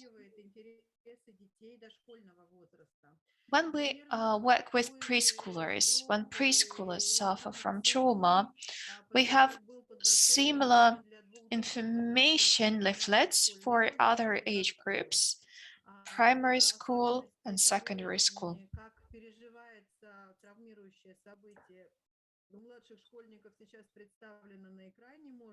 Here is the age group from 7 to 10, 11. The information is on the screen.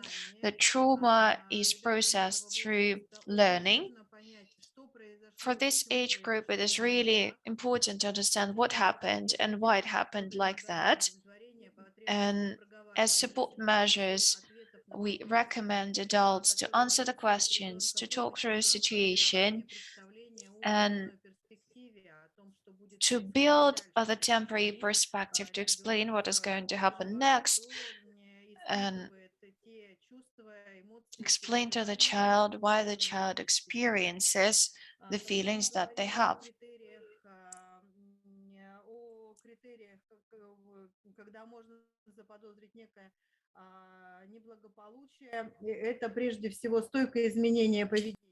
What would be the alert symptoms here? A stable change of the behavior, a lack of interest in studies, and a change in social contacts. The next age group is adolescents. It is one of the most difficult ones to work with. And I must say that in our experience, it's true that for adolescents, traumatic experience is most bright in this age group and most prominent. As for our recommendations, here they are. In this age group, trauma is processed through personal, meaningful communication. As support measures, we suggest creating the conditions for describing and discussing what happened. Avoid the top-down approach, because at this age, children don't need another teacher. They need a friend, they need a partner to discuss the situation with. And also, organizing, setting the platform for the child to start owning their personal unique experience. As for alerting signs that would be abrupt changes in behavior, it is a sign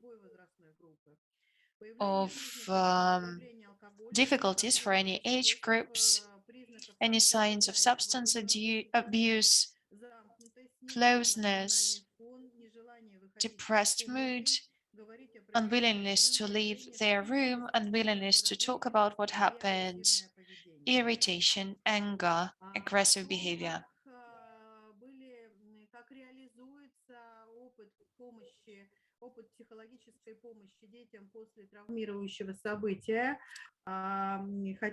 Very often we help children after a traumatic event, and I would like to quote here a case study which happened in June this year. Kazan. There was a shooting accident in the gymnasium number 175 around 10 o'clock in the morning. We received information about the sound of shooting in the gymnasium number 175, and the preliminary information was that there may be victims.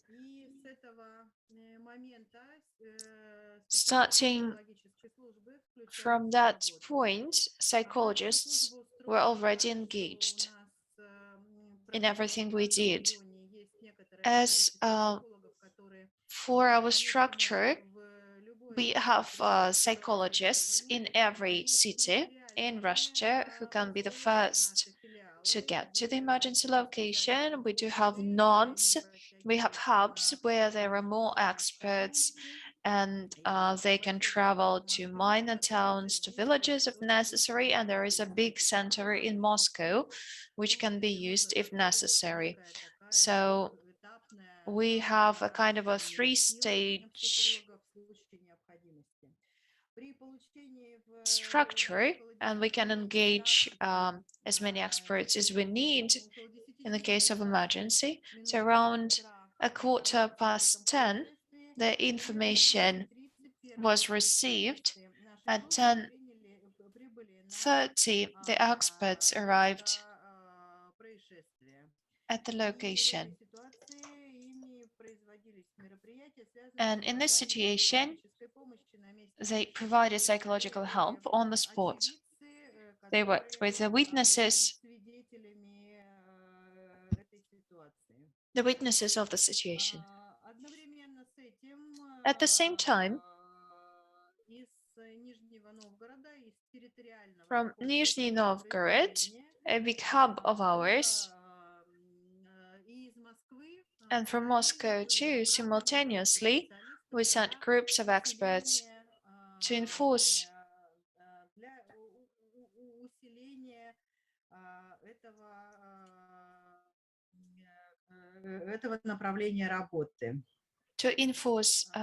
this operation. On the next slide,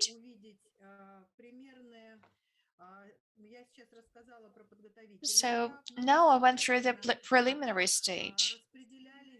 Now you will see how the experts worked.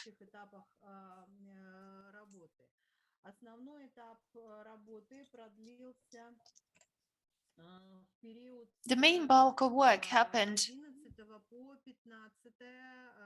since the 11th till the 15th of May.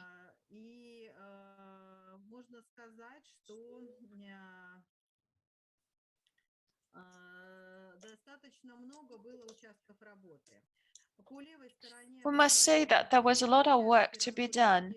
To the left, you can see all the areas of work for our experts, psychological counseling, psychological accompanying the procedure of recognizing the corpses, providing help to hospitalized survivors, the hotline work. And as you can see, quite a lot of experts were engaged here. Quite a lot of experts were providing counseling and help. The psychologists of our emergency service, they never work alone. We always engage the local experts. This is what we did here too. Because after the acute period, they will need professional psychological help.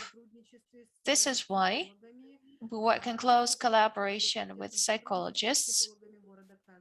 Here we collaborated a lot with Kazan psychologists.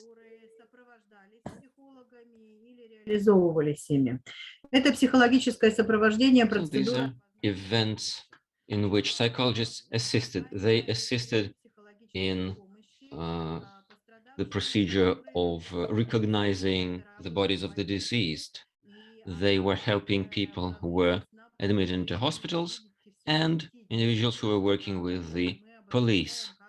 Psychologists were active for the whole 5 days that considered the emergency reaction of various agencies.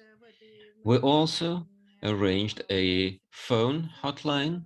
It's a non-routine element for this kind of a situation, and it was working only for 2 days because all the necessary information was obtained in the first day.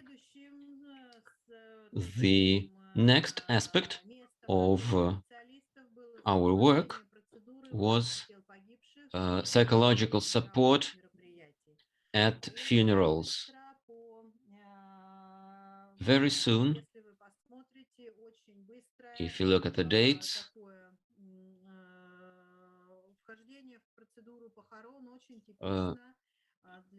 this quicker burial is more typical for the culture of the region, is prescribed by the religion. That's why burials took place the next day. The next part of our activity due to this tragedy was emergency psychological care for teachers, parents, and fellow students at the school. These were individual sessions, and a very salient part of our work, due to similar violent tragedies, is the prolonged period of consultations and the very high need in such consultations. Another element of our work was psychological support for mass gatherings. They were quite numerous. These were parent assemblies, these were informational gatherings, and other similar events. Can we just be a little sensitive to the time? We have so many speakers and we're really going way over the time. So if we could wrap up really soon, that would be very helpful. This is all fascinating and really important, but there are lots of people waiting in different time zones. Буквально полторы минуты мне Just осталось. a couple of minutes I have. But we've gone way over the 8 minutes everybody had.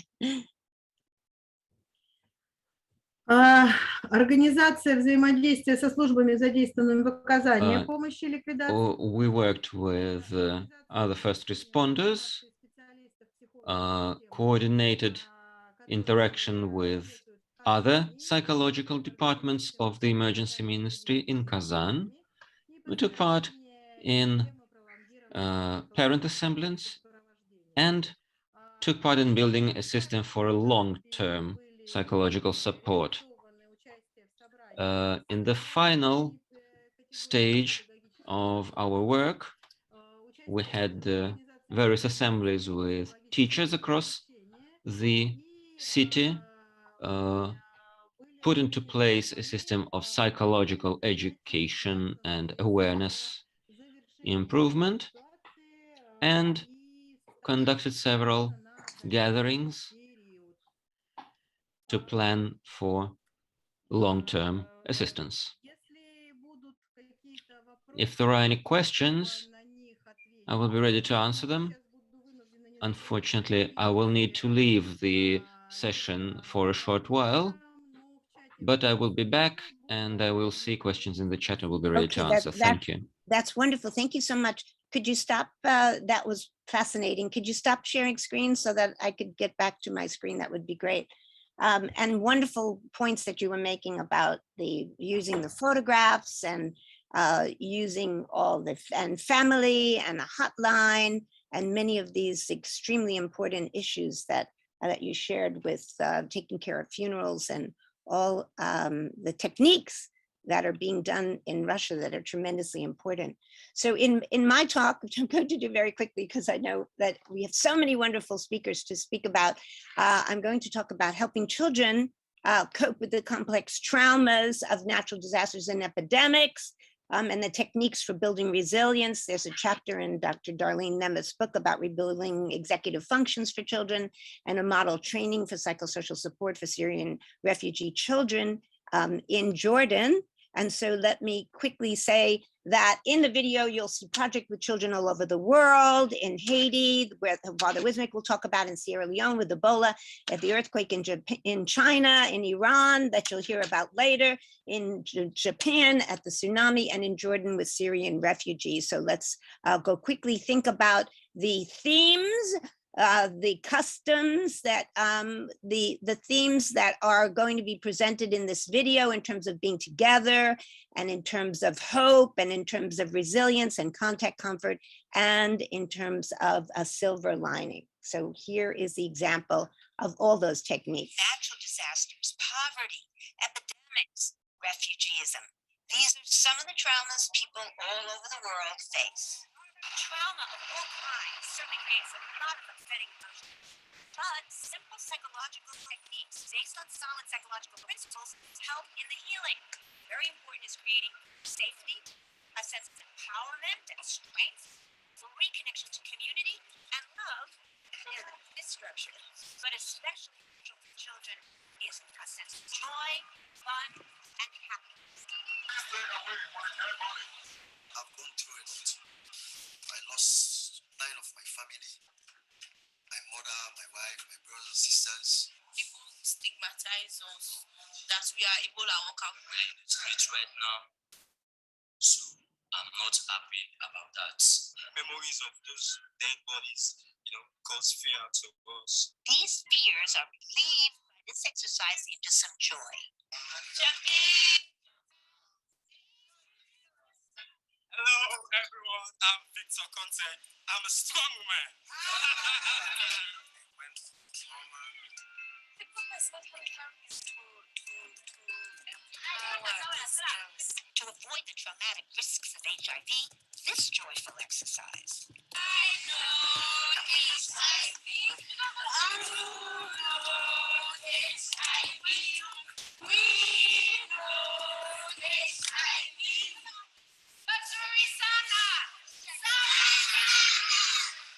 The pain of poverty, alleviated by realizing.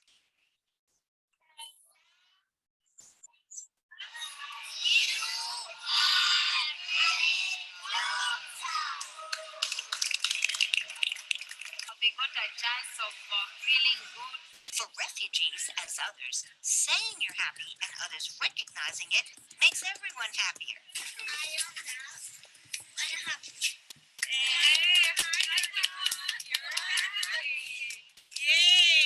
Right now they are very sad, of course, because of the power earthquake. Do you have nightmares? Of course. You explain to the children that now you can see that you are able to go from the unhappy thought, making a bridge to cross over,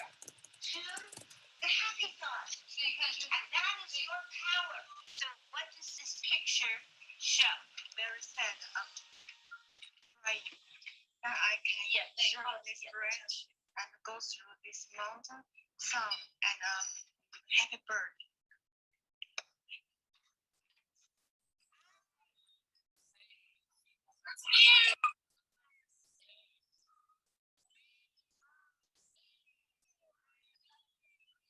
Feeling safe is key and feeling strong. Kids love this one, making an open sign, first breaking the circle easily, but then imagining the fingers are glued so tightly that the circle can't be broken. They learn the power of their mind over matter.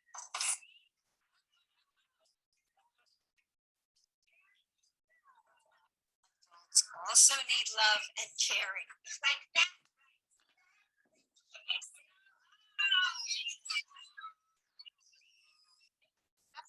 Toys to exchange with kids in other countries makes you feel you're not alone. Singing lifts the spirits and hope leads to happiness. You love, I love, hope is alive. When I dance together, hope is alive. We carry the ball, beat the ball, hope is alive. We're dancing right now, so all of us we are happy. Love together, hope is alive. So you can see all the techniques there and the themes that I talked about in terms of resilience and being together and having hope in the song Hope is Alive that my music partner and I, Russell Daisy, also wrote. We turn now to policy that is so important, and it is so critical to know that there is policy that backs up all the programs in the field. And so always at the UN having governments work with civil society. So I introduce you to a discussion I had with the First Lady of Sierra Leone and her Hands Off Our Girls project. As you see here, she's sitting here with the president just last week at a meeting in Washington after the General Assembly with her project also in sanitary pads for young girls and the campaign she's going to launch about access to justice and remedies for survivors of sexual violence in a standalone General Assembly in order to protect young girls. You see all the ministers and ambassadors there. So here's the First Lady of Sierra Leone. We started is really campaigning against domestic violence and protecting our girls. But now it has become a movement where we're not only campaigning against rape, we're not only campaigning against early marriage, but we're making sure we keep our girls in school, make sure our girls stay in school. My story is very close to this girl's story, just that I was able to, or God actually saved me in a way where it's, you know, some people will say, well, it's the worst thing that happened, but for me, it was the only amazing grace for me, because I had been married off at the age of 11, and we were just waiting for when my husband, or supposed husband, was going to come and take me, and you know, so I know that feeling. I know how it feels. I know exactly what it is. You're not asked. You know, this is somebody you've been calling uncle, and then all of a sudden they turn around and say, well, this person that you're calling uncle is going to be your husband, someone that is over 20, 30 years older than you, and you're going to be there, and not only as his wife, but maybe his second, third, or fourth wife. So I know that feeling. 90% of our girl population in Sierra Leone, they have never seen a sanitary pad. They don't even know how it looks like. They don't know how to use it, because most of them use cloth, unhealthy, unhygiene cloth, which affects them later, which give them all kind of, bacteria. The hygiene, the cleanliness of those clothes are definitely not for human, you know. So when I realized that these girls, they don't even have people in their homes who talk to them about menstruation, some girls don't come to school altogether when they see the administration. So they miss out of school sometimes 70 to 80 days, which is a whole term. And if you're talking about equality, it starts there. The boys go to school, they don't have anything that prevents them from going to school unless if they're seriously sick. But menstruation is one thing that is stopping our girls from being in school full-time like boys. So we took that as a challenge also to start providing free sanitary pad. We're not only providing it free for them, but we're going around the country also to teach them how to use the sanitary pads. So we're educating the boys and make them understand why raping a girl is wrong. We make boys champions for our campaign, so they talk about the things that men don't talk about normally in Africa, such as menstruation, using sanitary pads, and how it is important for a girl to be using the right material when they see their menstruation. So the campaign has gone beyond just us fighting to protect girls, making sure rape is reduced, making sure that early marriage is a thing of the past. We are now really consolidating the campaign with tangible projects that are around it, looking at hospitals. But at the moment, the biggest project we have is the military hospital. I have taken upon and make it my project to demolish all the buildings there and rebuild everything from scratch and make it a state-of-the-art hospital and make it a modern, ultra-modern hospital with all the right equipments that a hospital needs. We have changed laws. We've actually put a policy together where sentencing are now fast-track. When you rape a child in Sierra Leone, it's not a bailable offense anymore. So if you're caught, you cannot be bailed until you go to court. If you're found guilty, you're going to prison. If you're not found guilty, then they'll release you. But before, what happened is, when you have a victim and then you have a perpetrator, the perpetrator is rich or comes from a family that have contacts. They will ask to bail the victim, and then in return, what do you get? You won't find the victim, the perpetrator. They'll bail the perpetrator, and you won't find the perpetrator again. They'll just run away. But now we don't accept that. So that law is in place. Counseling is not part of our daily thing, because when you talk about your problem, shows that you're weak. But that's not what it is. Sometimes people just need to get things out of their chest and just say it. So that's the kind of culture also we want to, because that's the way also you encourage girls and boys to be able to speak up. They'll be able to talk, because if you talk in, you're expressing your problems inwards, whenever they give you the opportunity to say it outward, you will come and say it comfortably outward because you've rehearsed it inward. So yeah, I believe that social counseling should be part of, even every school should have, a department for that, and just allow the kids to be able to talk and ask questions. That's my belief, and that's why we decided that having safe homes, because when you have these safe homes, when the kids are there, then they're able to tell us exactly what happened to them, who did it to them. In most cases, the people who rape the children are not far from their family members. They are family members. If it's not their father, it will be their brother, it will be their uncle. But if you leave them in the same environment as these people who rape them, they will never tell you who did. Removing them from those environments to a safe home and where they feel they're safe automatically makes them open up and talk. And that's the reason why I believe that social counseling should be part of the project that I'm running. You come out of all of those things with the stigma, with the shame, and all of that, and then you come out on this other side and become a successful woman. So that is what we're trying to do. Give them the confidence, give them the opportunity, and give them the chance to excel with their own lives.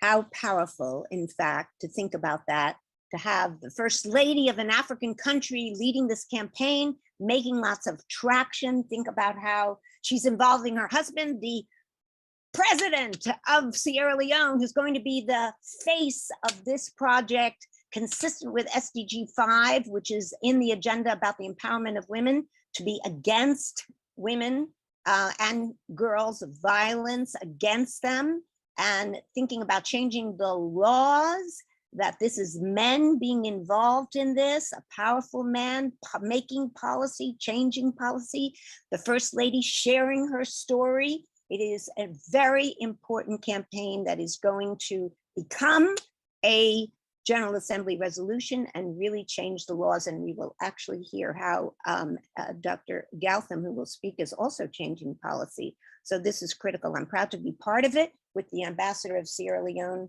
to the United States, Ambassador Sadiq Y. So this is a huge campaign that is extremely important. And the song, consistent with the arts approach and emphasis in this entire Congress that we had written, is called, in fact, Hands Off Our Girls. And to introduce that, Russell Daisy, who is an international musician. You see him here in Haiti with me, working with youngsters that Father Wismick will talk about, and in Tanzania there. And so Russell, a minute about introducing the song. We're thrilled to be able to introduce this song, which is based on Madame Fatima Bido's beautiful program in West Africa, Hands Off Our Girls. This song is called Honor Our Girls, which I wrote with Dr. Koreansky. We were so thrilled by this program that we put it to music, bringing the arts into psychology. And as we say in this song, honor our girls, they're the future of our country, our hope for the world. Honor our girls. That's what is the perfect phrase. It keeps resonating in my mind. So here we go.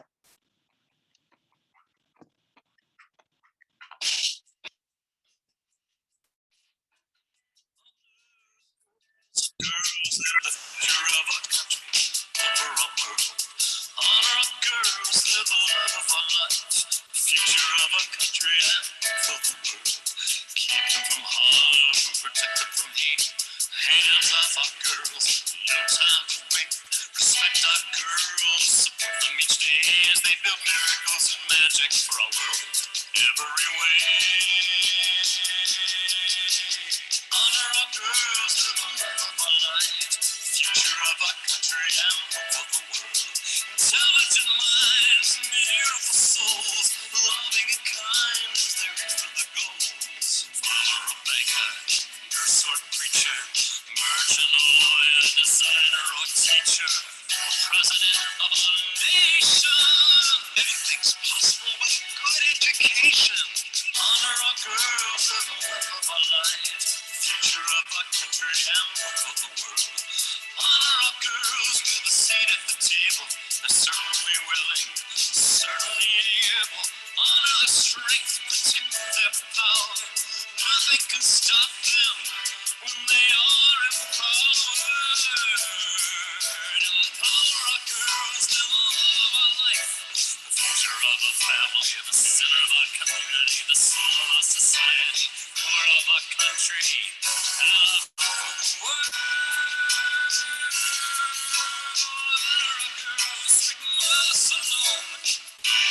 Africa. Honor our girls. Nice to see so many of you smiling with that song, and very wonderful that it is. Thank you so much, Russell. We turn now to my friend from Nepal, Dr. Kamal Gautam, who is in fact honoring all the people in his country of Nepal with his brilliance, a psychiatrist and executive manager for the transcultural psychosocial organization in Nepal called TPO Nepal, a leading mental health NGO in Nepal. He's an associate professor in Kathmandu, an extensive experience in supervising students and research and designing, implementing programs, doing training for community-based mental health programs, and importantly, a technical expert for the Nepal Ministry of Health and Population, helping them with their training programs and changing policy, including national mental health strategy and action plans, and the WHO mental health gap. So he's been in the field helping people all week. So bless you, Dr. Gautam, for being here with us and staying up late, because he comes to us from Nepal about psychosocial support and all the wonderful work that he's been doing. in being with us with so many events with the ambassador of Nepal to the United Nations and his work. And thank you also to my student, to Mira Kanal, who has organized many of those events, who's been in my class about psychology in the UN. So bless her. So turn it over to you, Dr. Galton.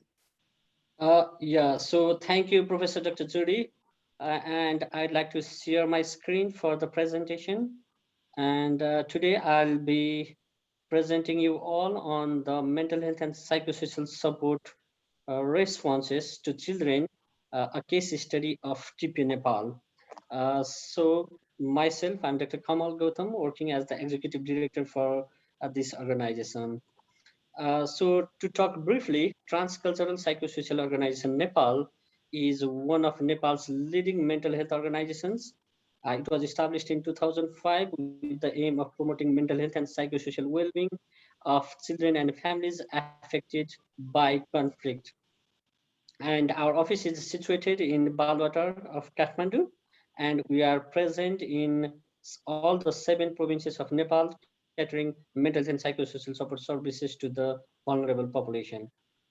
And our organization works on 4 major thematic areas. The first one being capacity building, wherein we build the capacity of mental health and psychosocial support service providers. The second one being service delivery. We provide mental health and psychosocial support services ranging from the basic psychosocial support to specialized psychiatric consultation and psychotherapeutic services from our project sites as well as our central office based in Kathmandu. And the third one is research, monitoring, and evaluation. So we conduct scientific research on various mental and psychological interventions, including the randomized controlled trials. And these have been replicated into policy reforms and practice. And the fourth one is advocacy, which is one of the key thematic areas of our organization. So focusing on our mental health and psychosocial support responses to children, so I'll be discussing on the 4 major thematic areas on which I'll be describing how we have been providing the psychosocial support to children. So first, I'd like to start with the research.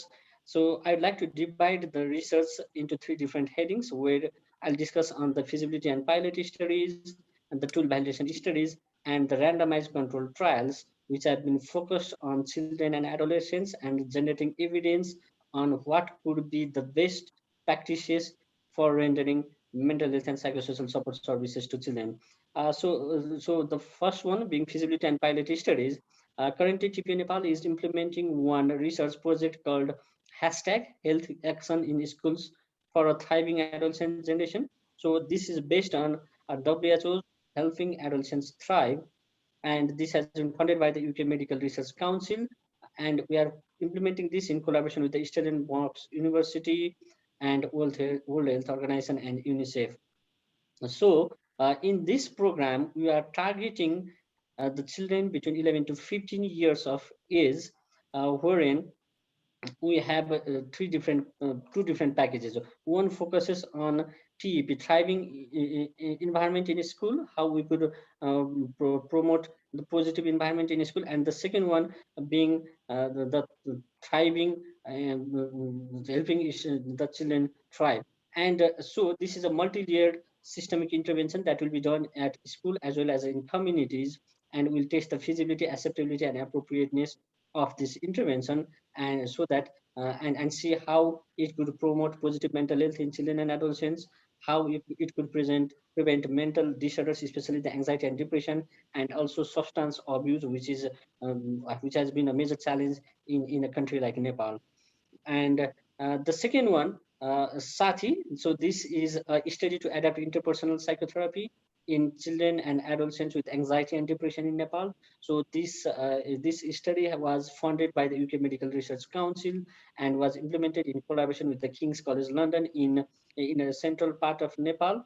one of the district which was adversely affected by earthquake. And in this project, what we did was we tested the feasibility, acceptability, and appropriateness of group interpersonal psychotherapy for children who screen positive for anxiety and depression disorders at school and in the communities. And they go through a total of 10 to 12 sessions in a group, and then we see their outcomes, how the depression and anxiety symptoms would reduce after our group intervention being provided by the community psychosocial workers. And the evidences have been generated, and a number of papers are under publication. And under the feasibility and pilot studies, the third one is identifying depression early in adolescence. So this is a research consortium. This is a multi-country research project being implemented in Brazil, UK, Nepal, and Nigeria. And I am involved as one of the co-investigator, as a lead a country PI from Nepal. And this research consortium has generated evidence through systematic review and meta-analysis of the biological, psychological, and social risk factors which could contribute to adolescent depression, as depression has been the major contributor to disability adjusted life years in the recent days. And this has been implemented in collaboration with the George Washington University, King's College London, and also Nigeria, Lagos State University of Medicine. And we have already published more than 12 articles, including we also tested the feasibility of conducting neurobiological research with adolescents in a rural setting, low resource setting like Nepal. And the fourth one is development and evaluation of family and school-based intervention for children with behavioral problems in rural Nepal. So this was funded by South Asian Hub for Advocacy, Research and Education. And this was a 2-year research project where we screened the children who were affected by violence and also the natural disasters like earthquake and conflict. And then the children who screened positive for psychosocial problems, they were kept in a group-based intervention in the family, as well as through the school-based intervention. And we looked into the outcomes of the intervention in the children, which showed a positive resilience and also increase in emotional well-being of the children. So these are some examples of the feasibility and pilot studies that we did with children. And the second one, we have been conducting a number of studies to validate tools in Nepal, because what we have seen is tools which have been which are available now are more suitable to high income countries, and that needs to be more culturally sensitive, specific, and adapted in context of Nepal. So currently we are conducting one research project called MMAP, measurement of mental health among adolescents at the population level, in collaboration with the UNICEF headquarters Geneva and also the George Washington University in US. And we have been translating and validating and also testing the tools for anxiety called the GADSM, Generalized Anxiety Disorder 7, and PHQA for adolescents, including the suicide screener questionnaire and functional impairment scale. And we have also developed an item inventory that would best suit to the anxiety presentation in Nepalese context, anxiety and depression. So this is just getting completed now. And we also have validated a number of tools called child post-traumatic symptom scale, depression self-rating scale, daily functioning scale, and child hope scale. And these tools are available in Nepal for our context. So these tools have been widely used by the Nepalese researchers. And the third one in research, we have been conducting a number of randomized control trials, wherein we developed a classroom-based psychosocial intervention, which is called CBI, and in Nepali we called it Sanjivani. That means it is giving you a second life. So this intervention has been tested in children in a school setting, especially during the Maoist conflict, when the children were taken into armed conflict and they were affected by armed conflict. These children were screened and then they were kept in a classroom-based intervention. So this is a 2-hourly intervention conducted over an alternate day and lasting for a total of 15 sessions, where we tested this intervention, and this showed a positive result in terms of building the openness, ventilating their emotions, and in a projective manner, like they would sit in a session where they would draw and project their emotions to ventilate their emotions and then promote their well-being and sharing and openness in the group. So this has been published, and we can see this in the journal. So these are quite few of the research that I was highlighting. Besides this, we have conducted a number of research articles that we can go through the website of TPO Nepal. And the second theme being the capacity building. So we have built the capacity of teachers on early identification of psychological distress in children and adolescents, because a number of research studies have shown that 80% of the mental illnesses begin by the age of 18 years. So it's now high time to focus on detecting this problem in early adolescence. So we have devised a tool called community informant detection tool that I have kept an image here for your reference, where we narrate a story and show some pictures depicting the psychological distress, and we have 3 questions to screen the children. So we basically train the teachers on how they could identify the psychological distress in children, and if they identify, they provide the first level response, basic emotional support, and then they refer them to the counselors and the psychiatrists for consultation services and needful. And besides that, we have also developed a training curriculum on child and adolescent mental health called the National Health Training Center Curriculum Module 3. So this has been developed with the technical assistance of UNICEF. And I was one of the key experts representing from TPN Nepal in development and endorsement of this training curriculum. And this has been widely rolled out in the recent days. And besides this, we have been conducting community awareness, orientation, and sensitization campaigns to early identify the psychological distress in children, so that they could be referred and linked to the available services from the community. So these capacity building activities are more focused on demand generation from the community, at the same time supplying services from the health facilities and school, so that the demands from the community are met, and these would address the demand side as well as supply side barriers that we have been facing for mental health for quite a long time. And regarding the service delivery, which is our third thematic area, so I have listed a few of the activities that we have been conducting. So the first one is the psychosocial support to girls and boys vulnerable to child marriage and violent discipline. So basically the violent discipline means punishment. So since Nepal is one of the countries, it ranks third among the countries with child marriage in South Asia.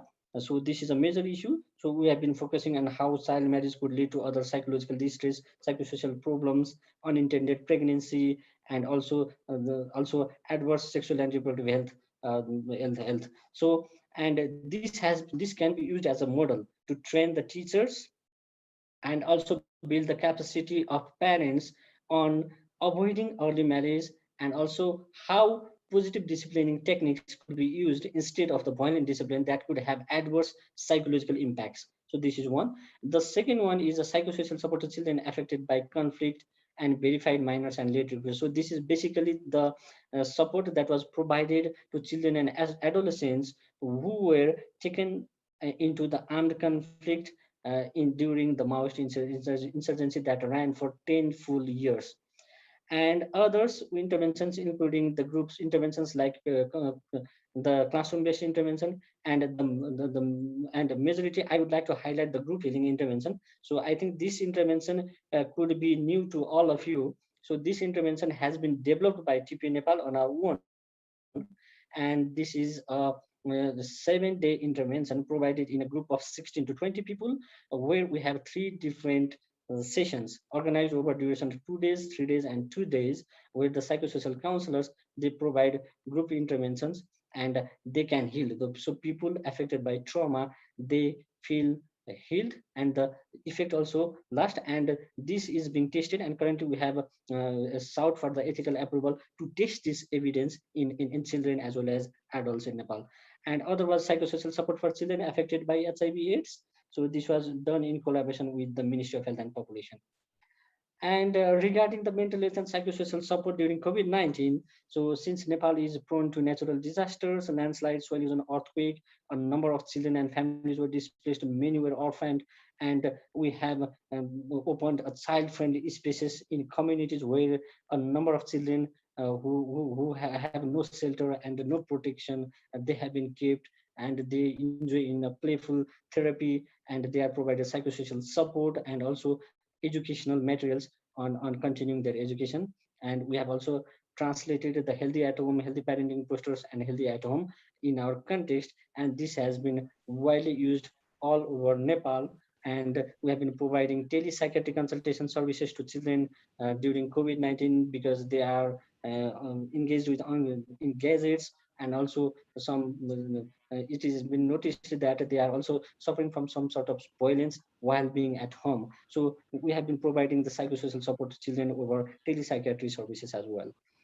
And the fourth one being the advocacy and policy reforms. What TP Nepal we believe is, we believe on strengthening the government health and protection system, so that all the responses that we provide are ultimately taken over by the government. This comes into policy and then can be taken over the long run. And not only that, it's a project that runs for a certain duration and then phases out, and there is no sustainable effect. So believing this, we have been collaborating with the Ministry of Women, Children and Senior Citizens, who look after children and adolescents, and also the Family Welfare Division, who look after the health concerns of children and adolescents. So based on this, we have developed a guideline for integration of MHPSS into support system for children affected by AIDS. This has been rolled out by the Ministry of Health and Population. We also advocate with the Ministry of Health and Population, the provincial and local government bodies in the new federal context, to prioritize child and adolescent mental services across the country. So we have already conducted more than 10 workshops recently on how we could integrate this into the existing health and protection systems. So these are some examples. So there are a number of strategies, action plans, and also policy reforms that TP Nepal was directly involved. So I just wanted to highlight on these major achievements. So we can see this is the National Mental Strategy and Action Plan. This is a 5-year plan, and this was developed and endorsed by the Ministry of Health and Population recently. This highlights on what we shall do, how mental health could be incorporated, what we are going to do to prevent suicide, how adolescent mental health could be taken further. All the program activities and indicators have been outlined in this policy, and TP Nepal was one of the key technical assistant to this development and endorsement. And you can see the other training module, the child and adolescent mental training module. This is developed by the Ministry of Health and Population, and TP Nepal. I was involved as one of the technical expert in the development, finalization, and rolling out of this training. And TP Nepal has been throughout this process and also rolling this out throughout the country. And these are some of the examples of information, education, and communication materials that can be used by the community psychosocial counselors. So this is a flip chart, the first one. This basically can be used by the psychosocial counselors, and it is a flip chart which can be rolled over. The counselor narrates a story, builds up the story, and then conducts a group session on which she shows how this the psychological distress develop in children, what this problem could be, what we could do this to refer, identify them, and provide the psychosocial support. And this is another IEC material that we developed in collaboration with the UNICEF Nepal. This also is awareness material that we use in the community.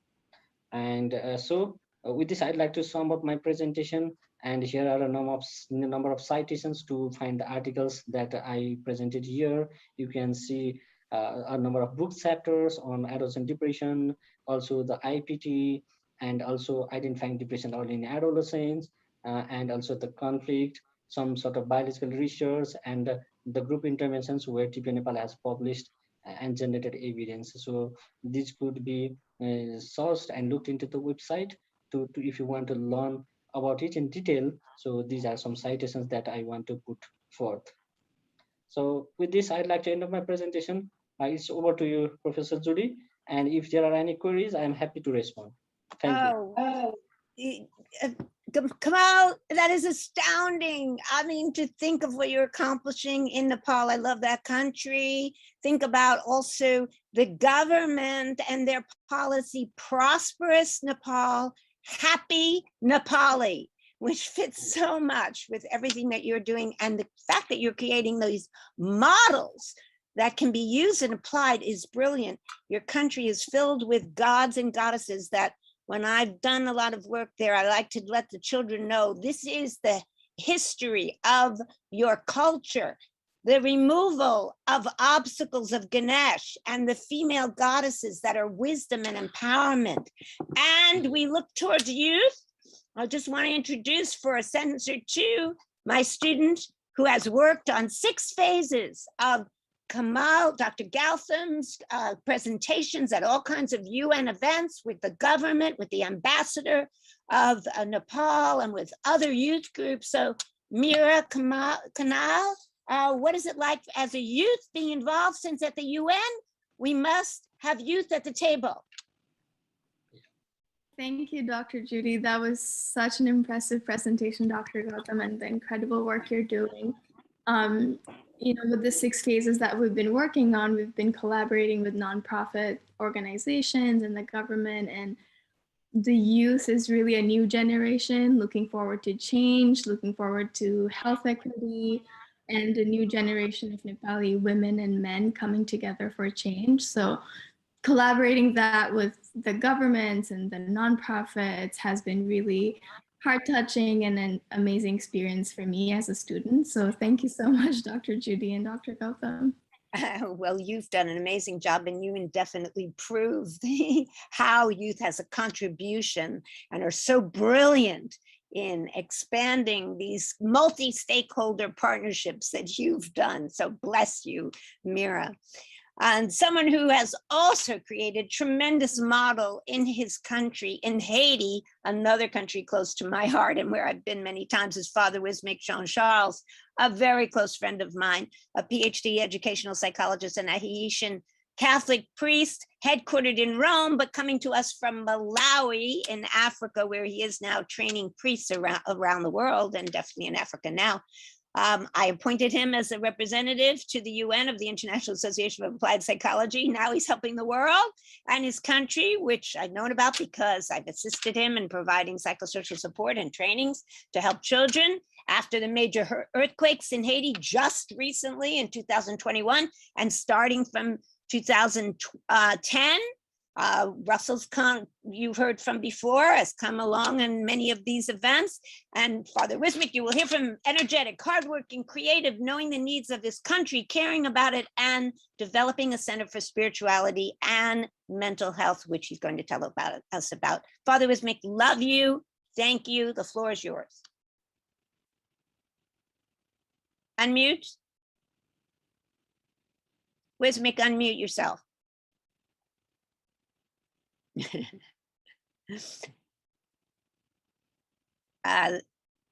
You need to unmute.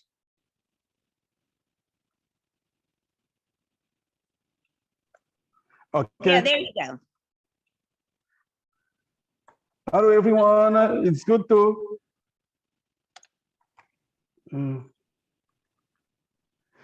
It's good to be with you. Thank you, Dr. Judy, for inviting me to be part of this wonderful panel. It's so good to be with you. I'm going to talk about the mental challenges for Haitian children in our country. So to do that, it is important that people know about Haiti, just to have the context of our work together in Haiti.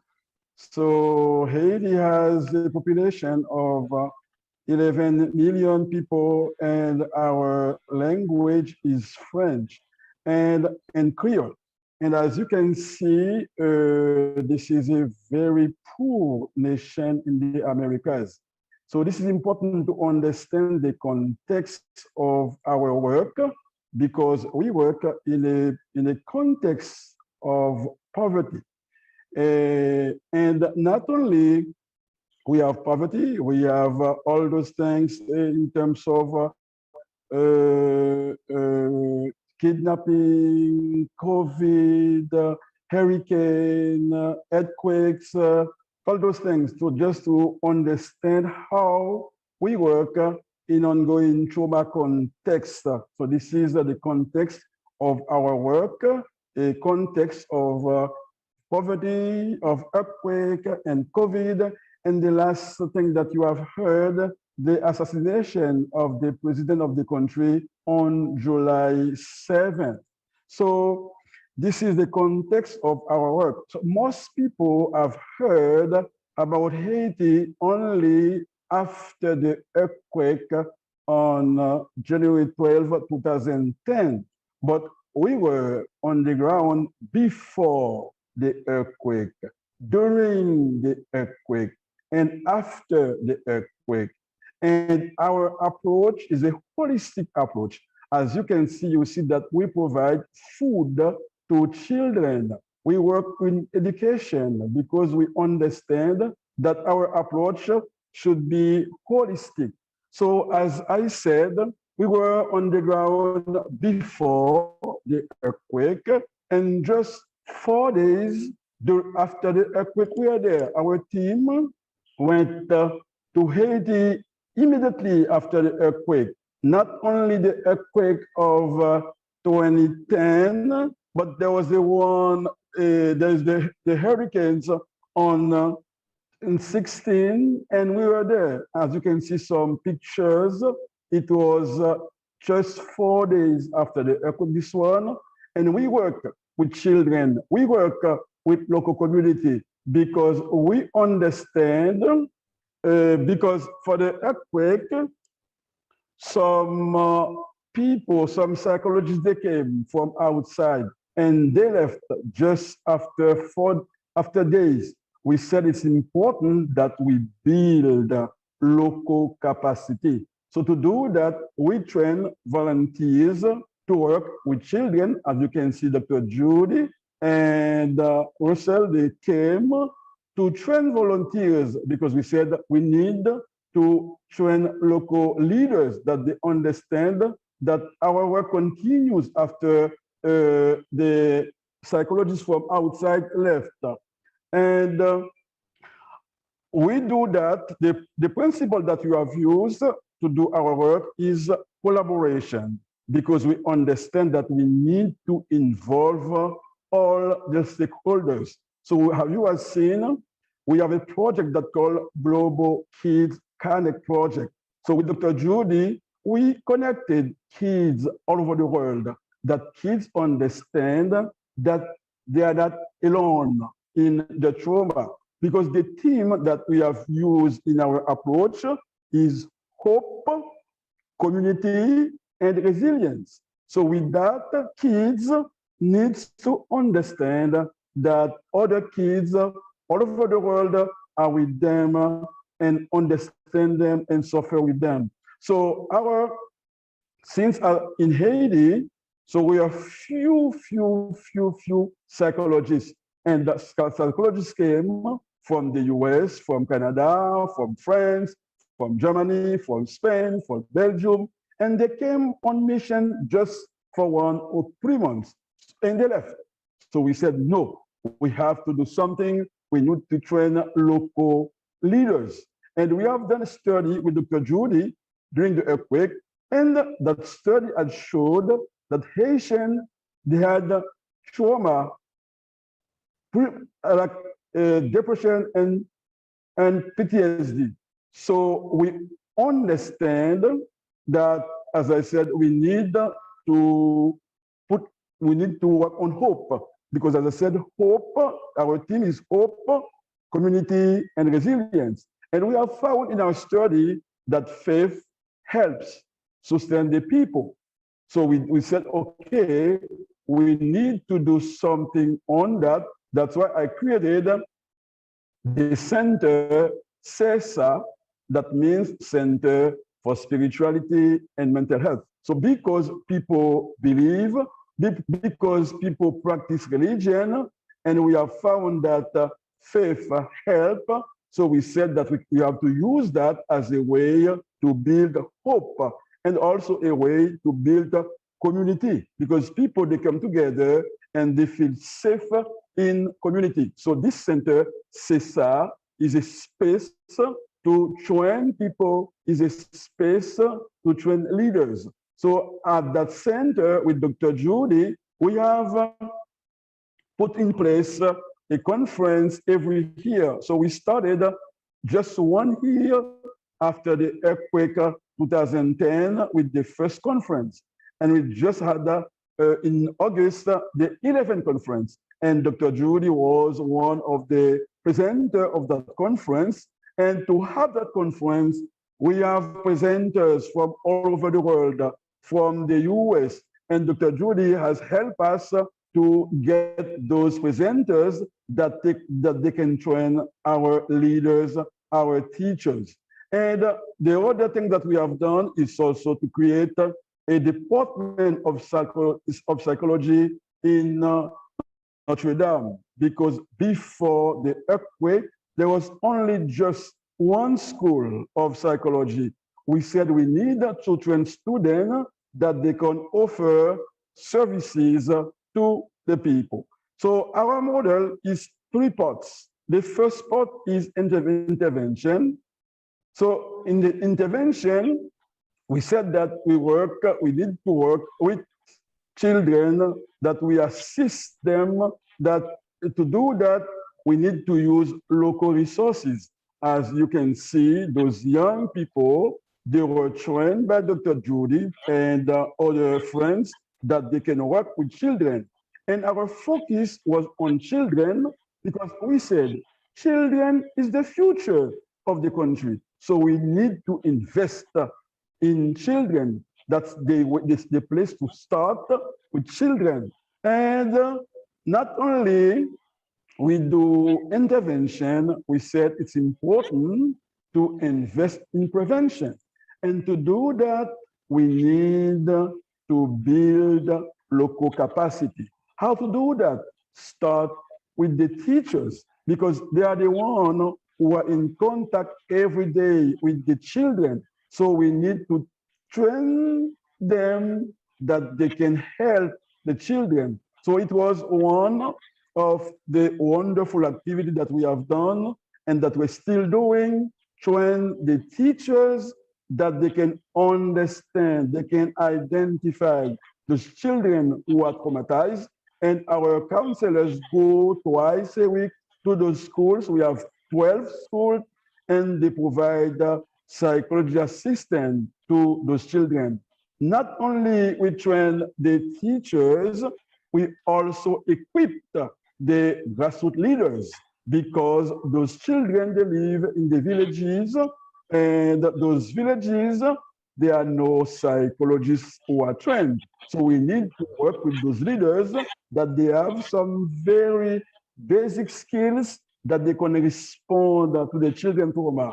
And Dr. Judy went very far in those villages, in my own village, Petite des Dunes, to train the grassroots leaders that they can respond to children trauma within the local capacity.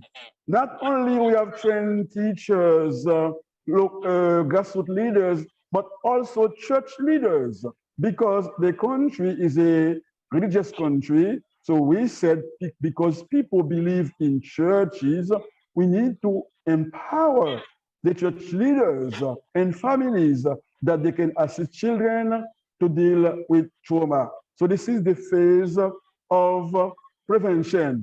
And also, we have a phase of promotion. And this phase of promotion, the principle is partnership, is multi-stakeholder, that we need to engage not only the civil society, but also the government, that we work together to do something for the country. So we involve the Ministry of Health and Population in all our activities. So we have that annual Congress every year, and we do that in partnership with the Unity of Mental Health and the Ministry of Public Health and Population, because we understand that partnership is key to do something sustainable in Haiti. We understand that multi-stakeholder is key to do something, because one person cannot solve all the problems that children in Haiti they face. So with that, we understand that not only we involve our international friends, that we have international collaboration, but we also need to have the involvement of the government, of the state, that we do something sustainable in Haiti. So in conclusion, we understand that we have many challenges in Haiti in terms of poverty, kidnapping, all those things, earthquake, we just have one more. And so we have so many challenges. But the good news is we are on the good direction because we invest in children to build hope, to build resilience. We invest in community. So we have created a culture of mental health in Haiti with the publication of 2 books. As you can see, we have those books, and in those books, we have all the fruits of our conference for the last 10 years. So again, these are some references. You can see books that we have published together with Dr. Judy, articles with results. So this is to let you know how the work is important. We have so much to do, but the good news, we have accomplished so much in 10 years in Haiti. So thank you for your time. If you have questions, I'm here to answer all questions that you can have. Thank you, Dr. Judy. Oh, Thank you, bless you, Father Wismick, for everything that you have done. I think we're seeing from Dr. Galsam and Father Wismick, really, and we will see how devoted and how brilliant these best practices are and the incredible energy going towards helping people, helping children, helping their country, and therefore being examples of the world. Really, in Haiti, there is a phrase, Russell knows this well because we wrote a song about this also, that there are roses in the wind, we bend, but we don't break. That is the essence of resilience. And resilience is something that is very critical to Dr. Wace Aria, who I turn to now, also a good friend, a medical doctor, and a very experienced psychosocial counselor, whose work I become very familiar with for about an NGO that he founded in his native Afghanistan called Tabish, which helps children of war, child soldiers, orphans, and many marginalized children and families that he's going to tell us about. I featured this work at an event that I did at the United Nations, and we are very lucky that he's here with us. He escaped from Kabul with his family when the Taliban took over. This is just recently, only about 2 weeks ago, right before August 31st. It was a very difficult trip, traumatic, but he had to get out of the country as a humanitarian, a human rights activist. He was really especially in danger, as many of his colleagues are right now who are stuck there. He'll tell us about that, his major important work, show a video of his son, his adorable son, learning music from Russell, whom you heard about before, because that is an example of the arts that this Congress is so much about. We turn it over to you. Bless you, my dear friend Wace.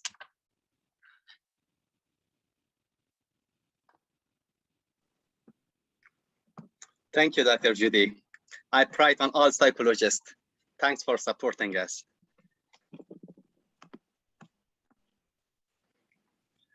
So, thanks for having me. Let us start from my son heart with Russell. America strong, and Afghan American is settling into his new high school tonight after a traumatic summer trip ended in his homeland.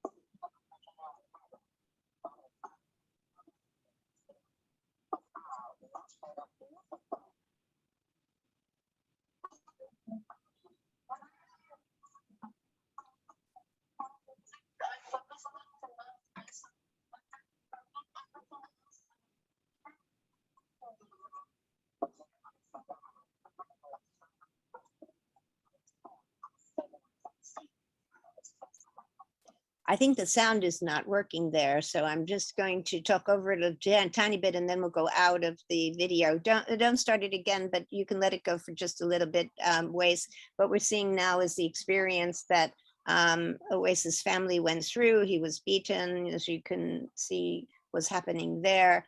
And his family came, and his son was, Mustafa was about to be 14 years old, was playing music, which is prohibited by the Taliban. And he had his old instrument there, had to hide it. When he came to America, I ended up buying them you can go out of it now because okay, leave it up, I'll finish in a second. Buying him a keyboard, and Russell was teaching him piano lessons that he learned very well, and that brought him hope and brought him really the family together and brought the whole family into much better emotions from the trauma of the experience that you're seeing right here.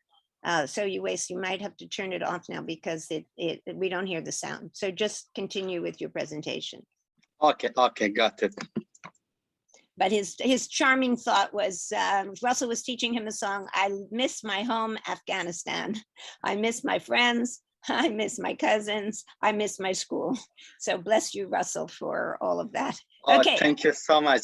Sorry for that sound. It's not working. I don't know what's the technical issue with that. Okay. I never thought that. I'm glad to be with you in today's conference. Just I escaped late August to US with accumulative trauma. So we are safe, but we are traumatized now. Still, we have a lot of symptoms of PTSD, especially myself and my daughter. But my son, he's struggling to heal with music, with support of Russell and financial support of Dr. Judy, which she bought a new piano for my son. And he kept all of us happy with that. So thank you so much, Dr. Judy, as a professional psychologist. So let us go to Afghanistan. What is going on in Afghanistan? As everyone knows, Afghanistan is an ongoing war country for more than 40 years. Still, it is a very tense situation. Since the Taliban captured Kabul, there is no mental health support, no livelihood support, no literacy. So extremely poverty. No food, no literacy. So displacement, suppression, high rate of mental health, cognitive, social, and other problems still exist in Afghanistan. This is the picture: lack of social protection, lack of mental health support for children, pushed them to the following risk. You know, one of the challenges of current situation for children in Afghanistan is forced marriage and underage marriage, which is very high risk for children. Children working in the street, begging, and children are at risk of sexual abuse, emotional abuse, and many more issues. So we have child traffic still exists. Though we are trying to protect the children, but it is not enough good to respond for the all needs. So since we are only a small organization and we can respond for a group of children, not for all children in Afghanistan. This is another picture from victims of war, which, you know, in the current situation, a lot of suicide bombing, conflict is going on. So we have a mobile team services for children. In emergency situation, we deploy our team. We have expert therapists. We form a child-friendly space. We provide the individual on-site counseling for traumatized children as well. Later on, we establish child-friendly space, and we invite children over there to be a safe place for them. And we do play therapy, we do like individual counseling, and also supportive group session with family. But this picture which you see in the screen, it is just exactly after the event. and our team immediately going to the place and provide the needs of mental health and counseling service, include trauma healing. Another project which we have for children, that's also safe place and child-friendly space for children who play with gun toys, and also they are at high risk of abuse, especially child labor, which is selling some stuff in the street. And the meantime, they are at high risk of abuse. Most of them convinced by child smugglers and drug smugglers. They give them this stuff in order to change their mentality and abuse them for their own purpose. But we have social workers. We invite the child labor in our centers in different places, and we provide counseling for them. We send our counselor to their family to meet with their family and help them with their need and reintegrate them in the society. So this is another activity what we are doing for children who are at high risk in Kabul and around the country. So beside that, we have another program in Afghanistan, which we used to work with child soldier. Unfortunately, a high number of children abused by insurgent group by the name of religion, by the name of culture, by the name of jihad. So children first recruit in Islamic madrasa, and from one madrasa to another madrasa, they transfer them and they do brainwash, and then they abuse them by the name of jihad as a child soldier. They mostly trying to do suicide bombing or to work as a spy with different insurgent group. So in correction center, what we are doing when they not success for their mission, then they arrest by government. And there was a lot of torturing, a lot of other violence with those innocent children in the correction center. From one side, they abused by insurgent group, and from other side, when they arrest by police or government. So there was a lot of violence with them. Therefore, we provide like systematic counseling for them, include play therapy, positive counseling, and meet with their parents and provide them different psychosocial support in order to reintegrate them to the society and to their family. So the drawing which you see in the screen, this is one of the picture from a child suicide bomber, which is brainwashed by smugglers and insurgent group in order to abuse them for suicide bombing against of US soldier and other NATO, so include police and other people. So but the child do not success to blow up himself and arrested by police, then they brought it in a correction center. So this is extremely sensitive topic and issue, and even it was not easy subject for us to work, but still we try to help, because these children who attempt to do this stuff, they're innocent, and because of poverty, because of their culture belief, religion belief, they recruited by insurgent group and they wanted to abuse them for their own purpose. So the picture drawn by one of a child in a correction center, and we collected this picture. So this is another picture. You look a child, they had this belief they don't allow us to go madrasa, education, all this stuff.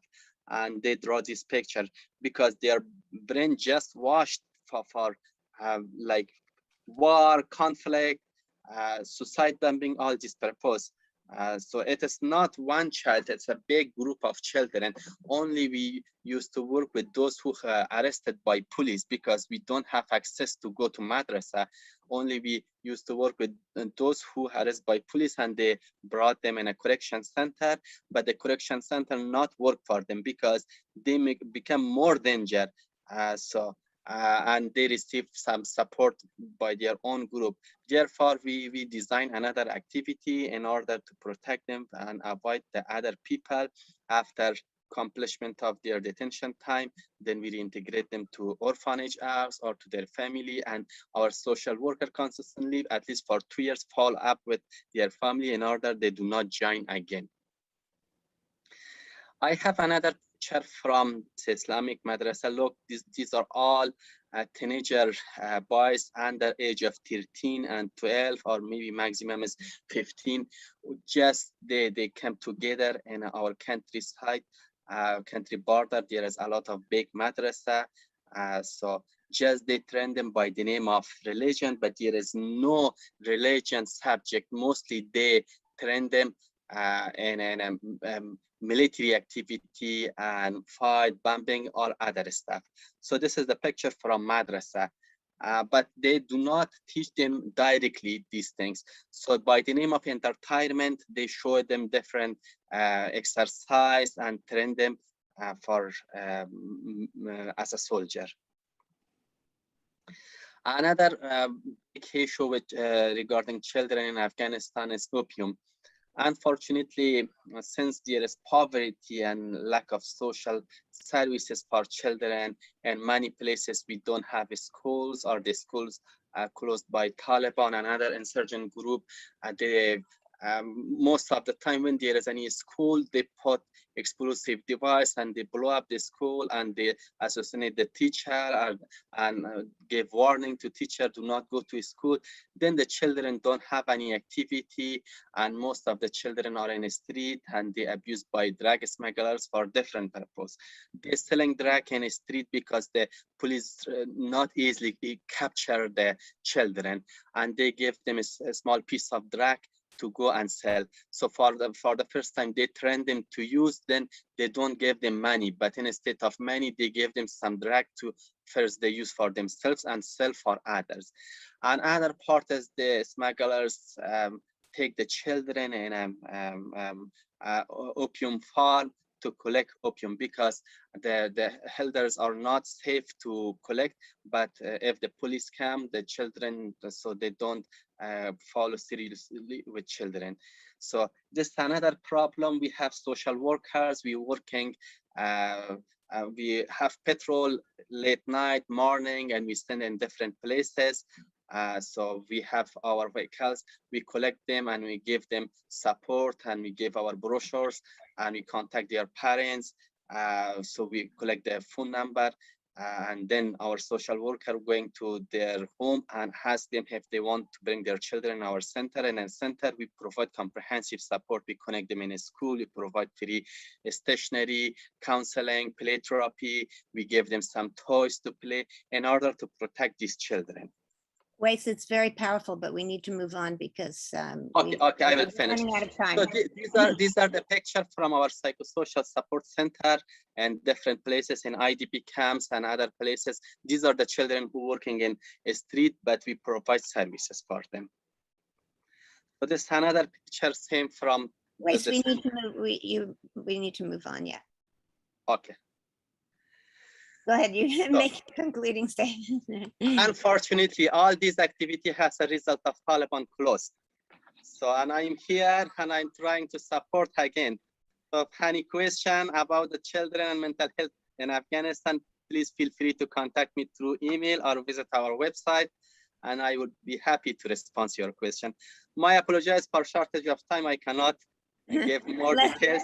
Thank you, Dr. Judy. Bless you, Wes, for all your work. Obviously, the courage that Dr. Arya is showing, the same courage really to be facing what he was facing and what all the people in Afghanistan are facing. Our hearts go out to you, and hopefully we will get some of your staff home. There are dangerous situations they're living under. So bless you and thank you for that very powerful. Thank you, Dr. Judy.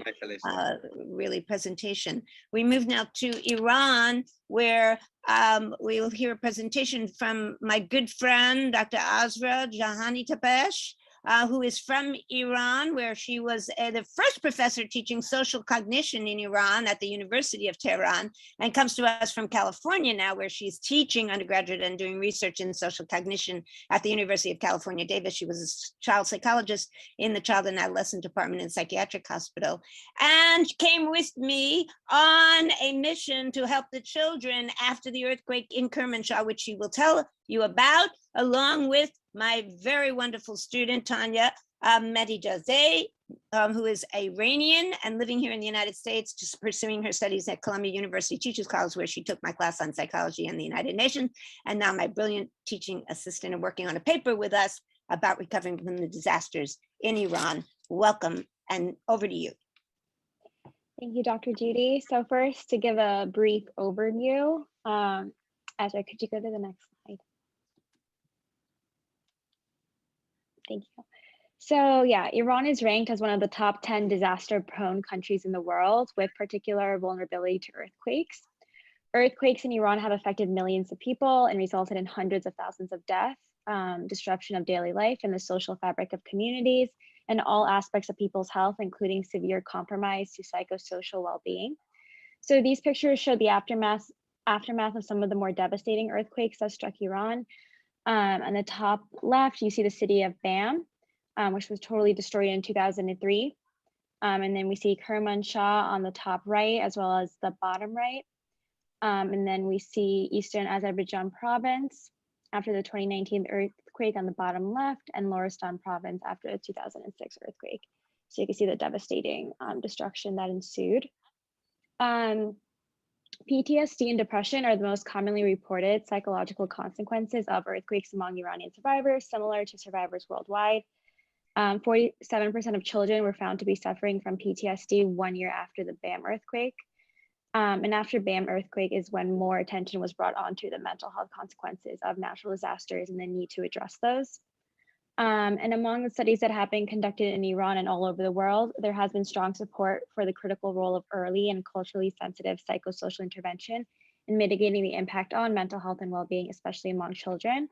Some more recent studies looked at children's resilience in disasters in Iran, which highlighted their inherent resilience. Specifically, the pure spirit of children shown through their empathy and kindness towards others, and their interest in problem solving and creative thinking was described to be markers of resilience. Also, the vigor and energy of children enable faster recovery and bring vitality to families in the greater community. Children in Iran were also found to take responsibility better than adults and voluntarily help others, including family members and neighbors in their communities. And importantly, children served as a source of hope to the family and greater community in the event of a disaster. So the resilience of children was found to transcend beyond their personal agencies to powerfully promote community resilience. So for that reason, it is important to promote resilience in children to help reduce their own vulnerability to disaster and protect their joyous spirits that have considerable emotional impact on society. Importantly, to this end, sport, play, and art activities have been found to build resilience and help children work through their psychological trauma in a less confrontational manner after disaster. Such activities were found to be useful psychosocial interventions for children in Iran, providing children with a sense of stability and allowing children to channel distressed emotions through these activities. And now Azra will talk about her work with Dr. Judy and Kermanshah. Hello, everyone. I am very happy to have this opportunity to share with you what I experienced with Dr. Judy shortly after the 2017 earthquake in Kermanshah. In April 2018, Dr. Judy was invited to the University of Tehran, my former affiliate, as a keynote speaker at a World Mental Health Conference hosted by Iran. Prior to her trip, Dr. Judy kindly announced her plans for holding a training workshop for local psychologists on psychosocial interventions for children following disaster. So actually, the program was coordinated by the Tehran and Kermanshah Red Crescent youth branches.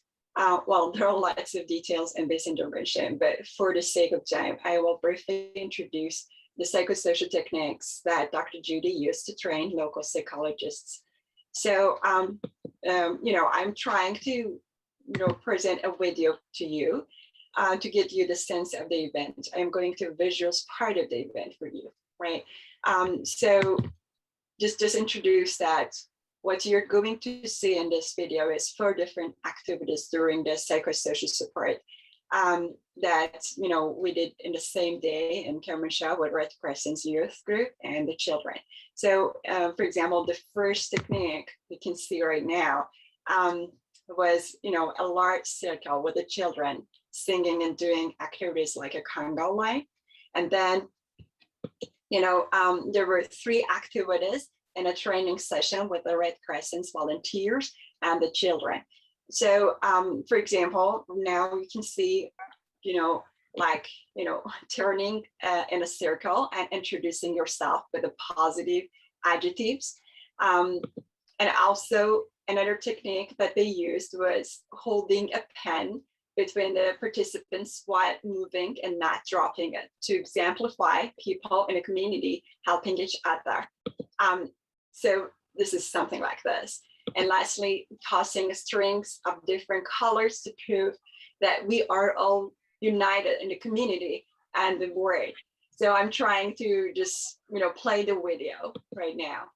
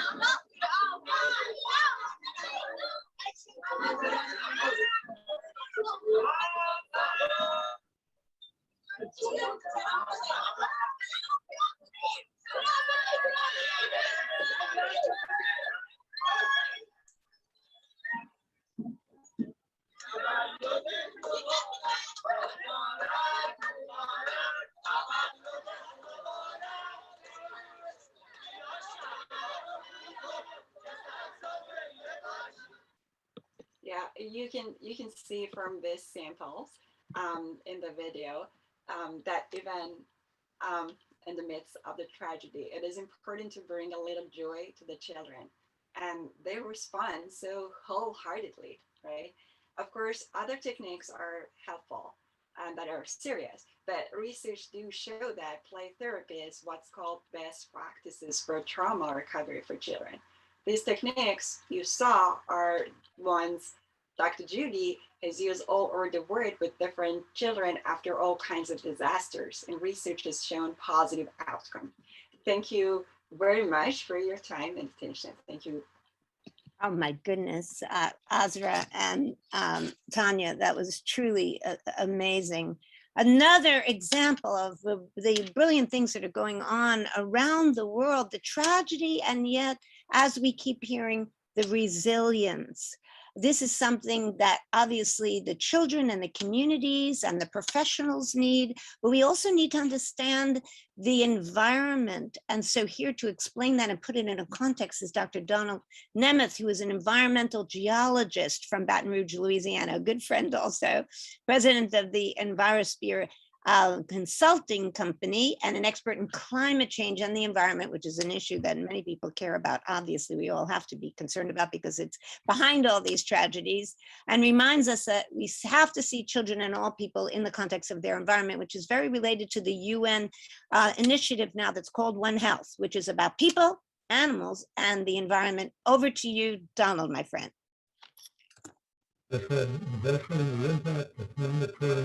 And children and the disasters can be classified as then as after the thing as the 2008 shutdown earthquake, 2 as human past events as the Canada nuclear power plant explosion, 3 as a combination of the 2 as the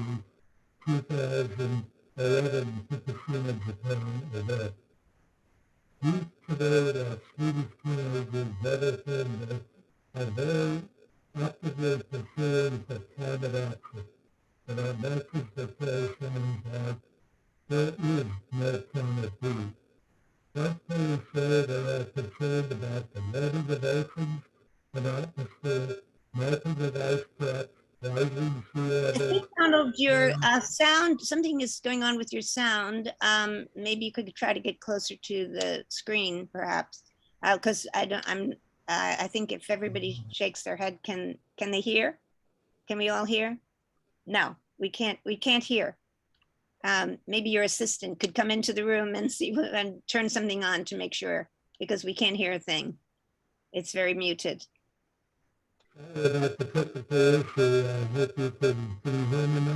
Sound is corrupted. Totally, Donald. Your assistant may have to get to it, and we may have to wrap up because the sound is corrupted. We can't really hear what you're saying.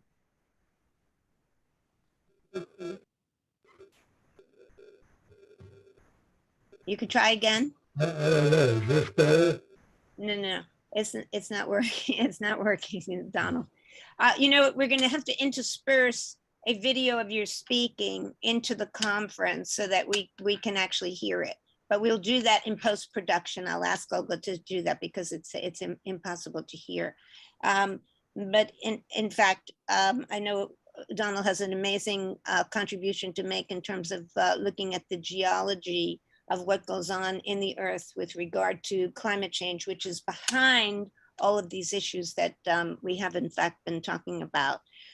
So I thank everybody for all their work, for all their courage, of the professionals who are here with us from all over the world, from Nepal, from Haiti, from Afghanistan, from Iran. It is astounding, and from Sierra Leone to hear the First Lady, to hear about the child-friendly spaces and the kinds of work that you're doing with children in trauma and in distress. Bless you all, and bless you to the Union of Mental Health for this brilliant Congress, to the President Natalia, to Olga, who has put this all together in such a brilliant way, amazing collection of people, and given us this opportunity to share all of that. Olga, say a few words to us.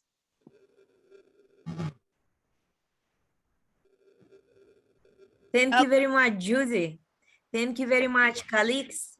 We appreciate a lot that you are really ambassadors of mental health and well-being all over the world, have gathered together here in one platform to discuss the child and the adolescent mental health. Thank you very much. And the special thank you to Yulia Shaigu, who is the ambassador of mental health and well-being here in Russia, and Judy Kuryansky, who is the heart and the soul of mental health of the whole world, and who unites all of us, we to be friendly, peaceful, love each other. So all her life, all her fate, all her work is devoted to people, to love, to peace. And we admire her energy, and we follow her life and herself, and she serves as a model for all of us. Thank you very much, my dear colleagues. And I hope to see you in Moscow someday. Right now you can see what the spirit and soul of this whole conference is about. I'm proud to have Russian heritage and also be by association with my beloved friends, part Afghani and Haitian and Nepalese and Iranian, and all of this. So, right, indeed, bless you all. We all do that, right? Oh, why don't we all do that as we, and then we'll be able to have a picture later of everybody going like this, right? And there, or, oh, okay. Wismik is putting up his hand waving, so we can later have a picture. Everybody put up their hand waving. Wismik, go ahead. You started that. There we go. Awesome. Bless you, Olga. Bless you, everybody. All my friends that are so amazing. Bye. Thank you. Thank you, Dr. Judy. Thanks, Anya. Thanks, Dr. Bye. Thank you, everybody. Bye. Bye. Bye.